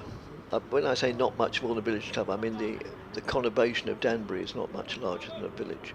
And it was in the news last year as well as national news, really, because they've been playing there for donkey's years, and without any trouble. And at the very beginning of the last season, last May, probably about this time of the year, somebody got hit on the leg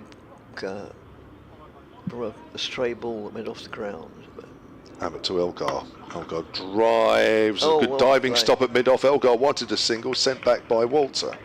Which was hit. You know, to my mind, if you walk around a cricket ground or near a cricket ground, then you've got to be aware that you might sustain some small inconvenience. Anyway, this person, for some reason I started to say he, I don't know, no idea of the gender, was hit on the lower leg, I believe. And anyway, complained to the club, I think complained to the local council, Abbott in again. Algar just stabs down on that one rather awkwardly. The ball just literally is at his feet, and he picks it up. The parish council, and as a result, the parish council banned cricket Really? indefinitely on the ground. They've not been able to play their home games there since, and they seem to have reached an impasse, because the council have said, well, if you have an all-weather pitch, then that is pitched sort of well away from where the public can be, then we'll allow it. But obviously in the normal way you can't use the whole of the square, because it might involve going near where people might walk past. Well, obviously a village club like that doesn't have the money for an all-weather pitch. The story goes that they were offered grants to have it, but then also the story goes that the league's one of the league's regulations is it has to be played on grass. So they appear to have reached a bit of a stalemate. That's edged down to fine leg for.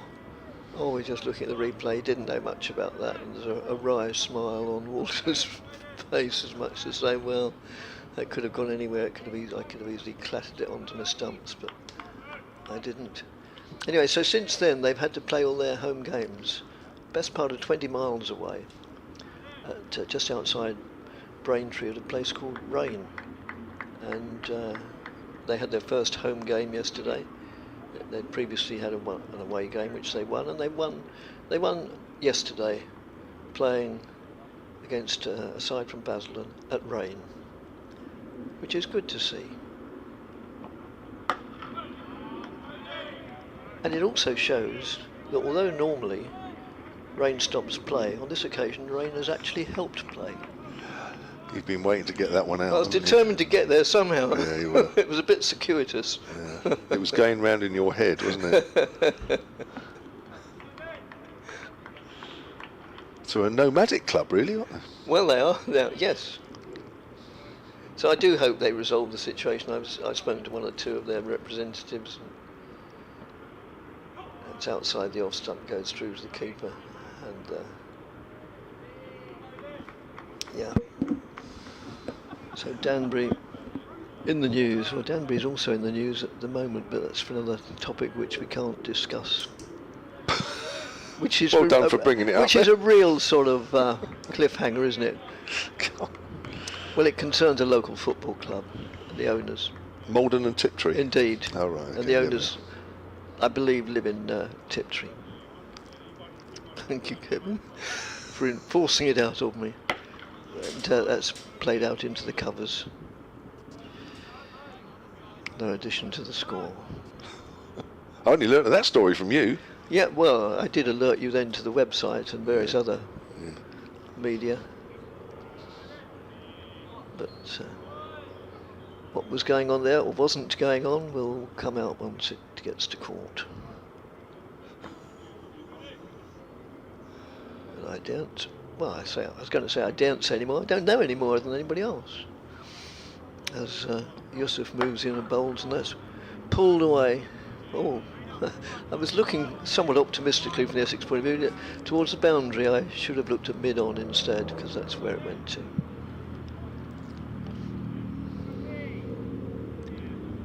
So if you Google Malden and Tiptree Football Club, you'll find out just as much or just as little as I do.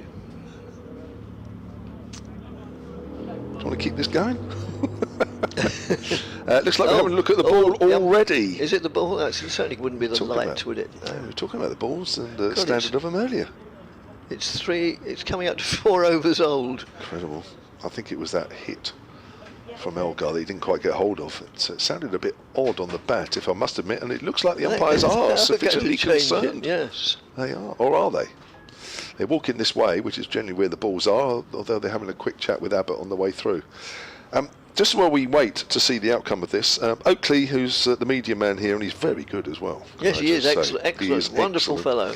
And on the subject of that Chelmsford Colchester game yesterday, Essex men's academy player, says Oakley, Jack Parrish, so we didn't know that, I didn't know that, took those 4 wickets for 16 runs in 8 overs. for Chelmsford, with Essex pathway manager James Clifford and Hertfordshire captain Ben Waring also taking wickets for Chelmsford. Bit of info for you, as they are my boys.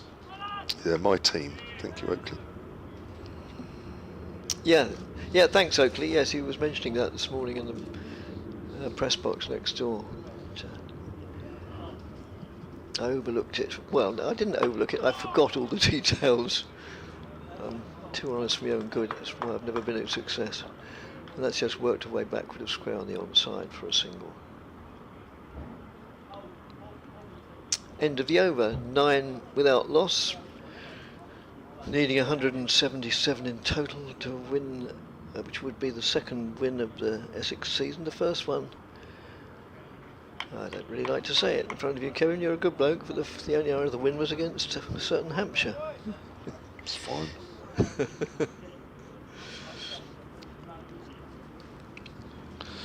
Mohammed Riaz emailed hampshirecricket at bbc.co.uk. We were talking yesterday about Simon Harmer and 2 years left, and he's done a law degree, isn't he, and qualifying as a barrister, we worked out, as Abbott Bowles, left alone by Elgar outside the off stump. Some of this means absolutely nothing to me, but it might do if you're in the legal profession. Mohammed writes, to qualify as a barrister, Harmer needs to get a law degree of 2.1 standard and complete a 12-month bar examination. I'm losing you already, Dickie, I can tell. You are actually, yes. If he's doing a law degree now, it means his South African degree was in a different subject or not recognised by UK qualification authorities. Gosh, I'm not even sure Harmer would know half of this. Here comes Abbott. I'm only reading that because it means complete nonsensical to me, really. He also needs to dine at the Inns of Court certain numbers of times. Is that right? Dine is in inverted commas, so that clearly means something slightly different. And gain a pupillage of a minimum 6 months, after which he can start earning. As a current solicitor and legal training provider, this is the only way to qualify in England. Different rules and qualification periods apply to overseas qualified people. If I'm honest, I mean, I'm not sure I'm any clearer as to knowing where Harmer's qualification or non-qualification or whatever sits. That's driven up towards mid-off, and there's no run. If I'm honest, I think it's muddied the waters even more. What it does show is it's a lengthy process anyway. It's so complicated. Yes, but I think the best way would be for Dickie to interview Simon Harmer at the end of the game saying, well bowled Simon, you got 4 wickets, but where are you as regards the legal profession? I'm very tempted. I might do that. Well, sometime this season, and I'll tell you the answer. Well, I won't need to tell you the answer. I can play the tape. I know we got sent a link to an article that he spoke to a paper. Oh my word, that's outside of off stump. Ben Brown can't take that cleanly, but again, and yeah, that just bounced a little bit off a length. I think that's caught Elgar on the arm. So he's in the wars, wasn't he? Took a catch where he was winded. One way or another, it's been a bad half hour or so for him. I think Carlo was just having a little smile with Elgar there. 2 South Africans.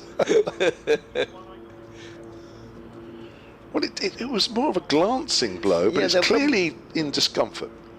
Yes.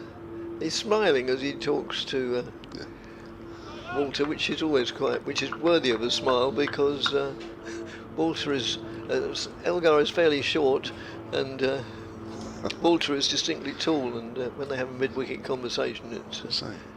He wants to worry he doesn't pull his neck muscle. Yes. As well at the same time as that's pushed up to mid-on. Yeah, with Dean Elgar looking up to Paul Walter. Not quite out of the middle about that one. So 9 without loss Essex, they need another 168. Yes. Hang on. Yeah. Somewhere around there anyway. So presumably we go until there's 32 overs left. I think so, yes. Yeah, We've got 5.1. In that case, I'd better make way pretty soon for. Off so soon, Dickie. It's always playing a missing outside the off stump. Well, I seem to have been on air for. Yeah, but we were enjoying you so much, and as clearly from 1 or 2 of the emails are concerned, I can already feel that 1 or 2 of them will be disappointed the minute you make way out of the box. You forget that for everybody who emails in, there's probably hundreds of people who don't email in and are of totally the contrary opinion, but are too polite to say so. So yes, I will use that opportunity to take my leave and welcome Sandoki back to the microphone. Just watching a replay of that delivery from Abbott to Elgar. It's just caught him on the arm, but say not a full-blooded blow.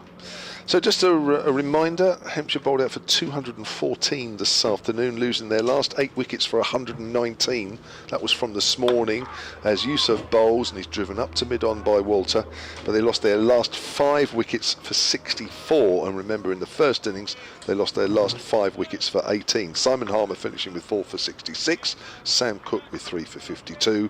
Ben Brown once more a main feature with the bat, finished not out 57, and it meant when Essex started their second innings they needed 177 to win. Welcome back, Santoki. Afternoon, Kevin. Afternoon, everyone. And yeah, Essex are certainly in control of this match at this point in the game.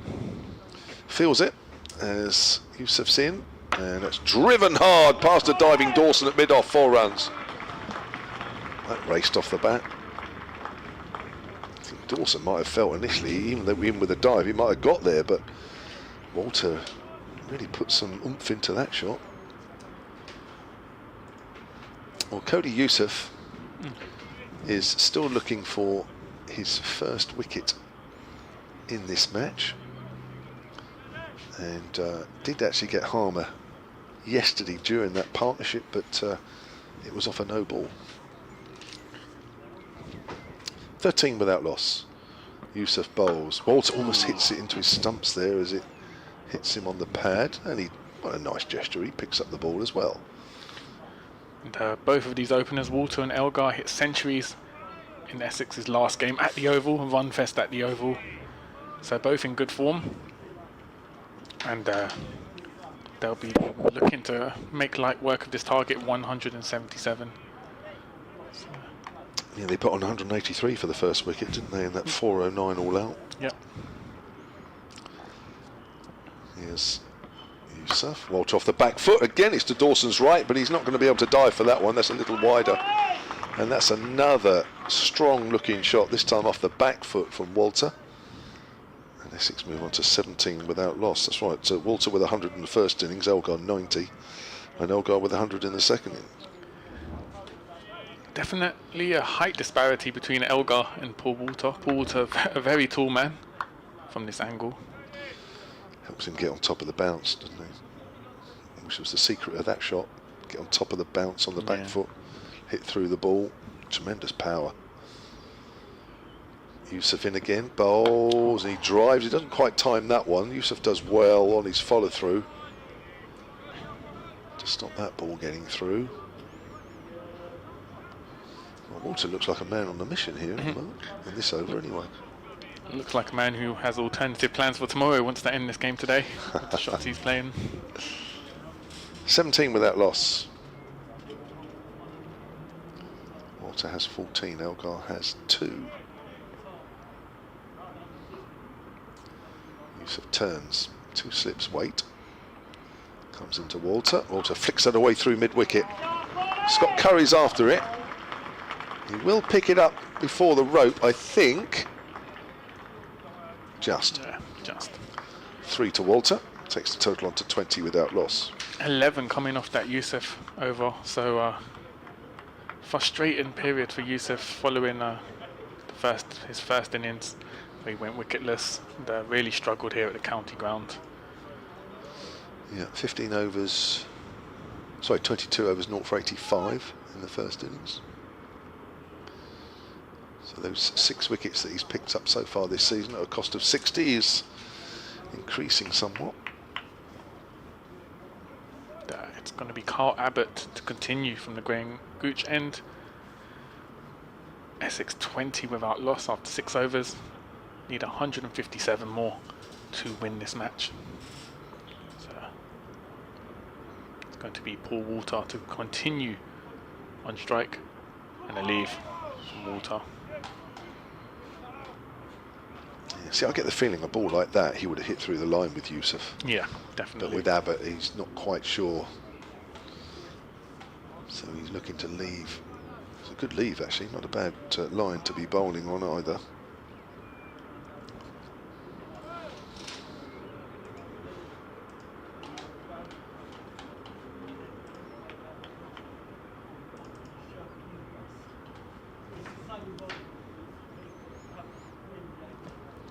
Abbott into Walter again. Oh, comes off the pad and given. And Abbott with the early breakthrough. Walter goes. Just edged off the bat. And a vital breakthrough for Hampshire here. Paul Walter had looked fluent, played some attacking shots, but he's gone back to the pavilion. And it's 20 for 1. Well, he's trying to flick Abbott on the leg side. Yeah. That's a risky shot, knowing that Abbott, if anything, straightens the ball once it pitches.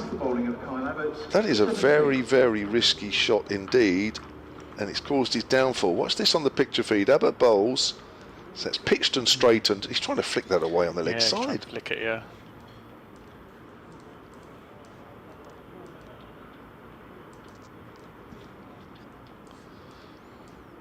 So Abbott picks up the first wicket of this Essex innings, this Essex second innings.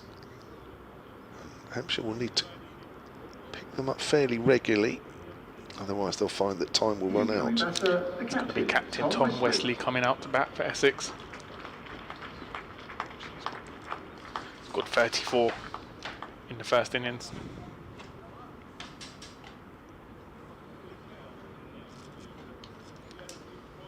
And that's just what Hampshire needed, that early wicket.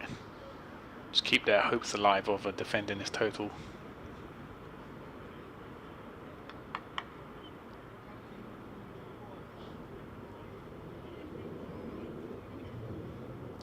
Elgar and Wesley in deep discussion.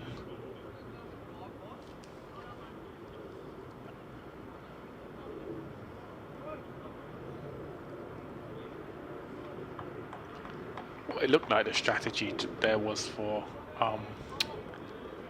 Elgar to sort of soak up the balls and kind of play cautiously, and Paul Walter to play more attacking and take off the scoreboard pressure. As Abbott into Wesley and just driven down the leg side. Nicely timed shot that's going to run away for 4. Great start to the innings for Wesley. It certainly is. Yes, I don't want too many of those boundaries too often from a Hampshire point of view. Thank you to Mark Wells, Hampshire Cricket at bbc.co.uk. He says, just for the sake of accuracy, Hampshire put on 157 today in total. Not enough, he says. Can Yusuf be taken off? Says Mark Wells. Well, Paul Walter's gone, and he was looking to get after Yusuf a little bit, so that might change thinking. Yeah. It's going to be Wesley to keep strike. It's Abbott into Wesley and a leave this time.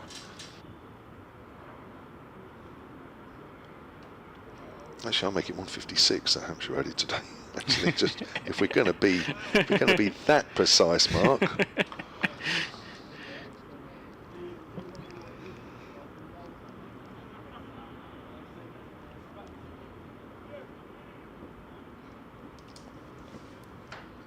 Abbott into Wesley again and another leave. And yeah, I can understand the frustration of Hampshire supporters with Cody Yusuf. When you have an overseas signing, you're obviously expecting them to, you know, especially if they're a strike bowler, to take wickets. He's been frustrated in this game. But it's not over yet. No, it isn't.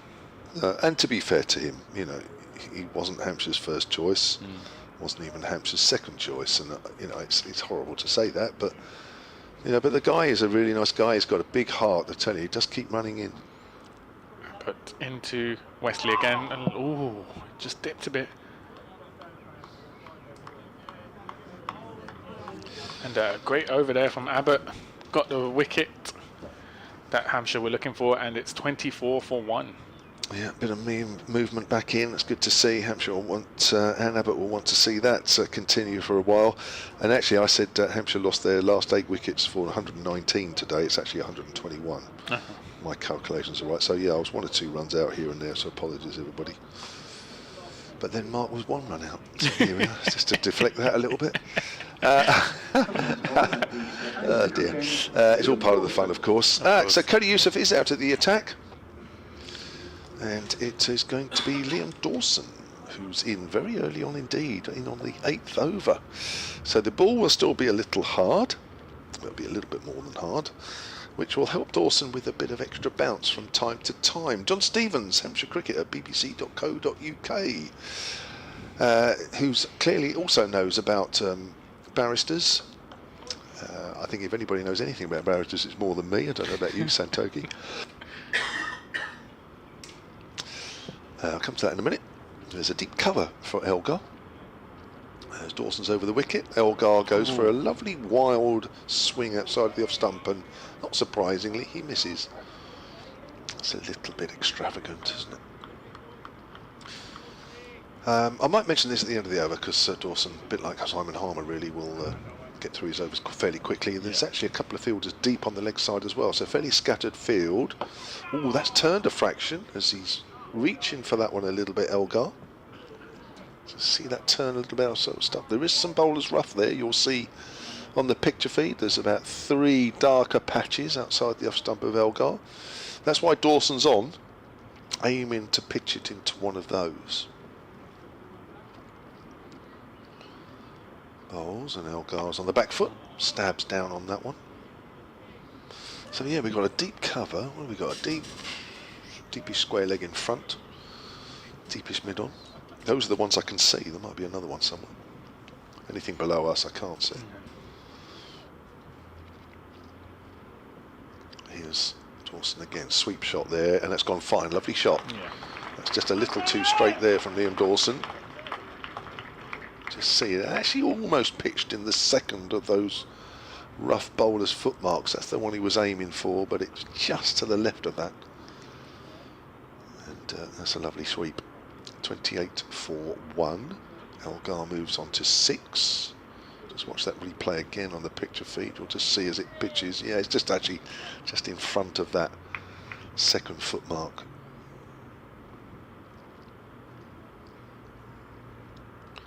Dawson in again, bowls to Elgar. Elgar plays and misses outside the off stump.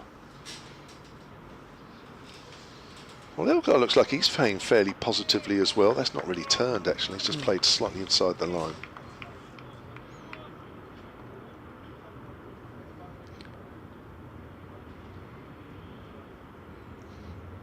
Dawson in again. Bowls, and Elgar on the back foot. Plays that behind square on the offside. Bit of encouragement there for Liam Dawson in his first over, 28 for 1. John says, any foreign barrister needs to apply to the Bar Council as to how to be called to the bar in the UK. The Bar Council could not see overseas standards as equivalent to the UK. As barristers appear regularly in court, the foreign barrister will not be criticised by a judge for lack of professional standards. I mean, the only thing I know about being called to the bar of it is if it's for a rom. So, well, hey. Mark Wells is back saying that serves me right for being a pedant. We're only having a bit of fun, Mark. You don't mess with Kevin James. No, it's not. No, those that listen regularly know that I'm not like that at all. I just like having a bit of fun and that. And believe me, I've got many things wrong over the years, and will continue to get a few things wrong. But I try not to. That's the the key. As it's Abbott into Wesley from the Graham Gooch end, just steps forward and drives it on the off. It's a bit harsh there, Toki. Rob Barnes says the Hampshire batting is probably the poorest in modern times. Again, that's a bit harsh. But it's frustrating. Of course it is.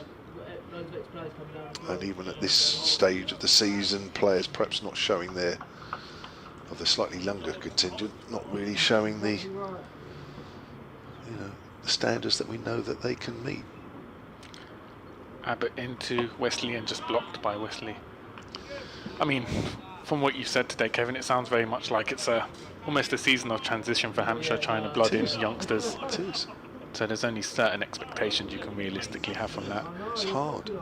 The easiest thing in the world is when you're a good side and you've got a youngster around and you put them in and you kind of hardly notice it if they don't perform. Yeah. Because everybody else is doing their job around them. But, if that's not really happening, you know, there's 1 or 2 good performances out there from the senior players. Of course there is, but there's a lot of youngsters getting the game. Abbott into Wesley. Oh, and just beats the edge of the bat. And it is tough. It is tough. And, you know, again, not to labour the point too much, but you have to find out about 1 or 2 of these players, otherwise you'll never find out. So in terms of the ownership of Hampshire, have the GMR group, have they completed their takeover, or is it still ongoing? Because I know it was a 2-year process, wasn't it, to finalise everything? So are we still in that period? Well, officially, it's a phased takeover from about October, year before last. So Abbott into Wesley once again, just plays that leg side. So being a phased takeover and going on from that, officially GMR takeover come the end of the season, fully. But as I say, that's official. I mean, whether it sticks to that timetable, I don't know. But that's what's supposed to be happening. That's out there in the public. Yeah.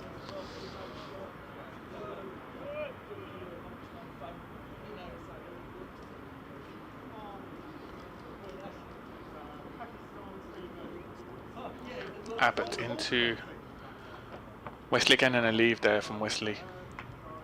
So potentially once that takeover has been completed and officially signed off, we could see more investment in the squad in terms of overseas signings or wages on offer. So it's hard to tell at this point. Well, in terms of overseas signings, of course, you can't have any more than 2. Yeah. So I don't think you know, you can't do much more than that. You know, I think you know, whether GMR have a bit more of a say in you know, who the overseas players are. I mean, interesting, we had Washington Sunder for a little while yesterday, Tilak Farmer last year, who played here. Abbott into Wesley and just again beats the edge of the bat. A good over from Abbott, maiden over, 9 overs gone. Essex 28 for 1. So yeah, I think it's difficult to know exactly how it's going to change, because GMR haven't really said too much, not openly anyway. I'm sure within the group and within the club, I'm sure a lot more has been said, but I think outside of that, there hasn't really been too much that has come out yet. GMR don't really speak, so maybe at some point they will, and maybe at some point, you know, we'll learn a little bit more. But you know, little things are trickling out, and it is only very small stuff, and so you know, we need to learn a bit more about, you know, maybe where things are going. But I think the general consensus is that there will be a lot more investment. Yeah. Okay. So Dawson over the wicket to the left-hander. Dean Elgar's got the short leg in and the slip. Elgar's on the back foot. That keeps a little bit low. Ball goes along the ground to first slip. Toby Albert's there. I think it's quite exciting, really. I mean, it's been an exciting journey. You know, in the last quarter of a century, 25 years, the Utilities celebrated 25 years this year from its first team game. Elgar drives, big gap out on the offside, gets a single, 29 for 1, and it's been an amazing journey. It really has, you know, from the old ground through to the new ground, and yeah, it's I think I can't really speak for everybody, but I'm sure most people agree that with the ground alone, it's been quite incredible what's been built out, you know, there from the side of a hill. In 25 years. It's been a struggle, of course it has, you know, with various projects and financing and what have you, and it's pushed forward back to the bowler by Wesley, but the club got through it. You know, it was a small club, smallish club, you know, with a small ground in the middle of Southampton. And the move, you know, came within a whisker of putting the club out of business. I mean, there might not have been a Hampshire game here today if things had gone slightly differently. It's played out on the onside and there's no run. And during the 25 years of the ground where finance was needed to be raised, it got close to going under again. And I think it's interesting when you go around the country and you hear what, you know, 1 or 2 clubs would love to do this and 1 or 2 clubs would love to do that. Dawson bowls, that has just bit a little bit in the pitch, but it's nicely worked to mid-wicket. It's a frightening thought, moving grounds, I think, for 1 or 2 clubs, but unless you actually take the plunge, you know, you're never going to know. But If you just take Hampshire, it's not plain sailing, that's for sure. Oh, he's playing a missing outside the off stump there. And that is going to be tea with 32 overs left in the day. Essex are 30 for 1 in their second innings. They need another 147 to win this game, with Tom Westley on 5, Dean Elgar on 7, and that one wicket that fell was Paul Walter. Yes, so an interesting situation down on the south coast, which, you know, I think they enter phase 2 basically from now on, once GMR take full control. But it's been a 25 years which has set things up, that's for sure. It's set Hampshire up big time, and for them to go basically to the next level. Interesting, very interesting times await for the club, as you said. The takeover will be finalised at the end of the season, and I'm sure more news will filter out as to GMR's long-term plans for the county. That's for sure. Right, we're going to take a break. I'd lost track of the time, actually. I didn't realise it was only 32 overs goes that quickly. There's the match summary if you're watching on the live picture feed. Hampshire 235, Essex replying with 273. Hampshire bowled out today for 214, having been 58 for 2 overnight. And Essex at 30 for 1 need another 147. A lot of overs left, because of course we're including today and tomorrow. But basically, in today's play, we've got 32 overs remaining. We'll be back in just under 20 minutes.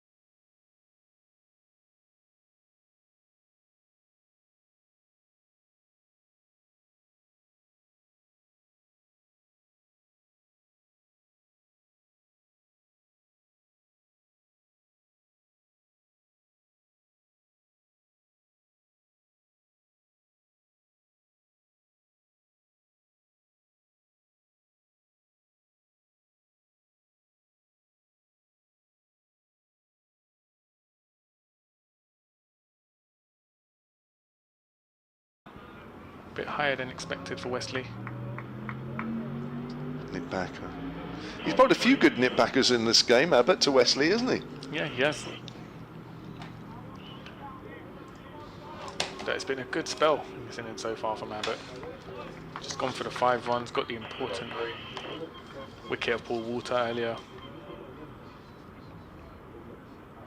And, we know what Abbott can do with the new ball. So, into Tom Wesley once again from the Graham Gooch end. Ooh, just came off the bottom of the bat there. I know you guys have sort of dipped out of the box at various times today, and you don't really want to be out for too long, do you? No, it's exactly. absolutely freezing. But when I did, what really struck me was it is overcast still here. Yeah. But the lights have really brightened up the actual playing area, haven't they? I know that's their job. But I don't know. I think they're really good lights here. No, they are quite strong. So Abbott, final delivery of the over into Wesley. Oh, and a play and a miss. Just beats the edge of the bat. A good over for Abbott. Maiden over to start this evening session off. Essex 30 for 1 after 11 overs. Still require 147 to win the match. And, will we see Liam Dawson continue from the South Leicester Cook end, or is there going to be a change? It looks like there will be a change. Yeah, that's interesting. James Fuller, 5 wickets in the first innings. I suppose you don't want to leave him for too long. Yeah, it's interesting with Wesley there. I'm not quite sure sometimes when he's playing forward whether he thinks the ball's going to hit the bat or what really. I think he's got into that little bit of a mindset when it's just short of a length. He's not sure. Why would he be? Abbott's just got to keep it there, which I know he will do. So interesting, yeah. I suppose in a way there's an argument to keep Dawson going because he's bowling, especially when there's a left-hander out there. Yeah. Aiming for that rough. I'm not sure Elgar was completely at ease playing Dawson. I agree. But he got through it. Played a couple of nice shots at the same time, but Fuller it is. Around the wicket to Elgar, bowls, and Elgar gets a length ball, just guides it into the gap behind square on the offside. Moves on to 8, 31 for 1. Yeah, I know in these games the lights aren't supposed to take over too much, otherwise you come off, don't you? But it just struck me how the whole of the playing surface just seemed to be glowing in those lights, really.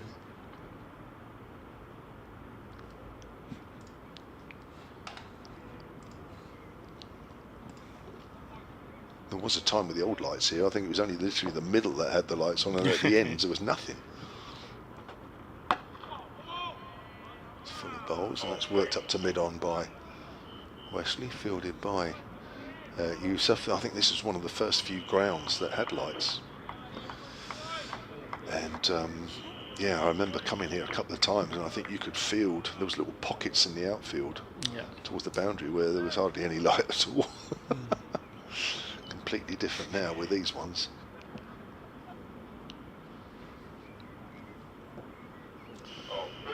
Fuller runs away from us once more. Bowls to Wesley, leaves that one alone. That's nice carry, bit of bounce. I guess the risk for Hampshire with Dawson is as much as he can get movement and cause the batters problems, he could also go for runs, just the nature of being a spinner, and obviously with a relatively small chase, Hampshire can't afford to give away too many runs, so I think it's a slightly cautious approach from them to bring Fuller into the attack. Fuller did get a 5-0 in the first inning, so... Yeah, agreed. Yeah, just going on that, he's your in-form bowler. Yeah. So you don't want to be leaving him for too long, because 177 feels a bit light as a target. That's nicely played by Wesley, but straight to mid-wicket. We've had a lot of emails in today asking why Fuller wasn't brought in earlier with that last wicket partnership between Harmison and Porter. When he did come on, he eventually got a wicket in his first over to complete his 5-0. But you explained earlier, he's coming off the back of injuries, workload management, and I guess also with a last wicket partnership, you sort of expect your other frontline bowlers to be able to break it. And also you're expecting the wicket to fall at any moment, Yeah. aren't you? You're not expecting it to last, however, about an hour and a half, I think I read somewhere. Always got wrapped on the box there, I think, Wesley. Just nipped back a little bit. Actually, not really. I think he's just trying to whip that away and missed it. He's been hit on the inside leg a few times in the first innings, and painful blow there as well. Seems to be Tom Wesley copping most of it. 31 for 1 then. Essex in their second innings. 177 the prize for a victory here against Hampshire. As for the bowls, Wesley plays and misses outside of the off stump. It's been a couple of years where Essex hasn't tasted victory against Hampshire. They used to beat Hampshire here for fun. They have to go back to 2022 for the last time Essex won, and that was a close contest by just 12 runs. I think I remember that was the game where Keith Barker tried to finish it for Hampshire quite quickly, and I mentioned earlier Adam Wheater tried to finish it for Essex once and was caught on the boundary at the far end. Keith Barker was caught on the boundary just below us to the right, I think, which ended the Hampshire innings, and as I say, they were 12 runs short. It'd be nice if this game was close. It's been a good contest so far over these 3 days. Essex are obviously with the momentum at the moment, but anything can happen in cricket.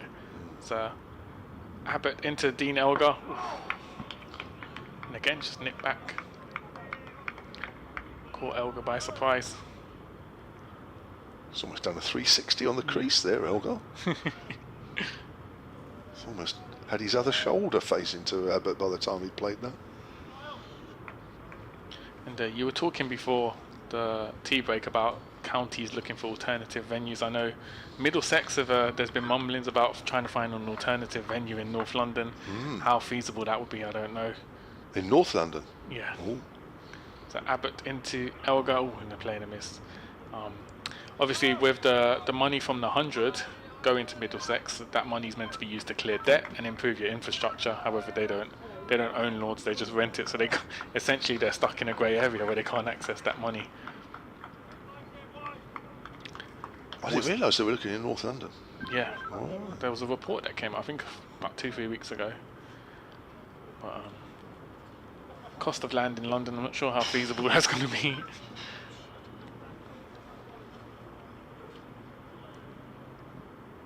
Abbott into oh, and he's bowled him. Abbott gets the wicket of Elgar, and it was a lead from Elgar, misjudged, and his middle stump's clean bowled. And Abbott with his second wicket of the innings, and a massive breakthrough for Hampshire here. Essex 31 for 2, and their stalwart at the top of the order, Dean Elgar, has gone. That's a massive piece of misjudgment, isn't it? And Yeah. Elgar knew it. Absolutely massive misjudgment. The ball before pitched and straightened, so, and Elgar knows what Abbott does. Everybody knows what Abbott does. But it's complete and utter misjudgment there. Watch it on the live picture feed again. Oh my word. He's come back with the angle, definitely, but look at Elgar just standing there saying, what have I done? And it's almost touched middle stump before it's hit the off. So it hasn't just clipped the off stump. Fantastic bowling, and that will keep Hampshire believing. Yeah, definitely. That actually has come back actually as well. To be fair to Elgar, I know it's a misjudgment, but that actually has come back. Top of middle and off. No. 177 may look like a reasonably small total to chase, but fourth innings, we've seen it time and time again in cricket matches. That pressure, scoreboard pressure. And this is going to be a vital passage in the game, you feel. 31 for 2. If Essex lose 1 or 2 more wickets, the pressure's on them. That keeps it interesting, doesn't it? Yep.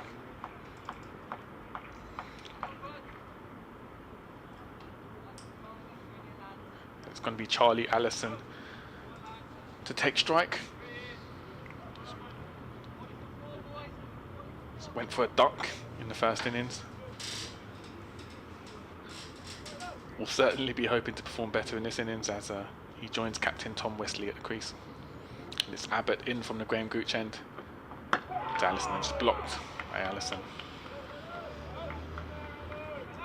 Good first up from Abbott. Didn't quite move off the seam that one though.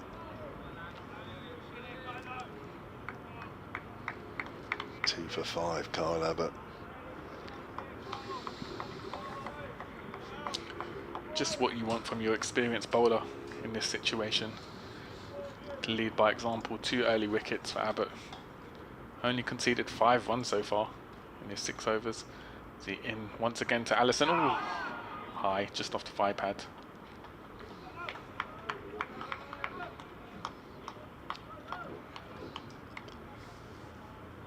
He is causing problems for the batters here.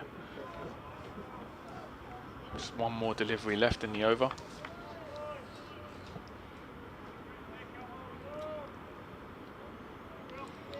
Essex need 146 to win this match. They've got 8 wickets left. Still slight advantage to Essex, I'd say, but 1 or 2 more wickets would change the complexion. As Abbott into Allison, and just driven on the off, no run taken, and that ends a brilliant over for Abbott. Got a massive wicket of Dean Elgar, wicket maiden, and 13 overs gone. Essex 31 for 2. And a good stop from Cody Youssef at backward a point. You know, those stops are so important. Yeah. So important, especially at this stage of a game and where the game is this tight. It just helps things when you see a ball that could easily go away to the boundary being stopped like that. Just keeps the bowler buoyed and positive. You can tell with Abbott the way he's running in. I mean, to be fair, he still runs in and runs in all the time, but you just feel he gets the feeling that something else could happen. Yeah. James Fuller needs to back that up with another good over here. 31 for 2 at an overcast Chelmsford with the lights on as Fuller's in. Bowls to Wesley, short. Wesley pulls it, misses it. Half shout behind the stumps. Kept a little low, that one, and it was a little hopeful from Wesley there. Not sure that was the best shot in this situation.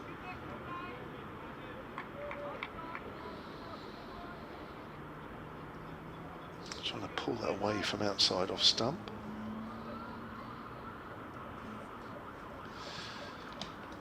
Well, this time yesterday, the crowd here were cheering and clapping Palmer and Porter. Now they feel, you get the feeling the atmosphere is a little bit more tense here. Yeah. That's flicked away by Wesley. That's gone down to fine leg. He moves on to 6, 32 for 2. Yeah, definitely a more tense atmosphere here today at the county ground. I mean, not so many people, obviously. No. It's not such a nice day to be watching cricket. It was beautiful yesterday, as it was on day 1, but quite a few woolly hats out. There is. There's the Essex. What do you call them with the bobble on top? Are they beanie hats? They're not beanie hats, are they? Bobble hats, no? Bobble hats, yeah. Quite a few people have got the Essex bobble hat on.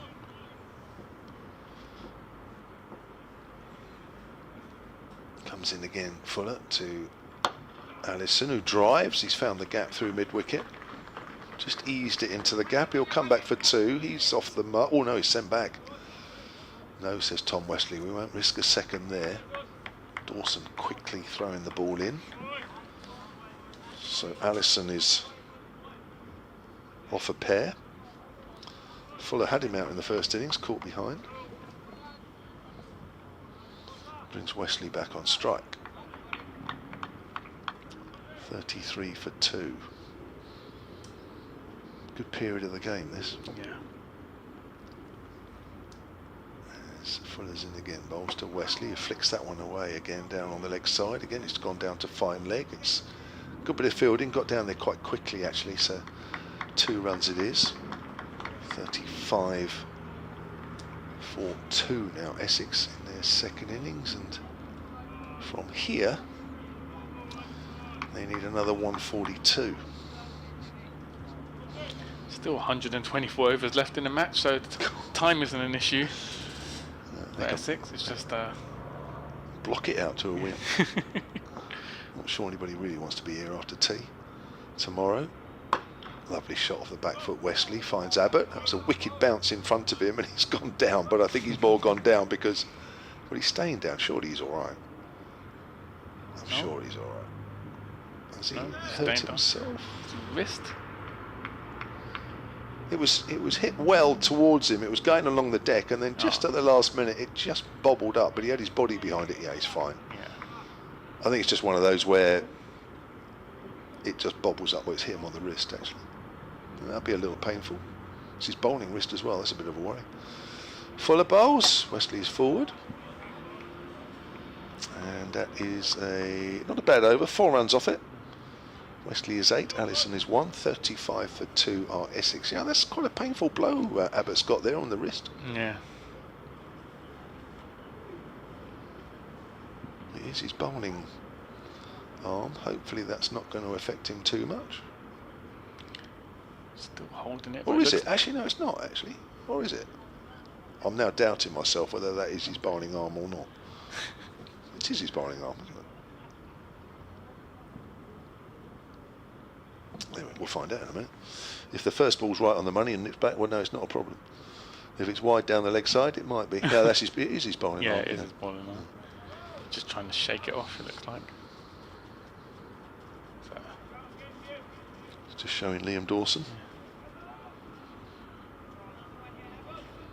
I know what Dawson would have said to him. Here comes Kyle Abbott. Abbott's probably thinking the same. Allison drives up towards mid-on.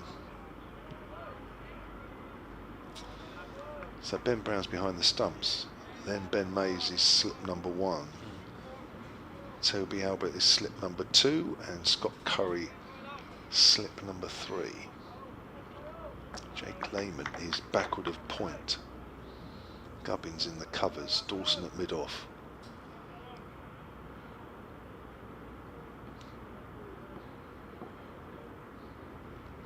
Comes Abbott again. To Allison. Allison gets one that bounces. Oh, that's a wicked ball and he's down. That's hit him in the chest, I think.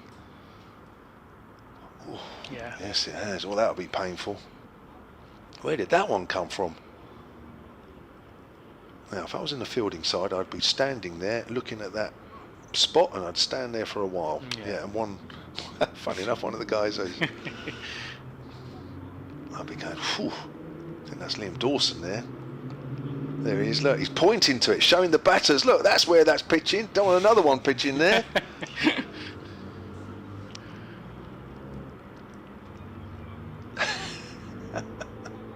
All part of the kidology, of course. Yeah. Watch out for the ball that pitches there. I'd be saying, I'm sure Dawson said it.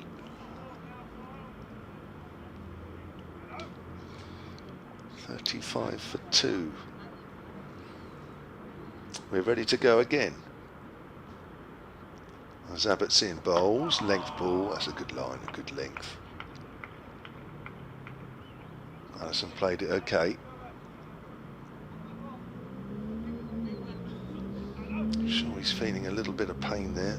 Just walking up the pitch, you know, he just wants a little bit of time between balls just to recompose himself.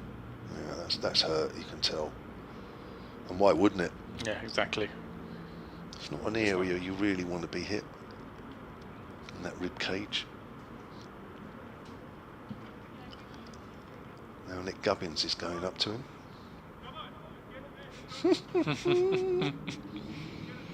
I see Gubbins is just being moved on the leg side now.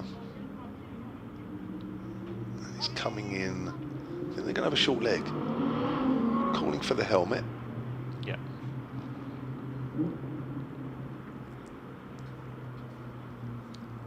Gives Allison a bit more time to think about the ball 2 balls ago.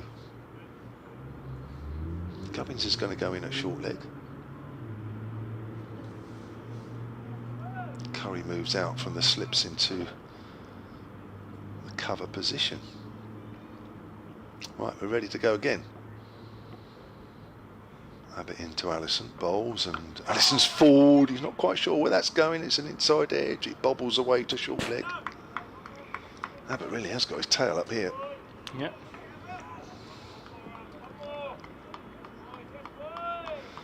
Well, first and foremost here for Essex is to see off this Abbott spell. I think so, yeah. You can always tell with Kyle that he loves this situation. He's seen a couple of balls nip around Essex in that situation where another wicket really will make things interesting, and he's running in. Allison's forward, that's nice and solid. Well, this is where the time left benefits the Essex batters. They don't need to play any shots realistically. They can see out this new ball spell from Abbott. He bowled 5 overs at tea, had 1 for 5. He's now into his 8th over, so this is his 3rd over after tea. So that's good. Got another 2 or 3 at least left in him before this spell ends. In again, bowls to Allison, and Allison's playing a missing outside the off stump. Great stuff. Good period of play, this one. Watchable, whether you're an Essex supporter or a Hampshire supporter. Testing time out there for both batters. 35 for 2. Still 142 needed to win the game for Essex. Tom Wesley and Charlie Allison at the crease, just playing cautiously at the moment. They don't need to take any risks. Still a lot of time remaining in this match. So it's going to be James Fuller to continue from the Sir Alistair Cook end. Again, it just needs Fuller to back up that Abbott over. So Fuller into Tom Wesley. It's blocked by Wesley.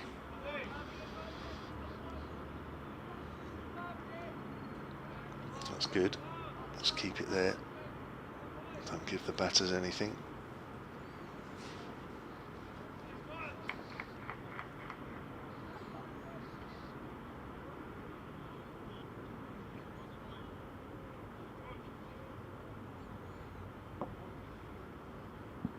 So Fuller in once again to Wesley on strike, and just played leg side, pick up a single. Yep, there's a man there. Brings Charlie Allison on strike. Takes Essex to 36 for 2. That's the thing about Wesley. When you bowl straight, he absolutely plays so well through the leg side with those shots and hits it hard. Can't bowl too straight to him. So Fuller in once again to Allison. Alwyn just misses leg side. Picked up by the wicketkeeper. Good catch by the man behind stumps. The no run.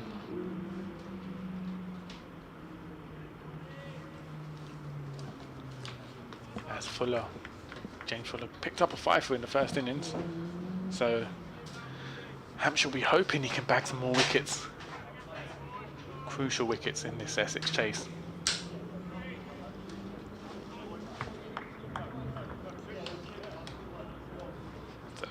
It's the 4th delivery of the over. James Fuller into Wesley. Just hiked over on leg side, and that's going to run away for 4. Not sure that was exactly timed by Charlie Allison, but it's run away for 4. Caught it on the bounce.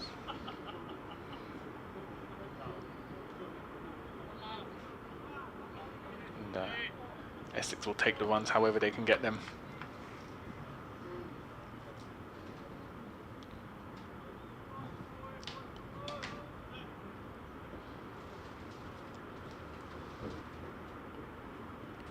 Fuller into Charlie Allison again, and this time it's blocked.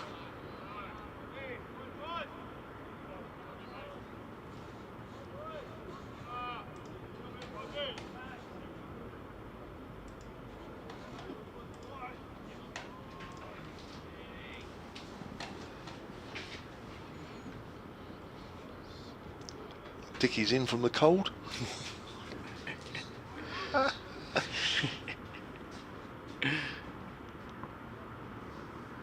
Final delivery of the over. Fuller into Allison again, just blocked to see out the over. So end of the over, 5 coming off that James Fuller over. Essex 40 for 2. 137 away from achieving a win here at the county ground. From a Hampshire point of view here, definitely the most threat is coming from Abbott's end at the moment. Just needs James Fuller just to back him up, even if there's not quite as much happening out there for him, and there isn't. Just got to keep bowling nice and tight. Don't let the Essex batters get away from you. Don't let them feel too comfortable at the crease. They certainly don't feel comfortable against Abbott at the moment. So since tea we've had 10 runs added for the loss of Dean Elgar. We've had 6 overs in that time. Abbott in again then to Wesley. Wesley drives, caught at mid-wicket! The third wicket down. He hit it well, but it was in the air. Tom Prest taking it in his midriff. And Wesley has gone for 9. He's 40 for 3. Yeah, that was a good catch from Prest, and the game is on for Hampshire here. Carl Abbott leading from the front line. 3 wickets so far. The Essex 40 for 3. And this isn't going to be a straightforward chase for them. All 3 wickets to Kyle Abbott. Tom Wesley was caught by Tom Prest off the bowling of Kyle Abbott for 9. Well, this is starting to get a very, very interesting game here. Yep. It looked a little light, 177 that Hampshire had set Essex, but now at 40 for 3. I'm not sure you can quite call it now. Abbott's with his tail up. Wouldn't rule out any another wicket or 2 in this spell. What I can tell you with that wicket of Tom Wesley, Matt Critchley. that Kyle Abbott is now on 499 wickets for Hampshire. Oh, wow. Big wicket. Yeah. That one, Tom Wesley going. That brings Matt Critchley out, who scored 27 in the first innings. But the top 3 all dismissed by Carl Abbott here. So Kevin rightly said it's the game's finally balanced now. They're the ones that I hate. Those ones that I don't know what that position is. Still the short leg in for Critchley. They're flat and they come out really quick. 2 slips. 3 for 5 Abbott as he comes in again and bowls to Critchley, and Critchley pushes forward. It's hit the outside half of the bat as it goes out towards point. Well, you can't keep your eye off this at the moment. No. It's been a great contest, ups and downs for both sides. Unpredictable, and as a cricket fan, this is just what you love to see. Essex from here need another 137. Short leg comes out for Critchley. This means Nick Gubbins has gone back to his more familiar position in the covers. No short leg, but there is now a 3rd slip. Abbott's in to Critchley. Critchley whips that away. Chases on for Tom Prest. He will comfortably pick it up before it goes anywhere near the rope. And 2 runs to Critchley. Takes Essex on to 42 for 3. There are some Essex supporters to our right that were definitely vocal at this time yesterday. I can hardly hear a peep from them, which might tell you everything you need to know about this tense situation here at Chelmsford.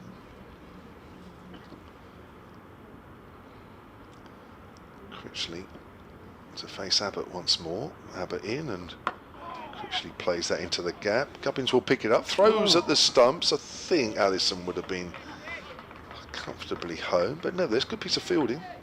He's done well to get around that as Gubbins and get the throw in, but he always had one stump to aim at. But as I say, I think Allison was always comfortably home. It just shows you the way the fielders are throwing themselves around, the way Essex are looking for singles here. It just shows you that each one of these sides is trying to keep the pressure on the other. Yeah, you've got to switch quick for those, haven't you? 43 for 3.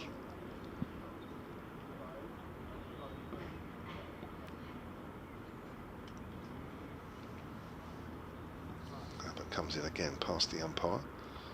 Bowls. And Allison pushes that out into the covers.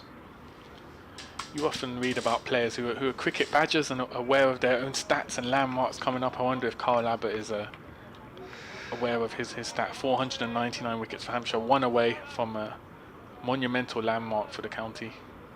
In my dealings with Kyle, yeah, he probably does know, actually, if I'm honest. Be interesting to see if he does get another wicket, whether it's tonight, in this spell, or later, that how he celebrates That will tell you everything you need to know. As Abbott bowls, he's said, you know, he's not. He's playing a missing. It goes through to Ben Brown. I'm getting far too excited here. And that's the end of the over for Abbott. 3 for 8 for Kyle Abbott. Absolutely wonderful stuff again from Hampshire's veteran bowler. As a player, were you ever keenly aware of your stats or landmarks coming up? Well, I didn't have many. Nothing in that region, I can assure you. If I'm honest, and even now people ask me, you know, how many games did you play? What did you do? What do you do? And if I'm honest, even now I don't really know. Oh wow. No, I've never been like that. I think you just play what's in front of you. And then you worry about it. But I mean, if I took as many wickets as Kyle had, I think I might be a bit more aware. Yeah, that's for sure. I certainly didn't break too many club records. So it's going to be James Fuller to continue from the Alistair Cook end. Matt Critchley on strike. Just blocked on the onside.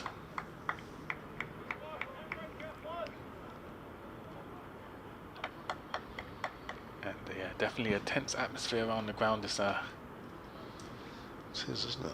Essex have laboured so far in this chase.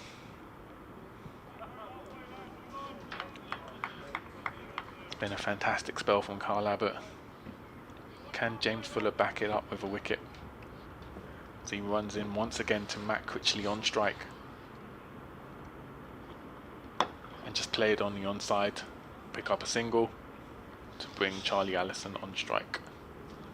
I think that's a good position out there deep, and a lot of people would say that's a little bit too defensive, but I think on this wicket, if you do bowl straight, it's quite easy for the batters to whip it away, and if you've got that insurance on the leg side, it's only one rather than a boundary, and I think at this stage I don't think that's a bad move. Yeah. But still keep the pressure on with 2 slips, which is what Hampshire are doing here. So Fuller in to Allison. Ooh, just bounce, came up off the 5 pad. Just angled in to the right hander.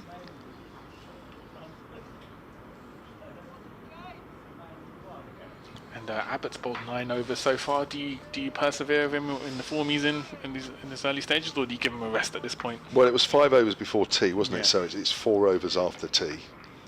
I think you've got to give him at least another one, haven't you? Yeah. 1, and it might even stretch to 2 if you think the situation's tense, which it is. Fuller into Allison. Oh, and they're playing a miss.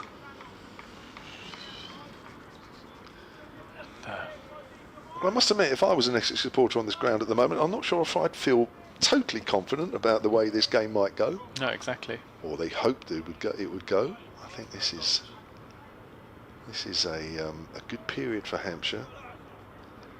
They would have talked about this at tea. Yeah. Said, don't let this session get away.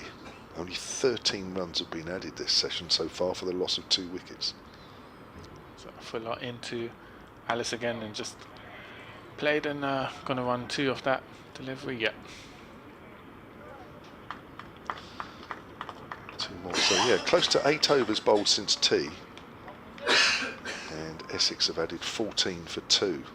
So a bit like I was saying at tea, you know, this morning, Hampshire only added 69 in 2 hours for the loss of 3 wickets. So a similar situation is developing good here. point.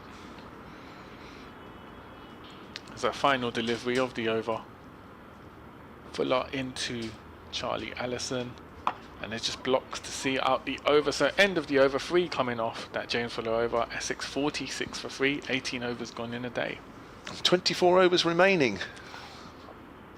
I'm not sure I can take 24 overs in this situation. It's a bit too much for me. I might have to go and have a walk around the ground. Oh, hang on a minute, it's cold. Don't think I'll do that. Kyle Abbott is having another one.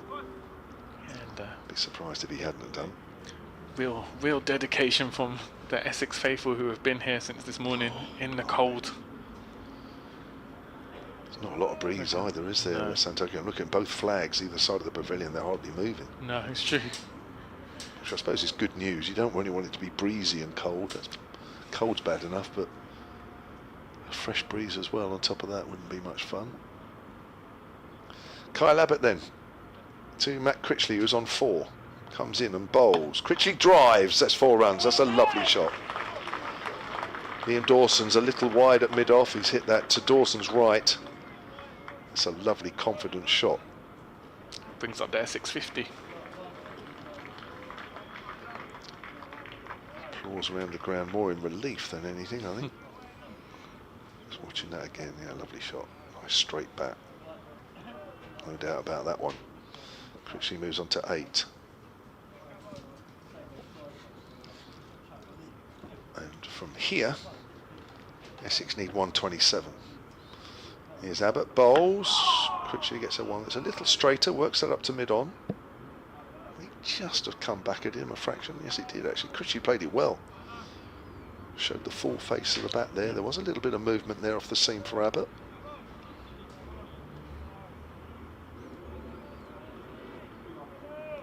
.50 for 3. And the Hampshire bowled out earlier today for 214. Ben Brown left 57 not out. 4 wickets for Simon Harmer, 3 for Sam Cook. As Abbott's in and Critchley pushes forward, that goes out to Gubbins in the covers. Hampshire losing their last. Well, actually, Hampshire adding 156 today for their last 8 wickets.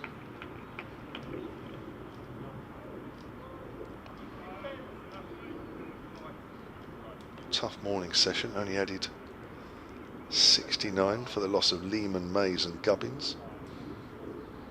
Essex on it from the start. Here's Abbott again, bowls. Critchley's comfortably in behind that one, pushes that up to mid-off. Kyle Abbott hasn't quite got that nip backer going yet. It just looks as though, for about a couple of overs, wasn't there, where it was tricky. It's still tricky, but hasn't quite produced the quick nip backer. 1 or 2 wicket deliveries, and that one to Dean Elgar that bounced off a length, caught him on the arm. Abbott bowls. Critchley on the back foot. That bounced a little bit. Yep. Ball makes its way slowly up towards mid-off, and then Allison early on getting that wicked nip backer that hit him in the chest. Dawson's having a look at the cricket ball just to see how much shine there is to it, how much hardness there is, how much Abbott might still find out of this pitch.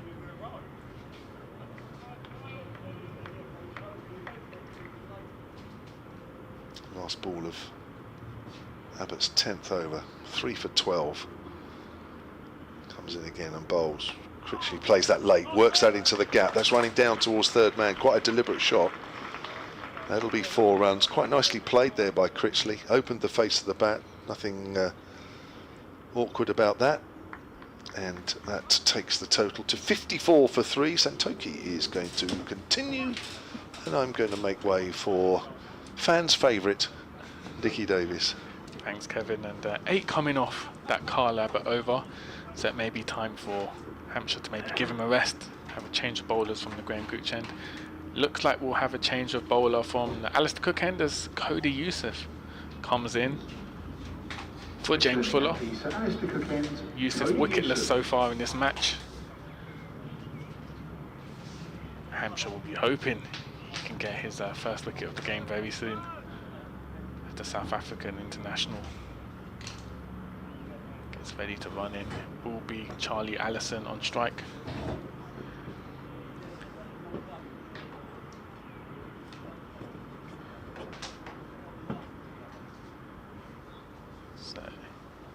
Just having a conversation with Liam Dawson before his run in, and it's Youssef in from the Sir Alistair Cook end to Allison on strike, just blocked by Allison. As we welcome back People's Champion Dick Davis. Dick, how are you? Only 1 or 2 people. Yeah, I'm fine, thank you. Fine. I'm Kevin said, you know, some Essex fans will be a little bit apprehensive. I'm distinctly apprehensive, I must admit. It's been some spell from Kyle Abbott. It has indeed. Caused some serious problems for Essex here. 3 wickets down. So Youssef runs in once again to Allison on strike, and again just blocked.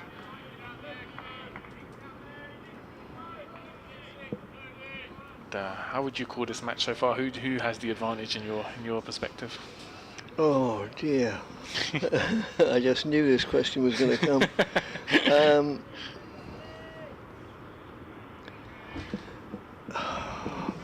Because I'd love to be proved wrong, I think the advantage is slightly with Hampshire. Okay. Essex need 123 to win this match. It's got 7 wickets in hand as it's Yusuf in to Allison again, just played on the onside, no run.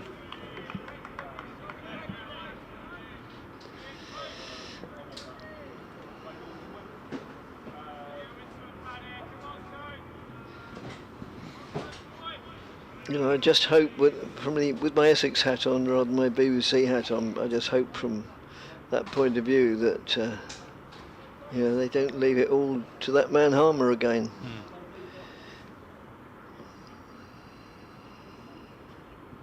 So Yusuf into Allison once again.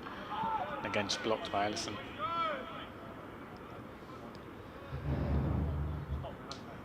Not because I don't have the greatest of respect for Harmer, I have just as much, if not more, than most people. It's just that, I don't want to see Essex leave it till that low down in the order. The middle order have got to start contributing. Well, now is their opportunity. If Essex win by 8 wickets, they can quite rightly say, I don't know what you were worried about. Yusuf into Allison once again and blocked by Allison. Well, they're not going to win by 8 wickets because they've already lost 3, but if they win 7... Exactly.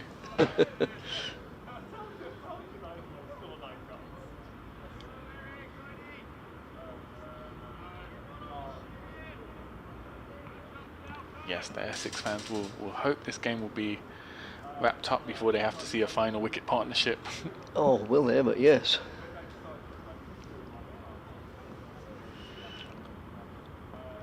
So final delivery of the over. Cody Yusuf into Allison and just played on the onside and no run. And a maiden over from Yusuf there. 20 overs gone in the innings. Essex 54 for 3. Still need 123 runs to win the match. Hampshire, of course, needs 7 wickets to claim what, a few hours ago would have seemed like a surprise victory. But it's been a good fight back from Hampshire, particularly Kyle Abbott led from the line with 3 wickets, all 3 wickets so far in this innings. Gone for just 16 runs in his 10 overs. Yeah, certainly has.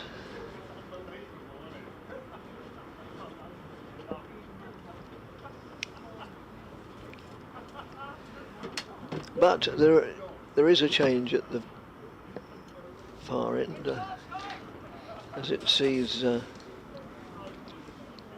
Scott Curry come into the attack. Coming on to bowl at the Graham Gooch end, Scott Curry.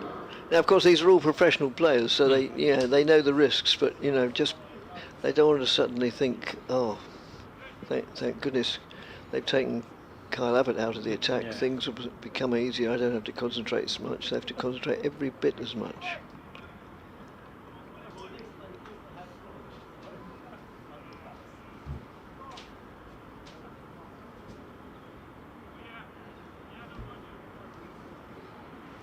I'm a great fan of Matt Critchley's. I think he's a very good reader of a situation, an intelligent bloke as well as a good player. So he won't do anything rash. He knows exactly how to play the game from here on. As Curry moves in and bowls, and Critchley's nudge that around the corner for... They're coming back for a second. No, they don't need to come back for a second because it's gone to the boundary. Just that part of the ground that we can't see, it just gets out of our view about 20 yards short of the boundary.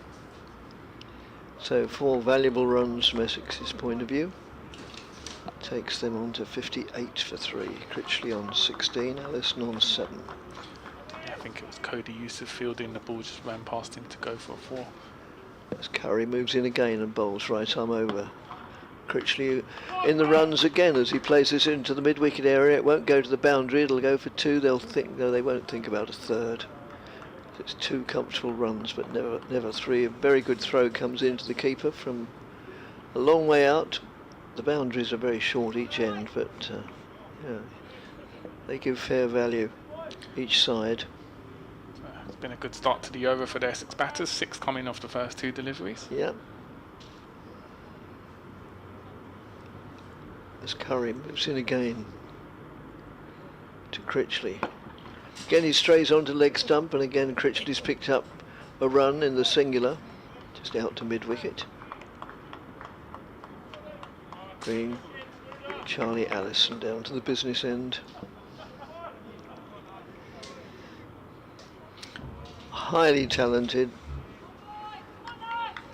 probably got a great future, but obviously inexperienced, and it's when you need somebody like Critchley the other end just to guide him through as Curry moves in and bowls. Again there's a run on the leg side as it's played out backward of square on the onside, taking Allison on to 8, Critchley 19, 62 for 3, target 177. Once it gets below 100, I don't know, there are psychological sort of milestones. It'll feel closer, but it's not really. But it's the reason they sell things for £4.99 rather than £5. It's the same psychology as it's played out on the onside. Slight adjustment to the field. Unsurprisingly, sees a man come in shortish on the leg side, not particularly short, but shorter than they were. There's a man to save the single, the mid-wicket area. That's just played out to mid-off this time. End of the over. So especially in the context of this chase, a costly over for Hampshire, 8 coming off. That's got Curry over. Dick, do I remember correctly? You said your football team was Southend United? Yes, it's. I've always been because I went to a rugby school. Rugby's always been my main winter sport. But on the other hand, I've always, for the vast amount of my years, lived in the Southend area, and I've lived there since I was 4. So my dad used to take me to watch Southend United, and it's always, of all the football teams, I must admit, not that it's a sin, but I must say Southend's the only side I really follow. Got a game at Wembley next week. Yes, they're in a cup final.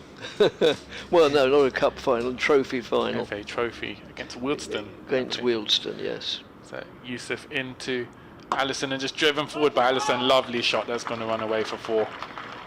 Well-timed shot there from Allison. Yes, we live lived about between 3 and 4 miles from Roots Hall where Southend play, and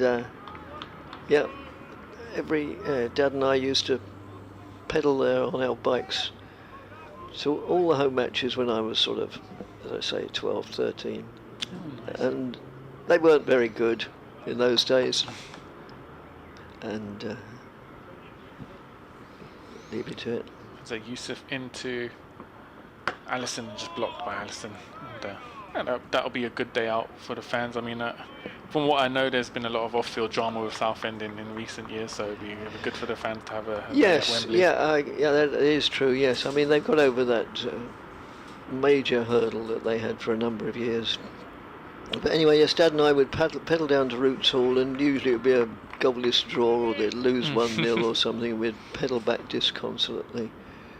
And so Yusuf in to Allison. Oh, shot. Off, and he'll pick up 2 from that. Well played again by Allison. And just a bit of wayward bowling from Yusuf here. And over tea, because we had tea in those days, Mum would say, well, how did it go?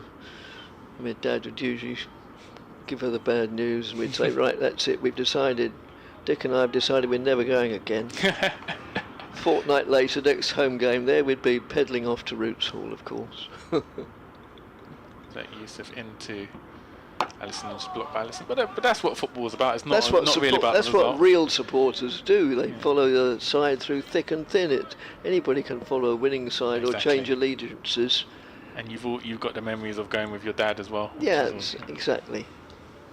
Yes, it's when they're not doing so well that any side playing any sport, any team sport, really needs the support of the fans.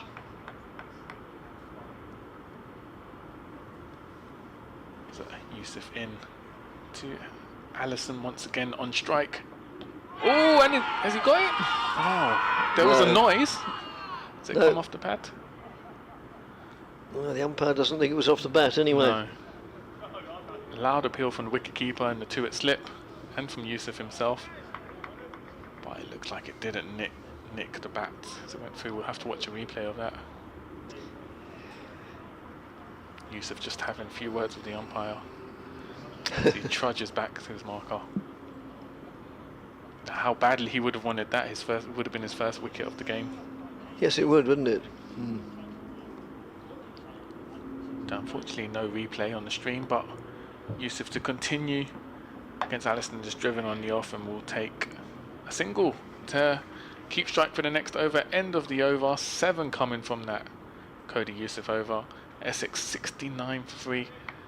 They need 108 in their chase of 177.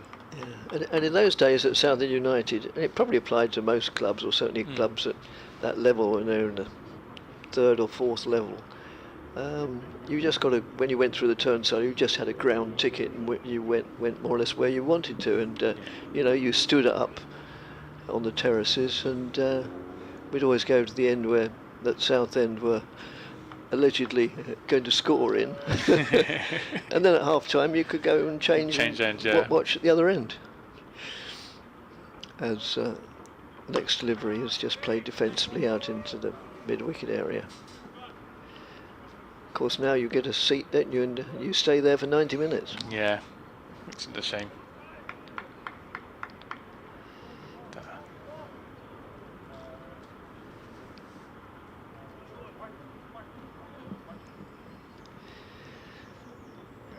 So Curry from the Graham Gooch end moves in right arm over the wicket to the right. And Allison did everything right except he hit it too straight. He came down the wicket, got to the pitch of the ball, gave it a full meet of the bat, and hit it hard straight into the stumps at the other end. 4 or 5 inches either way, and he'd have had 4 undoubtedly. Well, I suppose all he can do is be thankful that bowler didn't get a hand on it, because I expect Critchley had left his ground. That's down the leg side, and it's gone through for 4 byes. A valiant effort by Ben Brown, captain and wicketkeeper, but even he couldn't get to it. So in this situation, well, any situation really, all runs are equally valuable, whether they come off the bat, the pad, or nothing at all. They're all worth the same in the scorebook. Yes, with Carl Abbott and James Fuller being so economical, Yes. Hampshire really last few overs from Curry and Yusuf, they've leaked a lot of runs. Curry again down the leg side, but not as far as the preceding delivery. I'm trying to log on, and the trouble is now I've forgotten my password, but but I've written it down somewhere, so which I know they always say you can't do, you shouldn't do, but you know, with all the passwords we have in the world, if we didn't write them down, then, unless they were all the same, which they also say don't do, so you can't win. So I've got it written down.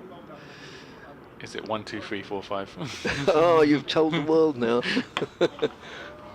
That's just played out on the onside, no addition to the score.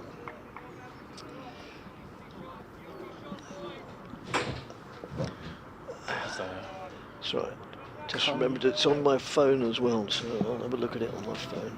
Yep, just as Dick tries to retrieve the highly guarded password for the Essex Cricket email address. Scott Curry will continue with the last delivery of the over into Allison, and just played leg side, will pick up a single to keep strike again. Thank you.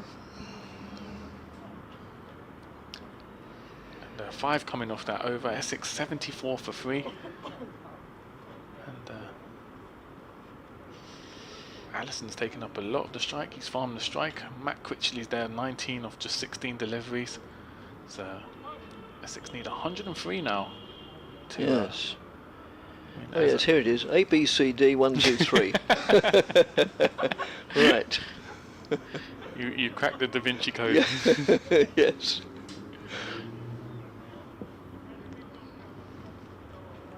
As it's going to be Cody Youssef to continue from the Sir Alistair Cook end.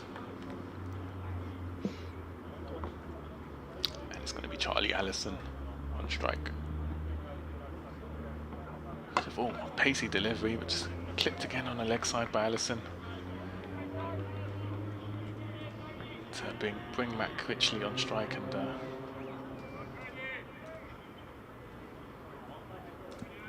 oh, we're in. Excellent. Perfect. So Youssef gets ready to run in once again. It's 2 at slip for this delivery. It's going to be Matt Critchley on strike. It's blocked by Critchley.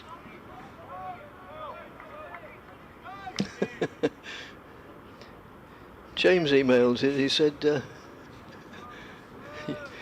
my mind, you never got to the end of the Andy Flower story because I had my afternoon nap.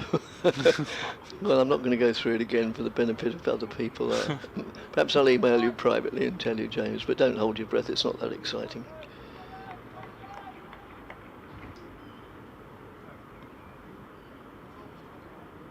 So Youssef into Critchley once again. It's blocked by Critchley.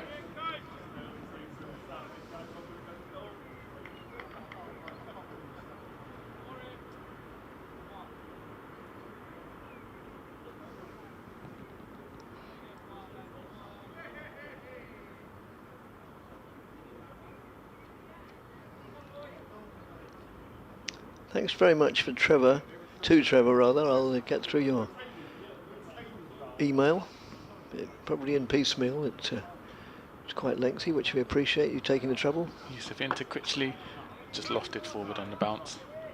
Picked up by Youssef. And this has been a better over from Youssef so far. A bit more discipline, just 1 coming from it. 2 more left to go in the over. You kindly break it down into paragraphs so I can take a paragraph at a time. Oh,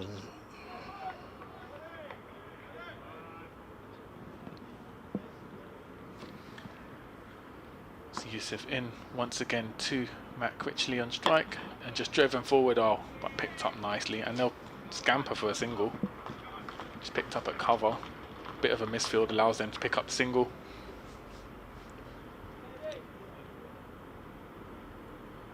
Now as Nick Gubbins kicks the pitch in frustration at that misfield. So 2 off the over so far. Good over from Cody Youssef. Last delivery coming up, and it will be Charlie Allison on strike. Youssef into Allison. That's a good Just hit shot. on and off. Picked up well this time by Gubbins. Restricts it to a single, and that ends the over. 3 coming off the over. Essex 77 for 3. 24 overs gone, and they need exactly 100 now to win this game. Yes. I was just thinking, it may be slightly biased. It looks dark enough to maybe consider the light, but you have to remember that these windows through which we're looking, because of the weather, we normally have the windows open, but Yeah. The glass is slightly darkened. Yeah. So it does make it look darker than it is. Right, Trevor's email. Thank you very much for your opening comment, which is greatly appreciated. Apropos your recent discussion subjects, the first cricket biography I read was The Gloves Are Off by Godfrey Evans. Gosh, that's going back a while. Which I was given as a kid twice on the same birthday, and of which I informed the second donor I'd already been given a copy as Curry moves in and bowls. And that's gone down the leg side for 4 leg byes. And I don't. No, I really don't like saying words against opposition players. I'm quite happy to criticise Essex players because they have every opportunity to come back at me and say, why do you say that? But it's not fair. But it's not. I'll merely say that Curry's not nearly as penetrative or challenging so far as his predecessor from that end. That's just played out on the leg side. Would you not agree? Yeah. As the lead is now below 100, you said that psychological boost now to Essex. Yes, that's right. £4.99. Yeah. The Godfrey Evans played for Kent, didn't he? Was it Kent? Sorry? Godfrey Evans. Oh yes, Kent in England. Kent in England. A great character, a great wicketkeeper, enormous great bushy moustache. And he just looked very genial, and when he packed up playing cricket, he went into the only means of a living that was totally appropriate to him. And that was a publican. He bought a pub, I think. Oh, nice. And I can just imagine him as mine host in a pub, genially welcoming all the customers. As Curry moves in, bowls to Critchley, who plays handsomely, but straight to mid-on. When it wasn't straight to mid-on, he had to make a little bit of ground to his left, but stopped it easy enough. And Trevor goes on, I should say that since that occasion, of his reading Evans' book, I've learnt tact and diplomacy, but no great love of sporting biographies. Yeah, I would probably go along with that. So that's a good-looking shot. Chops it down on the offside, backward of square, just down to third man. It's only going to be a single. He then goes on, paragraph 2, vis-a-vis Jordan Cox. He's far too good to be warming seats in a foreign land. A much better financial investment would be to come home and play county cricket. Too right, albeit there's not a lot left before the first test. And try to push his name into the test squad dialogue. Yes, well, he's certainly not doing it, as you say, while he's sitting in some foreign clime, doing not a lot. That's just slightly overpitched, but Allison can't reap the full benefits as he just plays it out into the offside, but no run accrues. If successful in that aim, we're talking about Jordan Cox now, would earn good money, kudos, and a greatly raised profile. Gates would then open to a world of potentially serious income. Yes. It's an interesting one. I know Kevin Peterson and Sir Alistair Cook have had a ongoing debate about Jacob Bethel, who's in the IPL, hasn't played many games, and oh really? Alistair Cook's argument was he should come back to England, play county cricket, get games under his belt. Kevin Peterson's counter was win the IPL, you're in a world-class environment with world-class players. Even if you aren't playing, you're learning things off them. And then, Liam Dawson. he would throw in a comment that Alistair Cook's never played in the IPL, so doesn't know what he's talking about. So Yeah, it sounds like a good debate. Right, not only a change of bowler, but a change of approach as Liam Dawson comes into the attack. So far had 2 overs and conceded 6 runs. Yep. And Hampshire just going with a different option, bringing in the spin. We saw what Simon Harmer did in the last innings. They'll be hoping Dawson can get some movement out of this pitch. Just bowled the 2 overs so far before tea.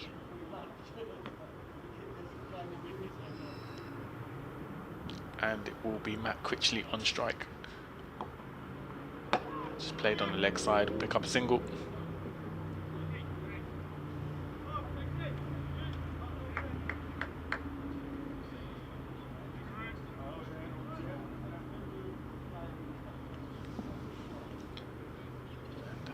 Just under 17 overs to go in today's play. And, Essex need 93 runs to win. So Dawson into Allison again. Just played leg side this time, chooses not to take a run. And Critchley was keen to get back on strike.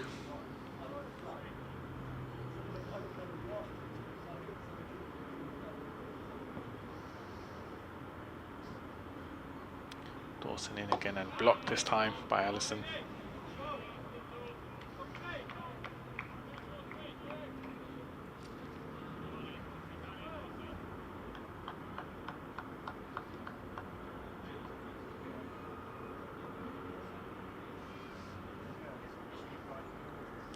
Dawson in once again to Allison. Again, just played forward. A good save with his foot from Liam Dawson. Yes, just deflected it round the post. That's about the extent of my football knowledge. And he's back up, ready to deliver. Similar to Harmer, very quick in between his deliveries. Yes, he is. He gets on with it. A busy cricketer. Dawson.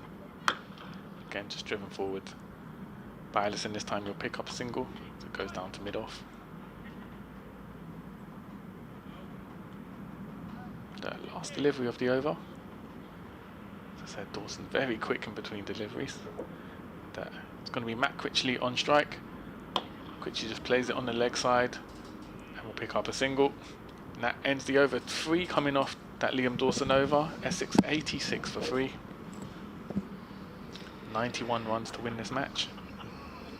Paragraph 3 of Trevor's email. As for the new substitution rules, I believe their introduction to be a no-brainer and just like DRS much needed in the modern world. Had the game between Surrey and Essex last season, when Cox was rushed to hospital in the first few minutes at the start, been hypothetically the last match of the season with both counties occupying the top positions in the table, a farcical end to a possibly exciting season would have ensued. When blind allegiance to archaic rules permitted, nay decreed, that such an important event should be randomly decided by 11 men playing 10. Yes, I think I agree with that. As long as there's no implication or inference that those archaic rules should not have been carried out. You know, you can't go suddenly flouting the rules for one situation but not for another, which applies to the law of the land as much as the laws of regulations of cricket. There's another change of bowling at the far end sees Yusuf into the attack, having previously bowled at this end. It goes on to say there are enough checks and balances such as umpire's approval and not being allowed to play for your county during the next 8 days, though perhaps that should be made simply the next game, however many days later, to ensure that such substitutions would not be requested lightly. As Yusuf moves in, bowls to Critchley, who goes forward and just pushes it out into the covers. Oh, P.S. At the tea interval, I placed a bet on Hampshire to win at 12 to 5. I did the same previously on Warwickshire at 9 to 4. This is not treachery, it is simply an attempt to get some compensation out of an undesirable occurrence. Yes. As Yusuf moves in and bowls, and that's just played backward of square on the offside. And I would dearly love Essex to win. Well, no, he'd dearly love to lose his bet. Who knows, perhaps I shall get that wish granted before tomorrow evening. Yeah, well, one thing's for sure, it won't be granted before this evening, since we now have how many overs left? 26 and a half. As Yusuf moves in again and bowls, slightly over pitched, and Critchley drives, but only straight back to the bowler. Yeah, still 15.2 overs remaining today as a minimum, so we could see a result. 15.2. I'm looking at the wrong part of the scoreboard. Yes, I'm looking at the, beg your pardon. I thought that sounded a heck of a lot. Heck of a lot, considering it's coming up to 5:30. If we see some Bazball innings in the next hour, it could end today. There is rain forecast tomorrow morning. Yes. So that could throw a spanner into proceedings as well. Yusuf moves in, bowls, and that's deflected down the leg side for a single. and then set in for the day, or just a few hours? I could Just look between, at it. currently the forecast says between 10 a.m. and 2 p.m. rain. So. Right, that is for Chelmsford, is it? Yeah, well, que sera, sera, as Doris Day once said. Nothing you can do. The weather is a great imponderable, of course, in Exactly. cricket, as Yusuf moves in and bowls. And nudge down to third man. I think once Backward point rather than third man for a single. Once you start following cricket, you inevitably become a rain expert, checking various forecasts. Yes. Such an impact on outcomes of games.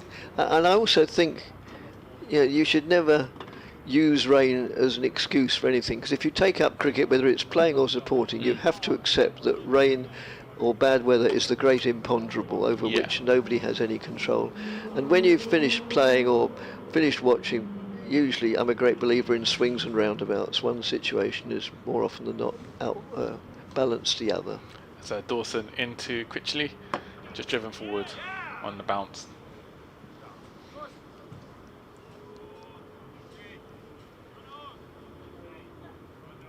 Often players or supporters will say we were robbed by the rain. They conveniently forget when the rain saved them from defeat. Dawson in again to Critchley, just driven forward, and that's going to go straight down to the boundary for 4. Excellent shot from Critchley. Swipe for that.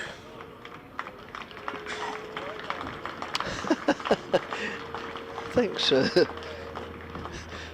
Sam asks, I'm quite sure why, he thanks us for the commentary.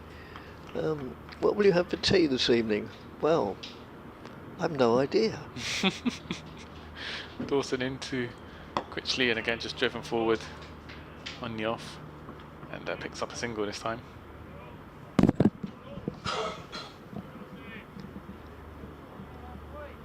Well, as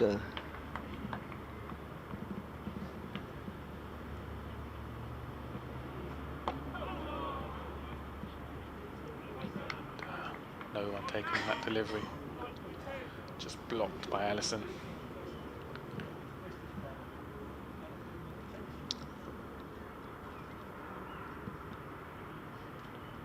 This has been a good partnership from Critchley and Allison. it has been a good one and a vital one.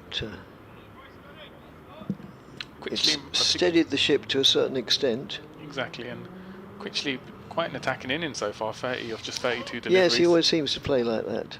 He has quite a commanding presence at the crease. He's a big man and always looks as if he's in total command, but of course he gets out Dawson in the same way as they all do. Critchley, who just blocks it to end the over. Essex 94 for 3, and with that we'll welcome back Kevin James to the commentary.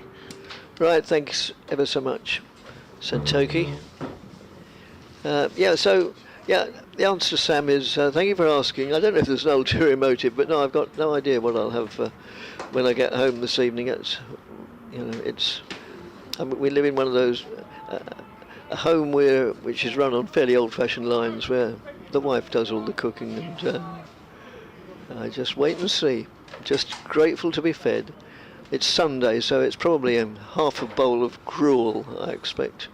Half a bowl of cold gruel, as the next delivery is played. Well, that's a remarkable shot. It was played hard into the ground. It'd be interesting to watch the replay, and then bounced over the head of the bowler, and because it's a short boundary, it sped away for 4. Don't often see that. Yes, they are going to replay it. Thank you. Yeah, hard into the ground, and then it seemed to balloon over the bowler's head, and got to the boundary comfortably.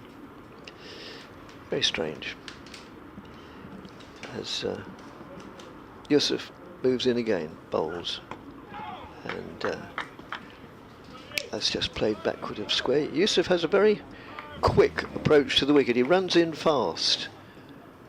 Just fast bowlers don't always run in fast. The sole purpose of a run in or an approach, whatever you like to call it, is purely so that you're more or less in perfect rhythm and balance by the time you get to the crease. And whether that's half a dozen paces or 20, it's still designed to achieve the same aim, but you don't generate pace. So I understand just for the run-up. I have been joined by somebody who will certainly confirm or deny that. I mean, when you're playing school cricket and you see, the opening bowler coming in very fast, you instinctively think, oh, this is going to be really quick. Sometimes it's not, and similarly, other bowlers just lope in off half a dozen amiable yards, and it sometimes zips down and takes you by surprise. So an approach, a run-in, Kevin, is just purely the purpose. The purpose is purely to get you in rhythm at the time you reach the crease, yes? That's just play defensively. Yeah, I think that's a general school of thought. He's all arm, really, Cody. Yeah, Yusuf, I mean, in your case, I can't remember. I was no pace at all, so no, I got very little. But nevertheless, you've still got to be in rhythm at the. Yeah, of course you have. Yeah, the whole idea of a run-up is to get you at a point at the crease where you're happy and relaxed and ready to let the ball go. However that is, some people like to charge in, some people like to lollop in. It's a personal thing, really. But yeah, and. That's just played away on the onside. I mean, one of former Essex players, John Childs, always known as Charlie Childs, who came from Gloucestershire but spent most of his years playing for Essex and actually subsequently played a few games for England. I mean, he bowled very slowly. He was a genuine slow bowler, but had, quite an exceptionally long approach to the wicket. He did, actually, now you mention it. Yeah, but just because it took him that time to get into rhythm. Lovely bloke, John Childs, if you're listening. Hope all is well. And that's just played out on the offside. They go through for 1, they'll come back for 2. They'll probably think about coming back for 3. And just hauled in about a couple of yards short of the boundary in front of the pavilion, and the score moves on to 102 for 3 at the end of the over. The umpire's talking about light. They've come together. Yes. Or are they saying, if things keep going the way they are, shall we think about extending play tonight? I don't know what they said. 62 runs these two have put on, so they've kind of taken the sting out of the situation. It was very tense at 40 for 3 when Tom Westley went. And these two have played really nicely. Yes, they have. Very nicely, and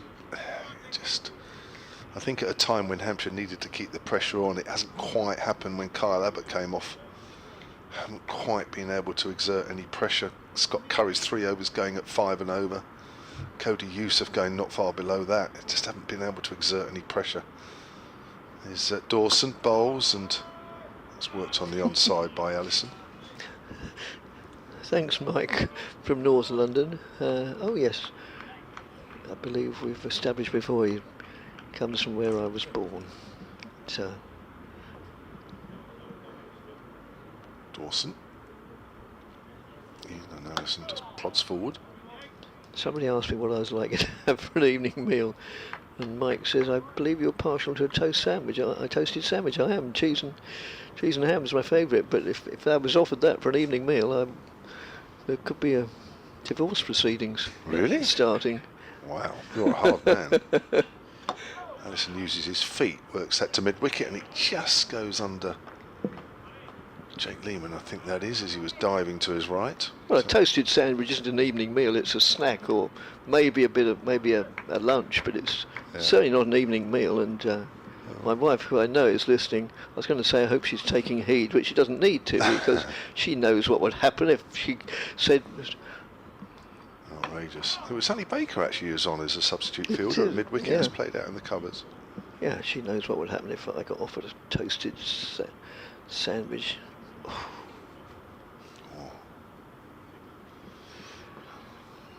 I wouldn't mind a toasted sandwich right now. If I'm no, honest. I wouldn't now. Dawson. Just take my mind off this situation. That's fielded at short extra cover by Gubbins. These two have been together for close on an hour now, just 5 minutes short of an hour, and they really have settled the whole situation. They have, down. yes. They've. Yeah, you're right. Yep. 74 needed. That's pulled away, hammered away over mid-wicket. That's 4 runs. Dawson a couple of times has just bowled a little short in this spell, but the batters have been very quickly onto it. And now 70 runs are needed. There are 12 overs left in the day. And the way this partnership is going, and if it keeps going, I wouldn't be surprised if we might get a little finish tonight. I'm not saying a little finish, it's more than that, but... You mean with the extra half hour? Well, yeah, I mean, there was a stage where I thought, yeah, we're definitely coming back tomorrow morning. I mean, Yeah, so we probably still will, but you know, these two are scoring at a decent rate. I think if one of these is out, or certainly if two, then the rate will quieten down considerably, and it'll be a bit of a graft. I know, professional players say we don't take any notice of the forecast, but Santoji pointed out that the forecast's not good for tomorrow morning. Oh, and Allison's in a spot of inconvenience, but not as. No, it could be worse. No. He was hit in the chest by Abbott. Yes. Early on. I thought that was somewhat lower than that, but no, it was all right. Again, just that odd one bounces and just nips a bit. Yes. Yusuf in again, bowls. Played out into the onside, and gap creates the gap between mid-wicket and mid-on for a single. Mid-on goes across and fields. Yeah, perhaps there's a few showers tomorrow. Whether it's enough if we come back for a 4th day to help Hampshire along, I don't know. I don't think so. Yeah, just getting you're right. Actually, hit him high on the thigh pad. Actually, The umpire's having another discussion. Well, is it about the ball? I think yes. Yeah, I think it is. Yeah, Martin Saggers is looking at the ball and asking for his opinion of his colleague Rob White, but no change seems to be affected or even considered.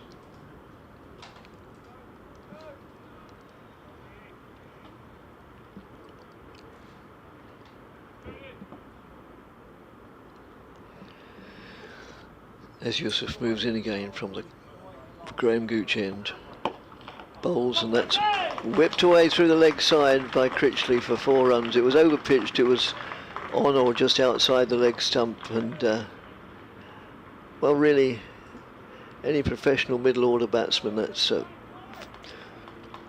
meat and drink to him, really. And sure enough, Critchley did what he had to do and did it his way.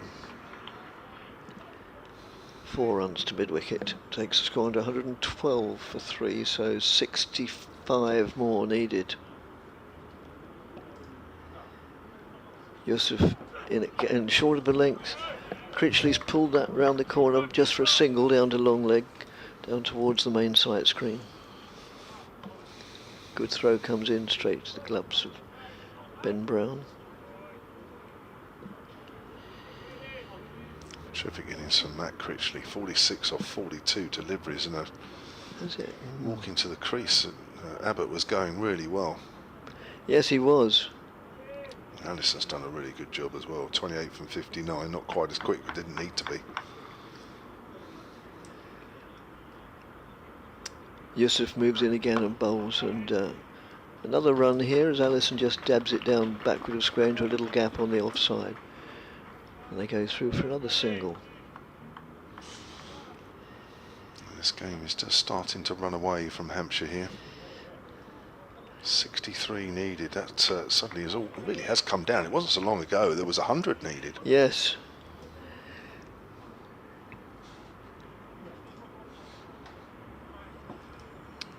But we've all watched enough cricket to know not to take anything for granted. And that's played into the leg side, and they go through for just a single, fielded towards the boundary, out towards the stand, the only covered stand on the public enclosure. the Felsted stand, promoting the benefits of that public school. Other public schools available. Right on cue.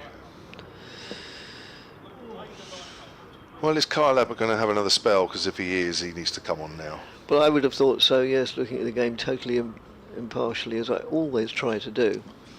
Yeah, I think Yeah, Fuller and Abbott has to be. I think the support he's received hasn't probably been quite what the skipper would have been looking for, and Michael's emailed back. Oh, he said it again about the toasted sandwich. She must have sent it to me twice. So James Fuller, 4 overs, none for 13. Yeah, both Yusuf and Curry have both gone at 5 and over, and it just wasn't the backup that Hampshire were looking for. Here's Fuller then bowls, and it's on the line of leg stump, and that's flicked away. That might be 4 down to fine leg. It is. Nice shot from Matt Critchley, takes him to a half century.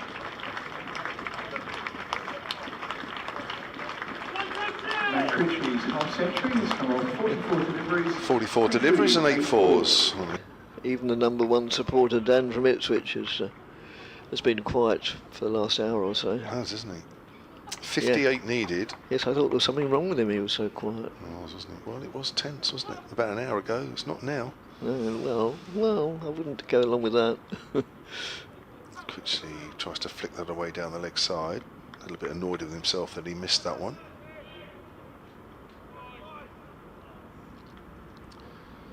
So that target of 177, and Essex have knocked 119 of them off. They were at one stage 40 for 3, 119 for 3 now. So was that 58? 58. Yeah. Yes, it is. Which doesn't feel so many, as Critchley defends out into the covers. If Hampshire are going to do something here, they can't leave it too much longer.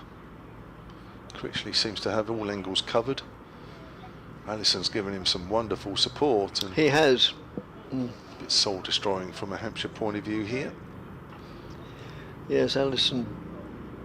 Only got a duck in the first innings, so keen to make amends personally and keen to help guide his side to victory.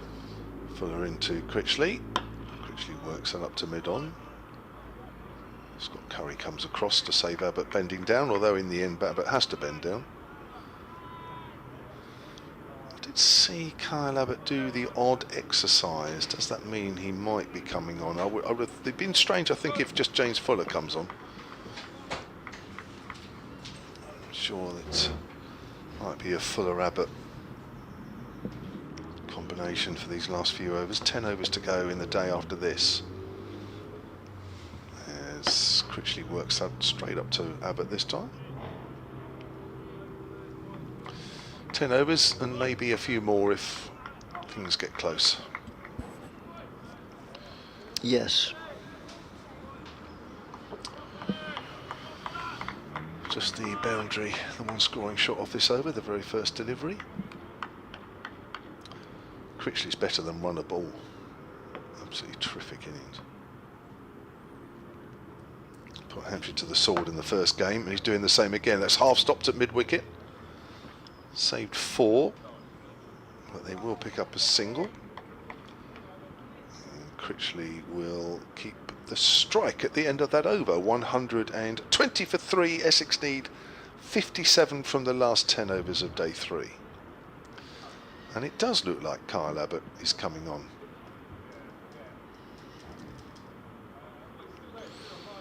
Last throw of the dice. Yes, as you say, it's really, and I, as a impartial, or call it what you like, anyway, not as a particular Hampshire fan, I thought it was the obvious move to make, really, or the only move. I think Ben Brown's been forced into the position that he probably wouldn't have wanted to be, but he's got to bring back Kyle Abbott now, hasn't he? He doesn't really have much alternative. Returning to ball at the Graham Gooch end, Kyle Abbott.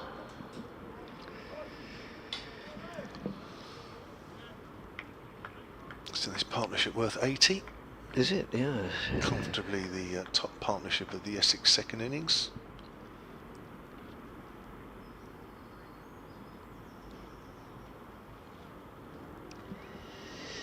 So still to come for Essex in one order or another. Pepper, Harmer,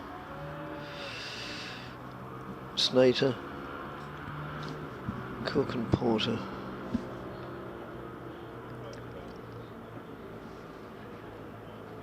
Bit more of an attacking field now, nobody out deep. As Abbott moves in and bowls. Short of a length, and Critchley just plays it into the covers, but straight to the fielder, no addition to the score.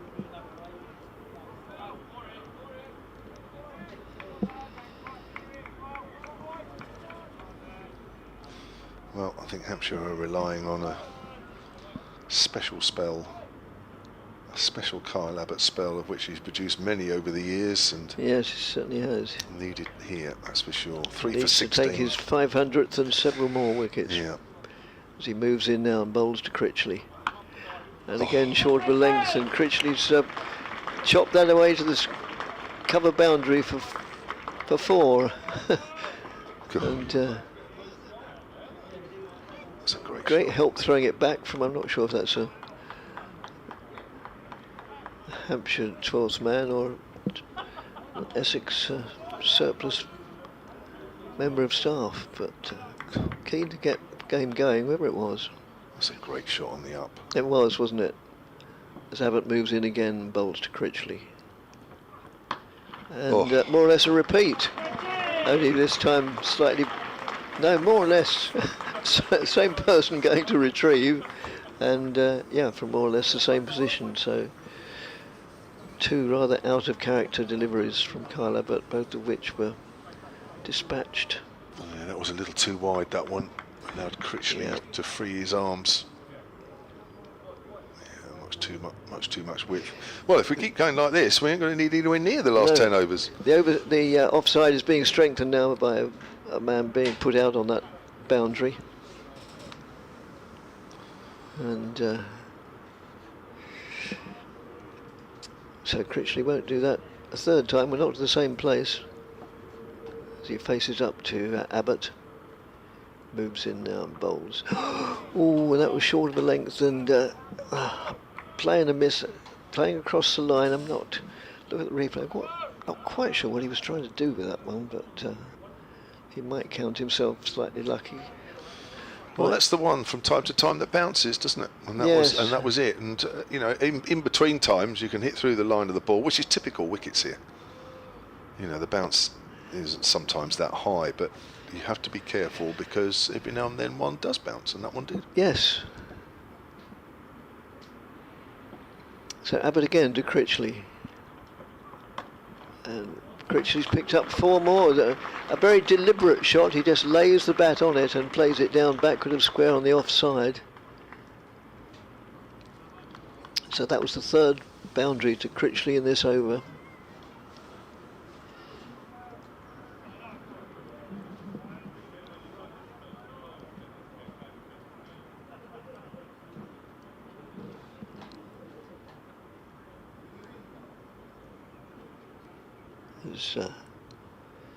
Last ball of the over. Abbott moves in again, bowls to Critchley, and plays that into the covers, but straight to the man. Thanks, Mike, from your email. Only just saw the other part of your email. Yes. Welcome to Pop Round, he says. Pasta bake or whatever. Yes, thank you. I appreciate the thought very much. So the score, 132 for 3. Essex require another 45 to win the game with 7 wickets in hand. We're finishing tonight, aren't we? And 9 overs left.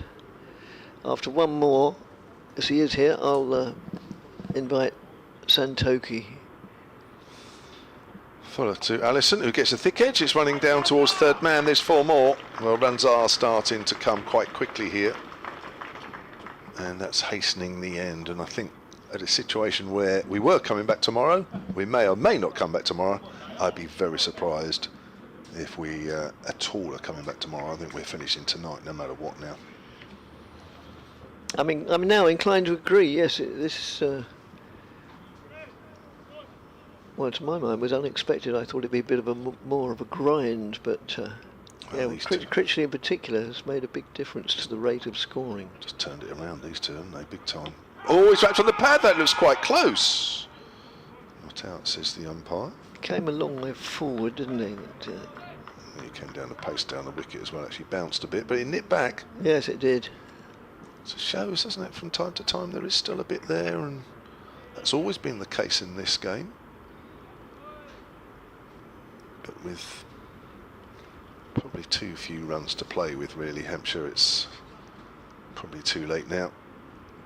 But while you're still playing, you've always got a chance. 41 needed. Exactly.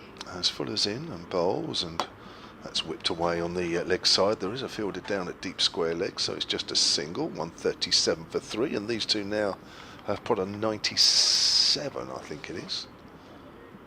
Yeah, 97. Priceless runs from Essex's point of view. They've batted for about an hour and 10, which is quick.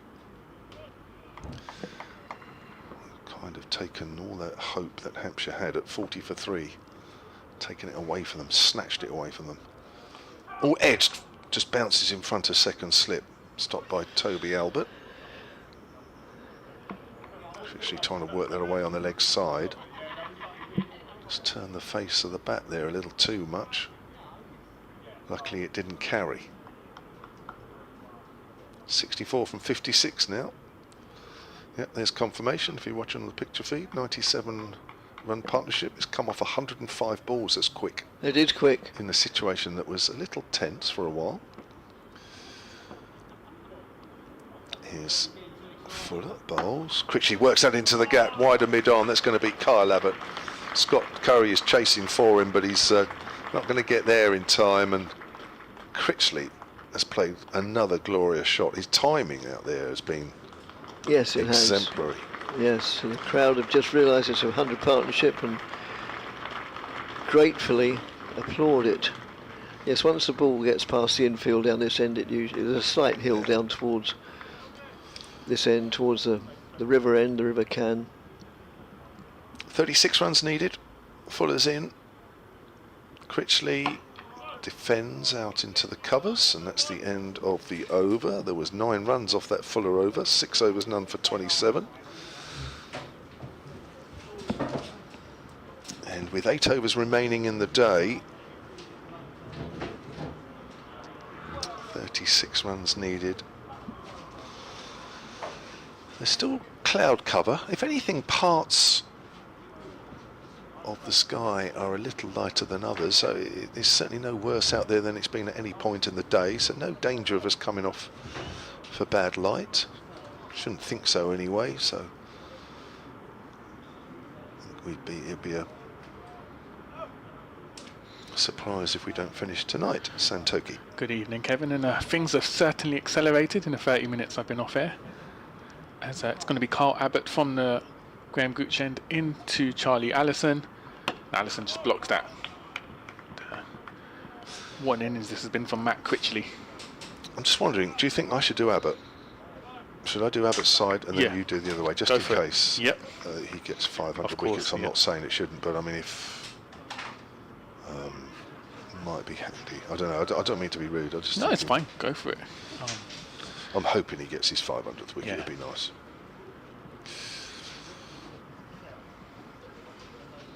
At the moment, it'd be a surprise, wouldn't it? Or does he look like he was going to take his 500th with every ball in his earlier spell?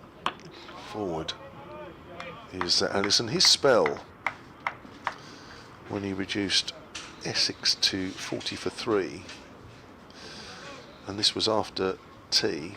It was 5 overs, 3 maidens, 2 for 11. And before tea, he had 5 overs, 3 maidens, 1 for 5. This spell is a little more expensive. Yeah.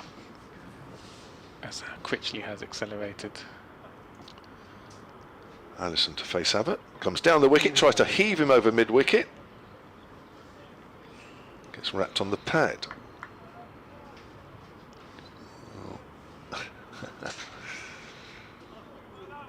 Abbott wouldn't like that too much, but clearly Essex have their sights on finishing this off tonight.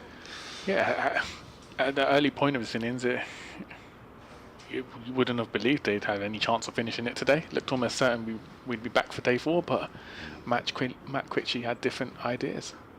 Abbott from that far end comes in and bowls down the leg side, taken by Ben Brown. Yes, Kyle Abbott has a different demeanour walking back to his mark than he had earlier. Feeling that the end is nigh. I think a key turning point in this innings was when we saw a change of bowlers. So Scott Curry and Cody Youssef come in. They just lacked a bit of discipline, and that allowed kind of Essex to build confidence, build runs, as Abbott and James Fuller had kept it so tight in the initial stages. Agreed. Abbott runs in again to Critchley. Critchley gets wrapped on the pad. As that LBW and he's gone. Abbott's done it again, and that is Abbott's 500th wicket for Hampshire. Essex 141 for 4, and Abbott becomes the 20th Hampshire bowler to take 500 first-class wickets for the county and the 11th bowler post-war, and he's matched the likes of Malcolm Marshall, Sean Udell, Cardigan Connor and Raj Maru. Well done, Kyle Abbott. Special landmark for the South African fast bowler, and what an elite club he has joined.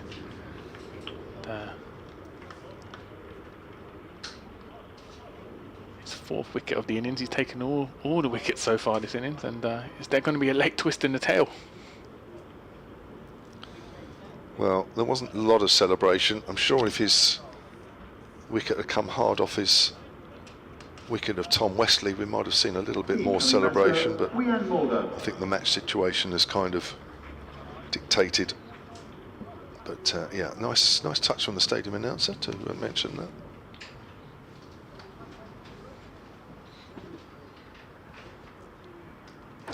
But that has ended a quite wonderful partnership, and you have to say a match-winning partnership. Yeah. From Allison and Critchley. So Allison departs for 34, and Wian Malden, who made a half century in the first innings, is out there in the middle.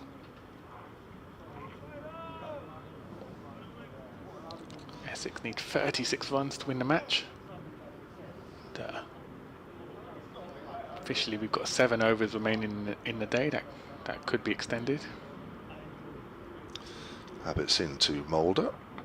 Bounced a little bit. Moulder turns that away on the leg side. Might just have clipped the glove as he played that one. 142 for 4. So a 101 run partnership between Critchley and Allison. Almost at a run a ball. Yeah, I mean, terrific stuff. Can't take anything away from it. Obviously, the moment there for Kyle Abbott was a big one, but yeah. Yeah, from a game point of view and from winning a game point of view, that was a terrific partnership. So it's going to be James Fuller from the Sir Alistair Cook end, and it will be Wian Mulder to continue on strike. Just to give you more context on Kyle Abbott's 500th wicket for Hampshire, it's come in his 121st first-class match for Hampshire. So Fuller into Mulder, and just prodded leg side, no run.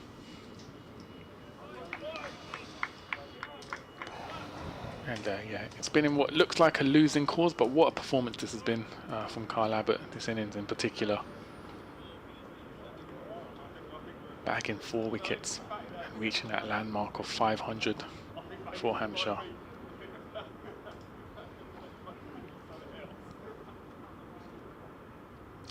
Taking his wickets at 20 apiece for the county. So Fuller in once again to Mulder, and just driven forward but picked up on the offside. No run.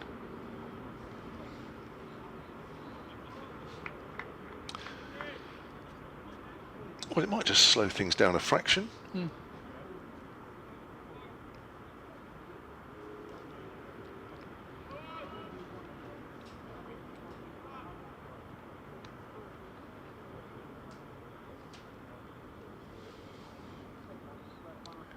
Fuller in to Mulder again and just lofted, well, mistimed.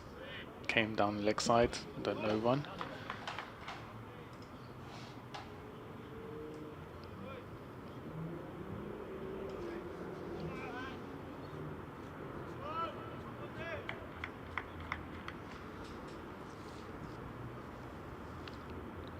And the Essex home crowd here, and I'm sure the stewards on the ground will be hoping that play can finish tonight. Well, they're going to get paid tomorrow.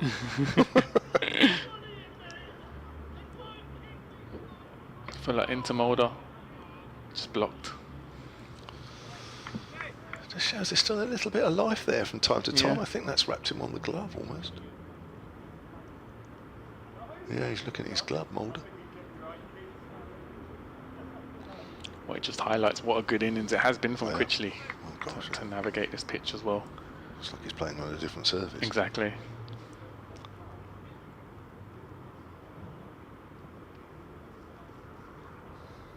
So Fuller into Mulder once again. Just put it on the offside, and you're right, things have slowed down a bit as Mulder tries to settle in. New to the crease.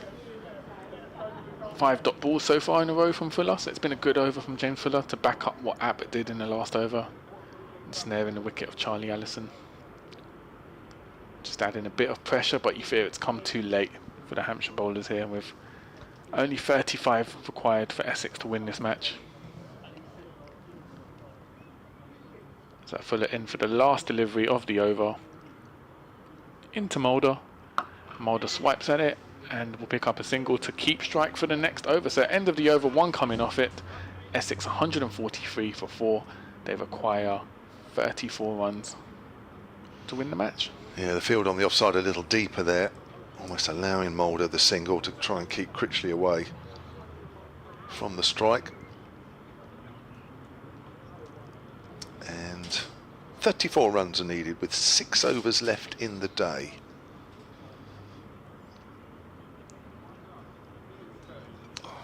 Now I am thinking, are we going to finish tonight? I'm sure we will. I mean, 6 overs, even if you score at 2 and over. I mean, you know, I'm not ruling out another wicket or 2 from Hampshire here, but that's another, what, 12? That's 22. I mean, you're not going to come back for 22 runs tomorrow, surely. Here's Abbott then. See if he can pick up 5 wickets as forward is Mulder. That wicket would have helped Kyle Abbott. 4 for 29 from his 12 and 1 ball, and he's bowled in this second innings.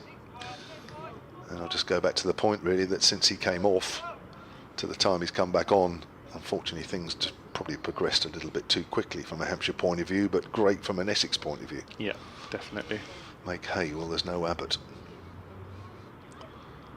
In again, bowls to Mulder. Mulder gets one, it comes back into him a fraction, readjusts well off the back foot. Well, I suppose you can't totally rule things out while Abbott's bowling. No, exactly. Thinking in cricket in general, you can't ever rule things out. Stranger things have happened. That's for sure.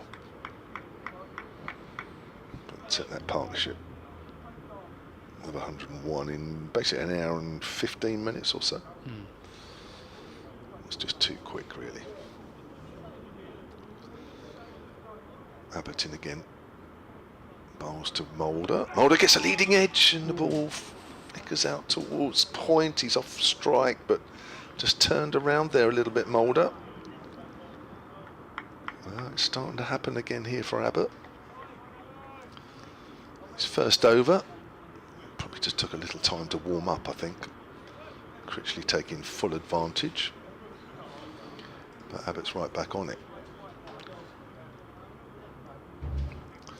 But it's Critchley on strike. Sorry, yeah, I was going to say, we saw Paul Walter earlier in the innings try to play with attacking intent, so I think it's been a strategy from Essex for someone to kind of take onus. True. Abbott bowls. Critchley fixed that away on the leg side. There is a man out deep. I think they'll get 2 here. Out there is Tom Prest. 2 to Critchley. Good run in. 31 needed now by Essex with just over 5 overs left. Here on day 3, they move up to 146 for 4, and Critchley still way ahead of a runner ball, 70 from 59. And remember, in that first game at the Utilita, which Essex won comfortably by an innings and 137. He scored 173 in the first innings and backed that up with 5 for 9. Anyway, he's got more runs here on the leg side. I think he'll get 2 more as there's more work to do from Tom Prest out in the deep. Now we're down to 29. It all seems pretty easy while Critchley's batting. Yeah. 72 from 60 deliveries. I mean, in theory, Critchley could still reach a century. He'd have to hit pretty much all of the remaining runs. But 72 of just 60 deliveries. Terrific stuff. It's an innings Bazball would be proud of. Well, yeah, plays right in England way, doesn't he? 12 boundaries in that 70. There's Abbottson again. Bowls to Critchley. Critchley drives, finds the fielder. That's Nick Gubbins, and that's the end of Kyle Abbott's 13th over. 4 for 34. Another wonderful effort from Hampshire's veteran seam bowler. Just looks to the ground at the end of that over. He's tired, no doubt about that. He might have a bit more work to do tonight, because I think I'm going to have a chat with him after the game, so his work may not be done if this game's finishing tonight. He don't know it yet. And as we approach 6:10, the Essex faithful, who has been here since the morning, looked set to be rewarded with a hard-fought win from their home county.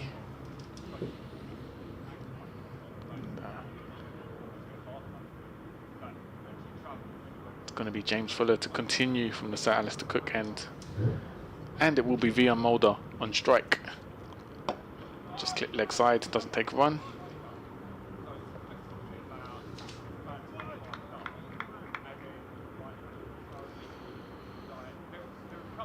Well, things have slowed down a little bit since Fuller and Abbott have come on, and the fall of Charlie Allison's wicket.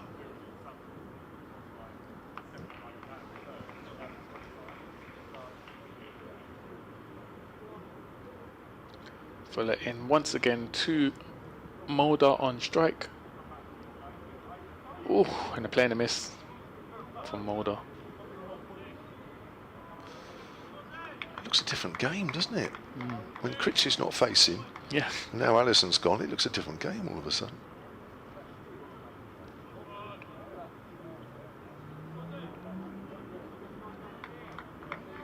In fact, it's gone back to the sort of game it was before Critchley and Allison came to the crease. No, that's a really good point. Is that Fuller into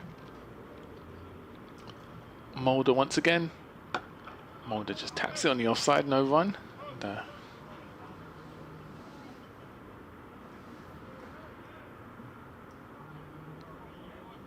Good stuff from Fuller. Backing up Abbott really well here. well, I don't think there's going to be any issues with bad light on the horizon for the next 20 or so minutes. So, There's even a little bit of blue sky, yeah. which we haven't had at all today. So Fuller into Mulder once again. Mulder just plays down the leg side, picked up, no run. Can even see a plane in the sky now. Yeah. Go into sunnier climes, probably.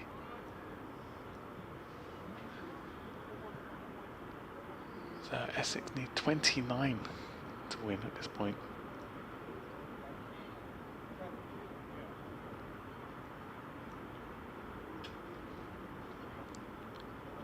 Fuller into Mulder and just blocked. Good stuff, James Fuller. Mulder's kind of resisting the urge to maybe get on with it here.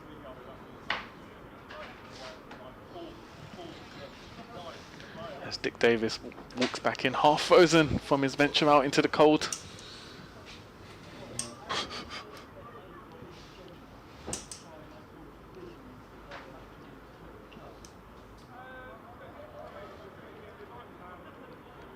Fuller into Mulder. Last delivery of the over. Mulder swipes at it, and it's a run away for 4. Yeah, well-timed shot there from Mulder, just on the offside. And picks up a boundary to end the over. Essex 152 for 4, so now 25 away from the target. And that, yeah, this brings up the 150 for Essex. And 4 overs left in the day. officially. A couple of more shots like that, and even if we need another over or two, we'll get it. And with Critchley coming back on strike, I'm sure we'll see more shots.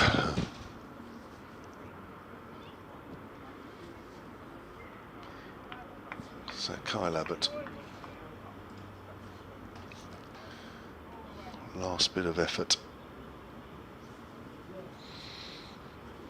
Well, I must admit, I didn't see a 3-day finish this morning. No. Oh no, I didn't see it until probably the last hour since that partnership between Critchley and Allison. Yeah. Field scatters for Critchley. Understandably, they want to get Liam Mulder on strike. Abbott's into Critchley, pushes forward. He's going to take the single. It's fair enough. It's the right thing to do. And Abbott will bowl at Mulder. But, it does mean that Essex need 24 runs from here to win this game.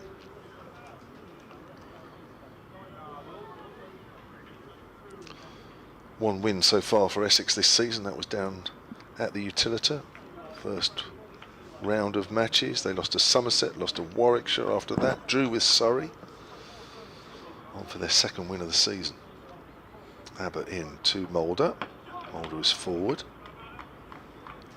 And there is no run. And for Hampshire, it's more woe, I'm afraid. Because coming into this game, they'd lost 3 out of 4 with 1 win. Heading for a 4th defeat in 5.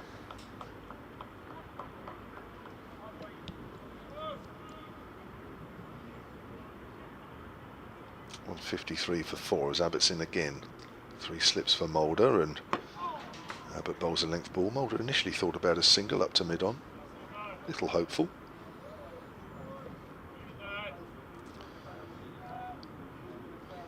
Well, things have slowed down. Incredible.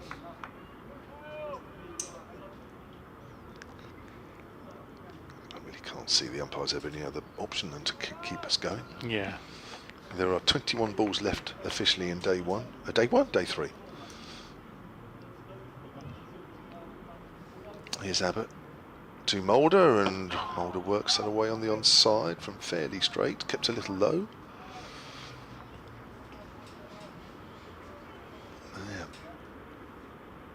Good delivery, Kyle Abbott. Well played, Mulder.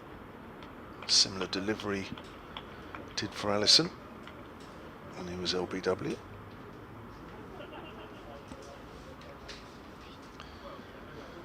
Yeah, still those patches of blue sky. One almost over. It's not quite.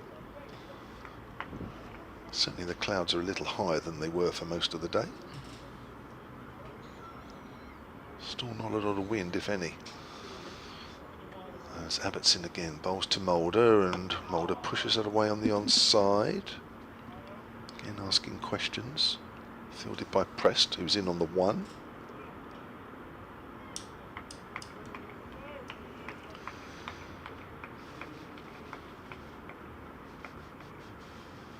Four for 35, Kyle Abbott. Last ball of his 14th over coming up. The one who's most liked or looked like getting a breakthrough, hence why he's picked up all 4 of the Essex second innings wickets. William Dawson's just had a chat with Kyle Abbott there, and he comes once more to Mulder. Mulder on the back foot, punches that up towards mid-off. Just the 1 run off the over, 14 overs 4 for 35, and with 18 balls left of day 3, Essex still need 24. Yeah, no, I can't see a play finishing without a result here now. Just 24 runs to go. Well, this is an interesting move. A very interesting move by Hampshire. Because Tom Prest is coming on with his off spin.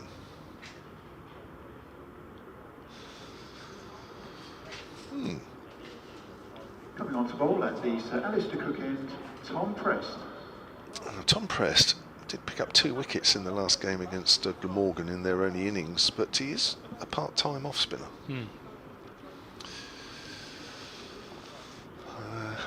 Interesting move, this one.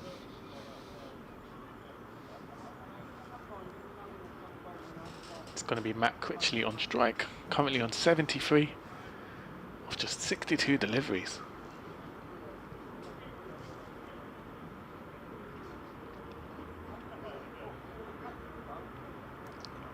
Prest just moving a man over to leg side.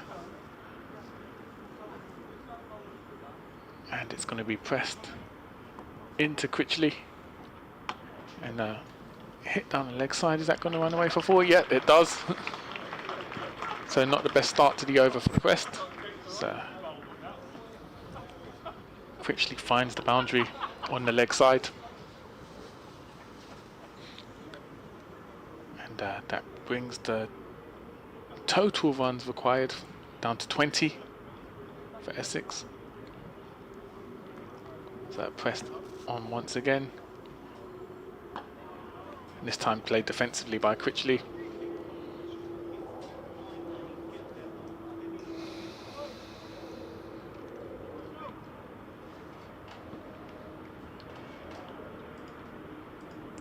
So Prest in again to Critchley and just drives forward and picks up a single.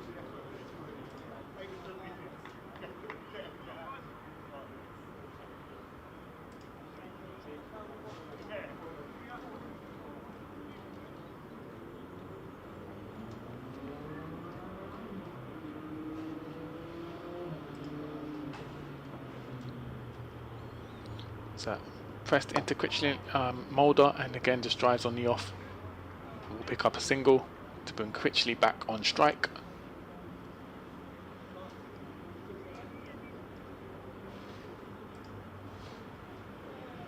Just 2 deliveries left in the over. Prest in to Critchley, plays it forward defensively. Spilled by Prest, and they'll pick up a single off that.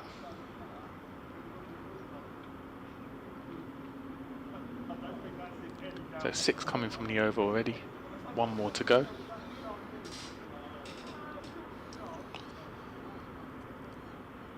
Prest and a heave. And no, just down to mid-off. And no run taken.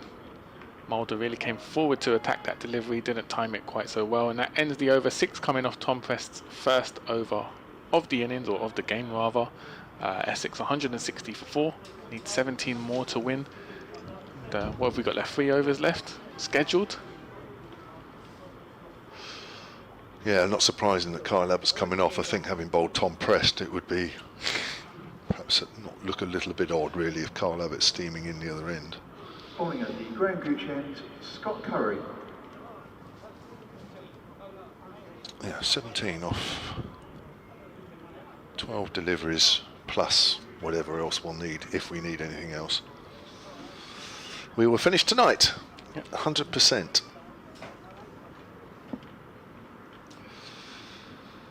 What's a bonus for some of us, I suppose. Not the right result from a Hampshire point of view, but I suppose expecting to be home sometime tomorrow and being home tonight. I suppose you can look at it that way. Here comes Scott Curry, who's taking over from that far end. Critchley hits it into the ground, bounces away out into the covers. The field, there is, I think that's Tom Prest out at deep square leg, but generally it's a ring field. There is a deep cover as well.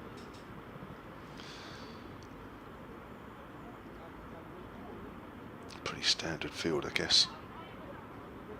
But gaps there, of course, if Critchley keeps middle in the bat like he has been doing, just works that away to backward a point. That's fielded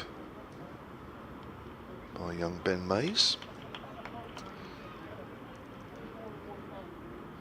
playing his first matches as the 18-year-old in Championship cricket, and has experienced a few defeats, that's for sure. I'm sure somebody said to him that things will get better at some point. It won't always be like this. Curry's in, bowls, and that's lovely played through the covers, but they should get 2 actually. Yeah. Jake Lehman has a bit of work to do out there at deep cover. 15 needed by Essex, and Critchley moves on to 81, that will be, wouldn't it? Yeah. 81. He loves Hampshire. Does Matt Critchley? Can we play Hampshire every week, please? That's cut away by Critchley, and it's going for 4. Down towards the Hampshire dressing room, away to our right. Critchley moves on to 85 now. And the Essex total to 166 for 4, and they now lead just 11 runs. Nicely played. He's been very quick on anything wide of off stump, as Matt Critchley.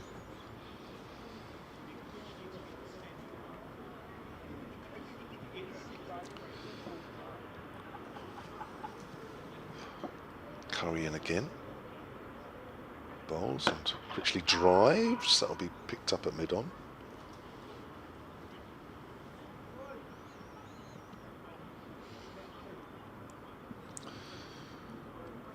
Well, officially 7 balls left in the game.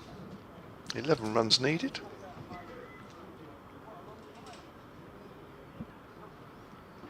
It's almost like a T20 scenario to end the game. Isn't it? Critchley drives down the ground. There's 4 of them. And Critchley moves on to 89.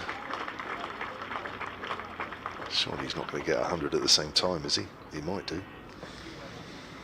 1 over left, but there'll be more if we need it.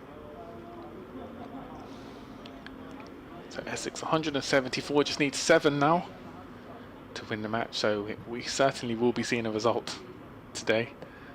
And Critchley will be hoping to, or Mulder, wrap it up in the next over as Tom Prest comes back on from the Sir Alistair Cook end with his off spin. And it will be Vian Mulder on strike.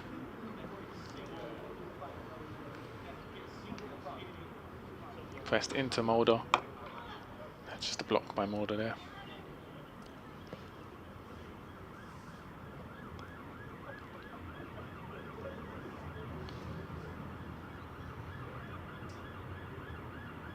Mulder drives forward and drives it forward. Is that going to run away for 4?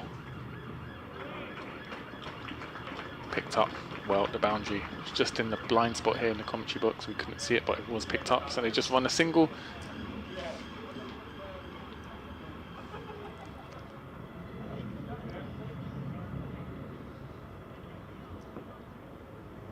And it brings Critchley on strike. Critchley just plays it leg side. Picks up a single, takes Critchley into the 90s. Only 5 left to chase, so he won't be able to score a century today. But he will be happy with the job that he's done as it's into Mulder, who just blocks it.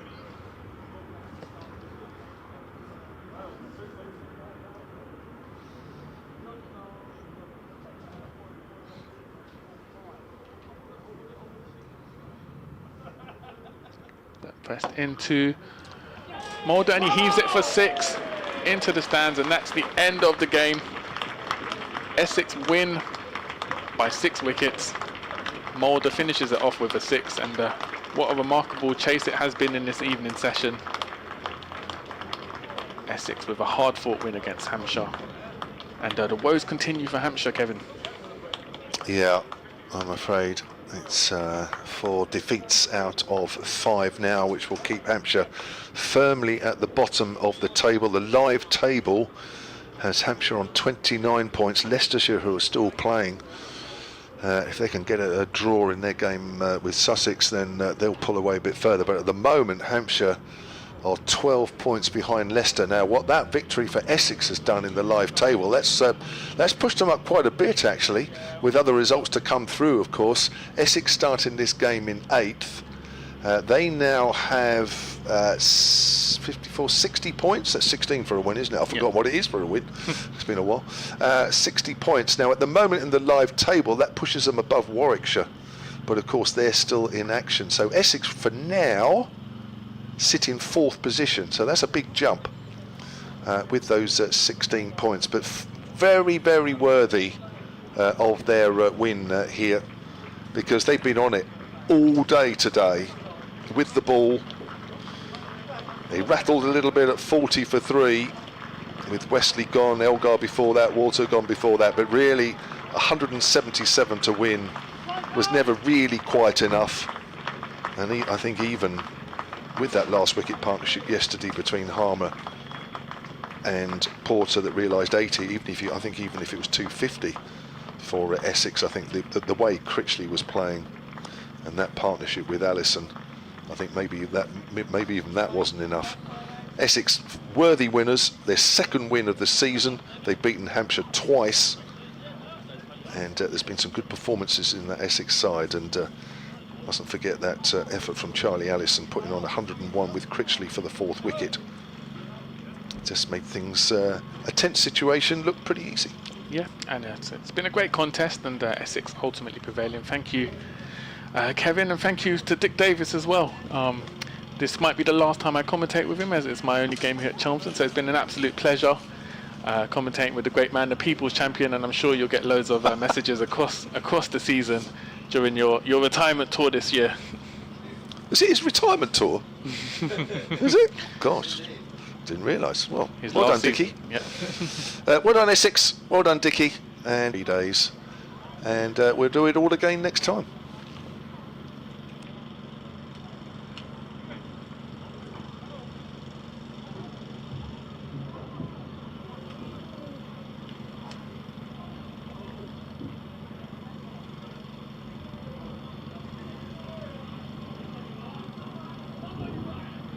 Cheers. See you in a bit, lovely.